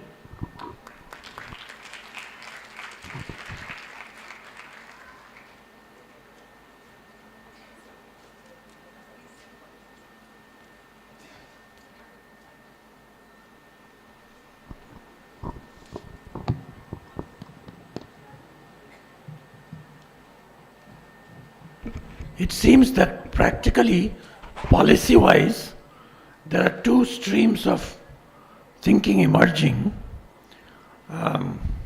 One is that actually as a meta-discipline, some philosophy at different levels, one in the like 5th to or 6th to 10th and one in the 11th, 12th should be introduced. That's one way of thinking. And the other is that no, and that's Professor Mishra's, that it should be a philosophical orientation to all other subjects should be introduced. Now, it's clear, even to Professor Mishra, that the latter, we don't have a clear way how to do that. And while it is true, everybody knows that all the degrees in all the subjects, including doctors, even today, the greatest physics journal is called PhilMag, the Journal of Philosophy. Everybody knows that. That didn't help. About the attitude, even smart philosophy students and mathematics and all, exceptions are there. They come to philosophy classes as almost a relaxation. Okay, we'll forget our disciplines and this is nice. And the most harmful, of course, is when IIT engineers and IIM people, they come to neither professional philosophers nor inquirers, but go to gurus.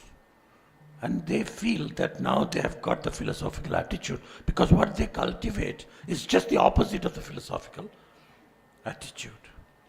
So I think this is a longer debate, whereas what Rohit is saying, and many others have said, introducing philosophy not as an additional burden of more books, but as a, I think Richa Sharma said, that as a methodological meta-discipline, how to treat all the other curricular subjects. For example, I think it can be, we could jointly, this group, actually write within a limited time, unfortunately, practicing one of the slogans of give yourself a time limit, which I don't agree with, which actually anti-philosophical. And we could actually try to come up with a textbook or of some kind without a bibliography, right? No more books. But it would be a little more like how to conduct fundamental question debates in physics, in chemistry, in geography, even in history. Beautiful questions could be raised and make the school teachers of history, like the last speaker's beautiful practical suggestion was, if as a separate subject philosophy has to be introduced in all classes, it should be epistemology. Pramana dhina meya siddhi. So, in every history class, in one part of the curriculum, a professor who is respected and not thought to be a lunatic will go to a classroom and say, आप लोग history पढ़ रहे हैं इस class में, अच्छा ये सब नॉलेज पास्ट में ऐसा हुआ था, ये कैसे मिला आपको? आप हिस्ट्री में कॉजालिटी एक्सप्रेस कर रहे हैं कि second world war was caused because of the attack on Pearl Harbor. ये कॉजालिटी इज एस्टैब्लिश्ड बाय भूयो दर्शनम. सो कितने बार सेकेंड वर्ल्ड वॉर आप देखे हैं? तो ये तो नहीं है. सो सवाल पूछना about history in your laboratory method in biology class or in your geology class, geography class, why do you trust maps?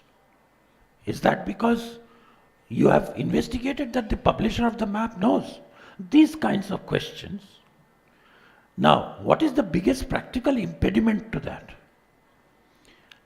I have to say that we philosophers feel threatened by all the pragmatically successful and more money coming because of enrollment. Actually, all other subjects including medicine and physics are threatened by philosophers. I know that from astrophysicist, our vice chancellor. He's the most successful. He's like, and Rodham Narasimha. He used to say, in ISRO, if you ask them that what is the ethics of this space program, where they regularly for the last 25 years discuss कि जब हम Mars में colony बैठाएंगे किसका जमीन कितना होगा? And if somebody asks this question, they are threatened. So at the policy level, some other motivation than बच्चों को बचपन से हाँ हिंदू का मेन सिखाना है, but questioning the methodology, not questioning in the sense of rejecting, but just digging deeper into these concepts of every other discipline. I think this can be a compromise between your view and the other's view. That yes, introduce it as a subject, but not as a separate examination. But in every subject, at some point, in both all semesters or all classes, you bring in a philosopher, and largely an epistemologist and an ethicist. These two.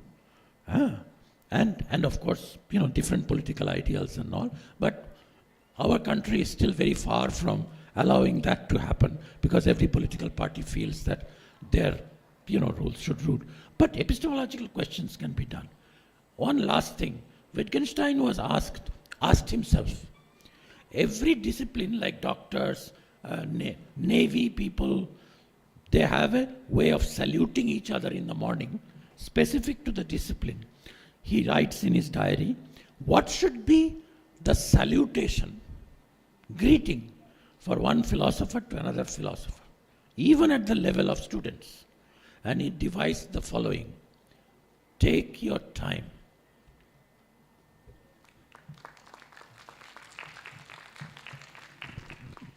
Well, as chair, that's certainly something I didn't give to speakers.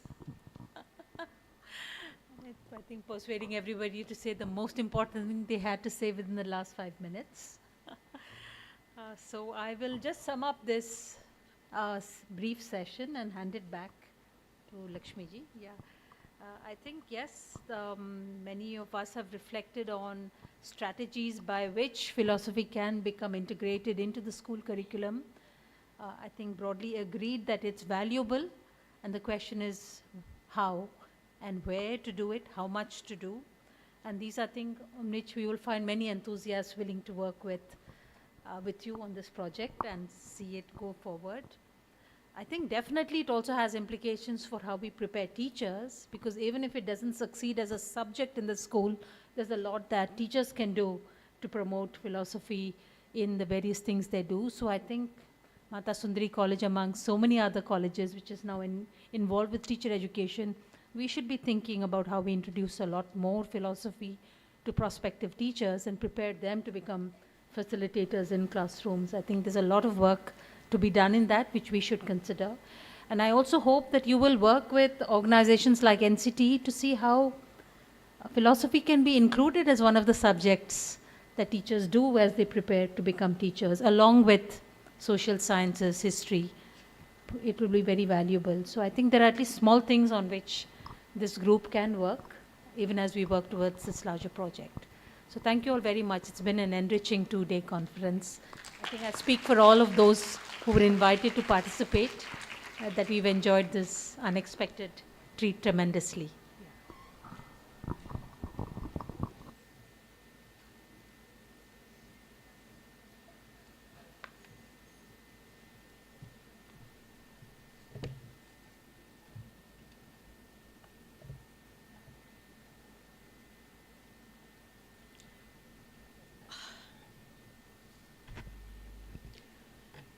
जिससे पथ पर स्नेह मिला उस राही को धन्यवाद.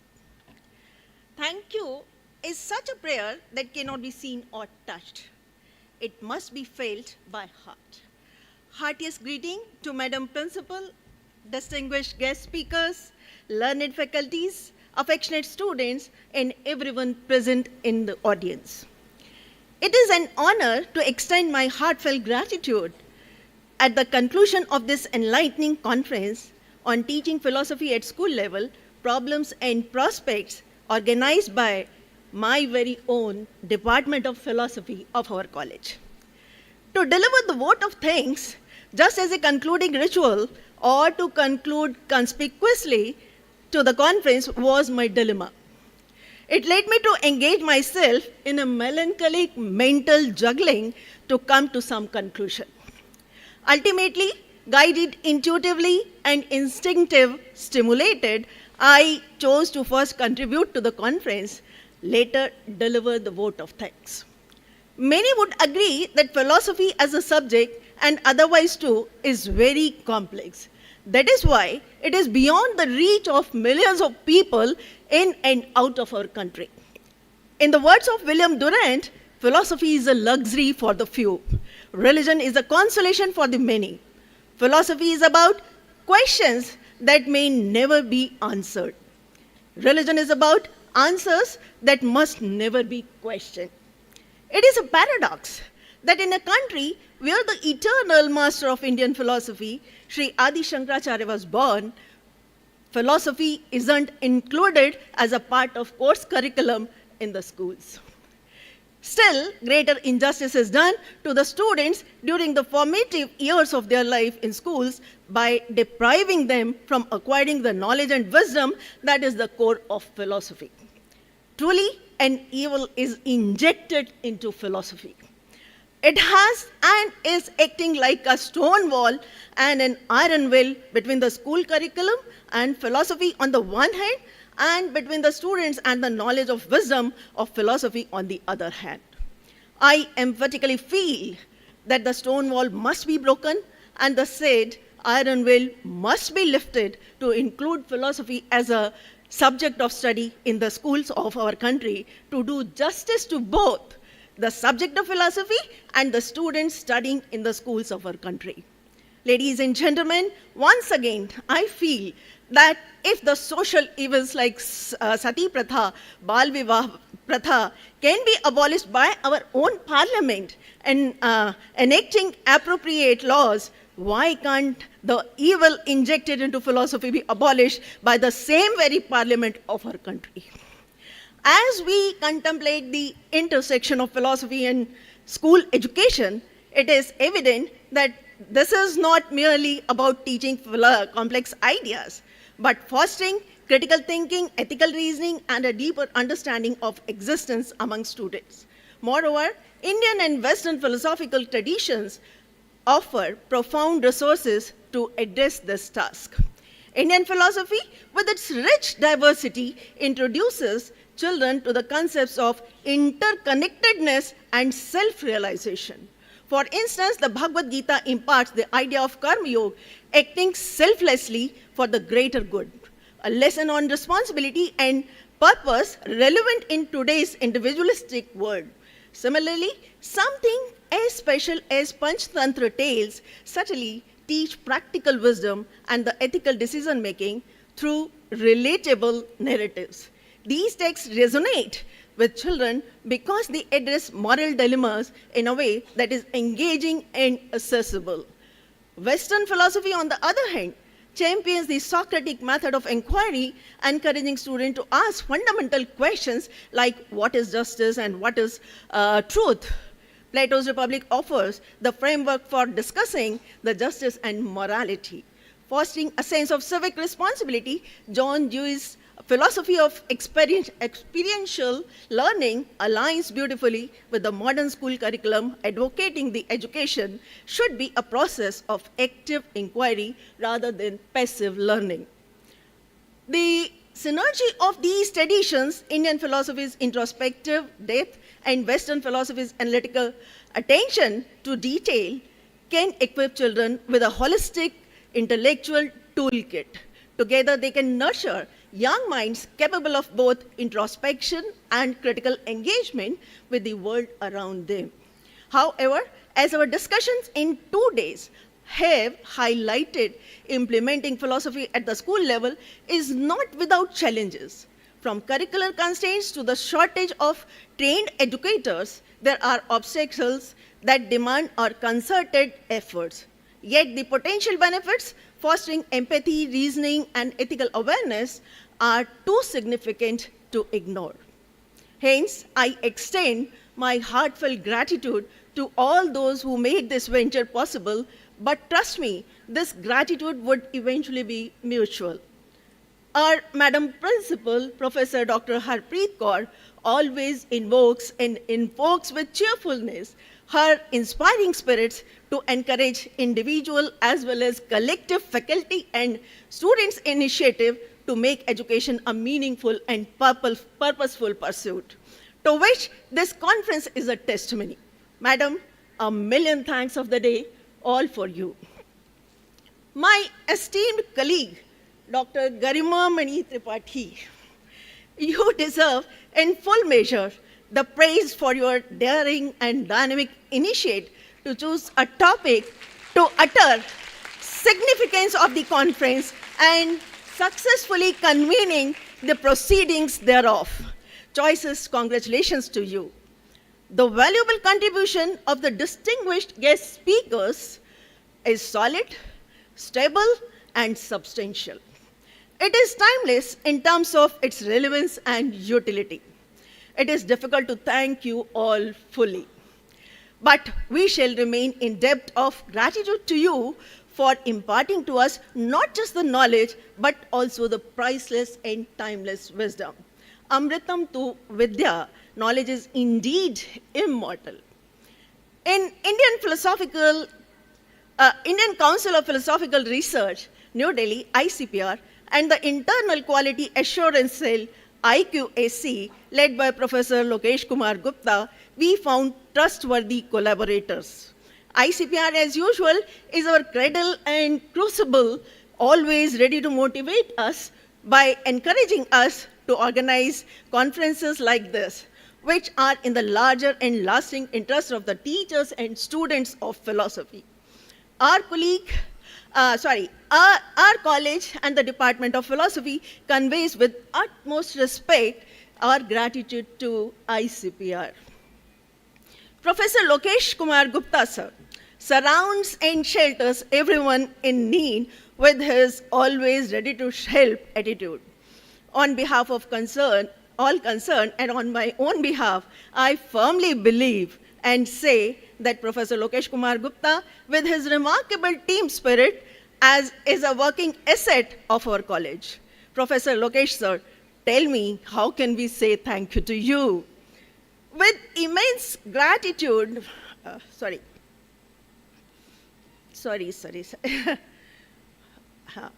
With immense gratitude towards each of them, I gratefully acknowledge the contribution of the members of organizing committee, anchors, rapporteurs, technical and computer assistant staff. Special thanks to you all. I also thanks our audience whose engagement has enriched this experience. Dear students, accept all my choicest wishes of the day for your exemplary work and conduct. Smartly dressed volunteers, accept my thumping commendation for your job well done by you. Heartfelt thanks to all those who have rendered administrative, logistical, and other assistance. As we close to this conference, I reminded J. Krishnamurti's assertion that education is not mere acquisition of knowledge, but the cultivation of the mind. It is conferences like these that cultivates our collective mind and inspiring action towards a brighter future for education. Once again, I thank all the participants for making this event a meaningful exchanges of ideas. Let us carry forward the spirits of inquiry and innovation sparked here into our respective fields. Thank you all, and I wish you a pleasant evening ahead. Affection and blessings to all dear students. Thank you all.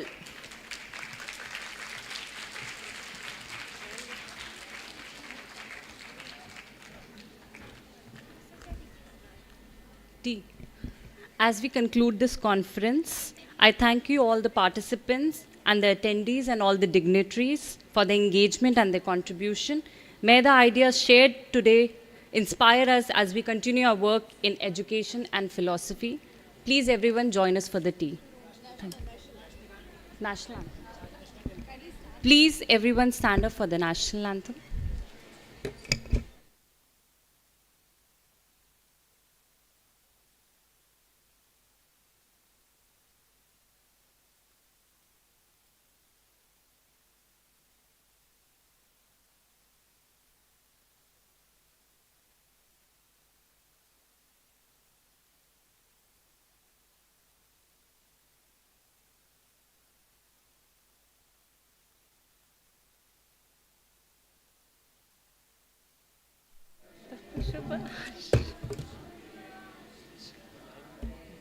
गाई सब जय गाता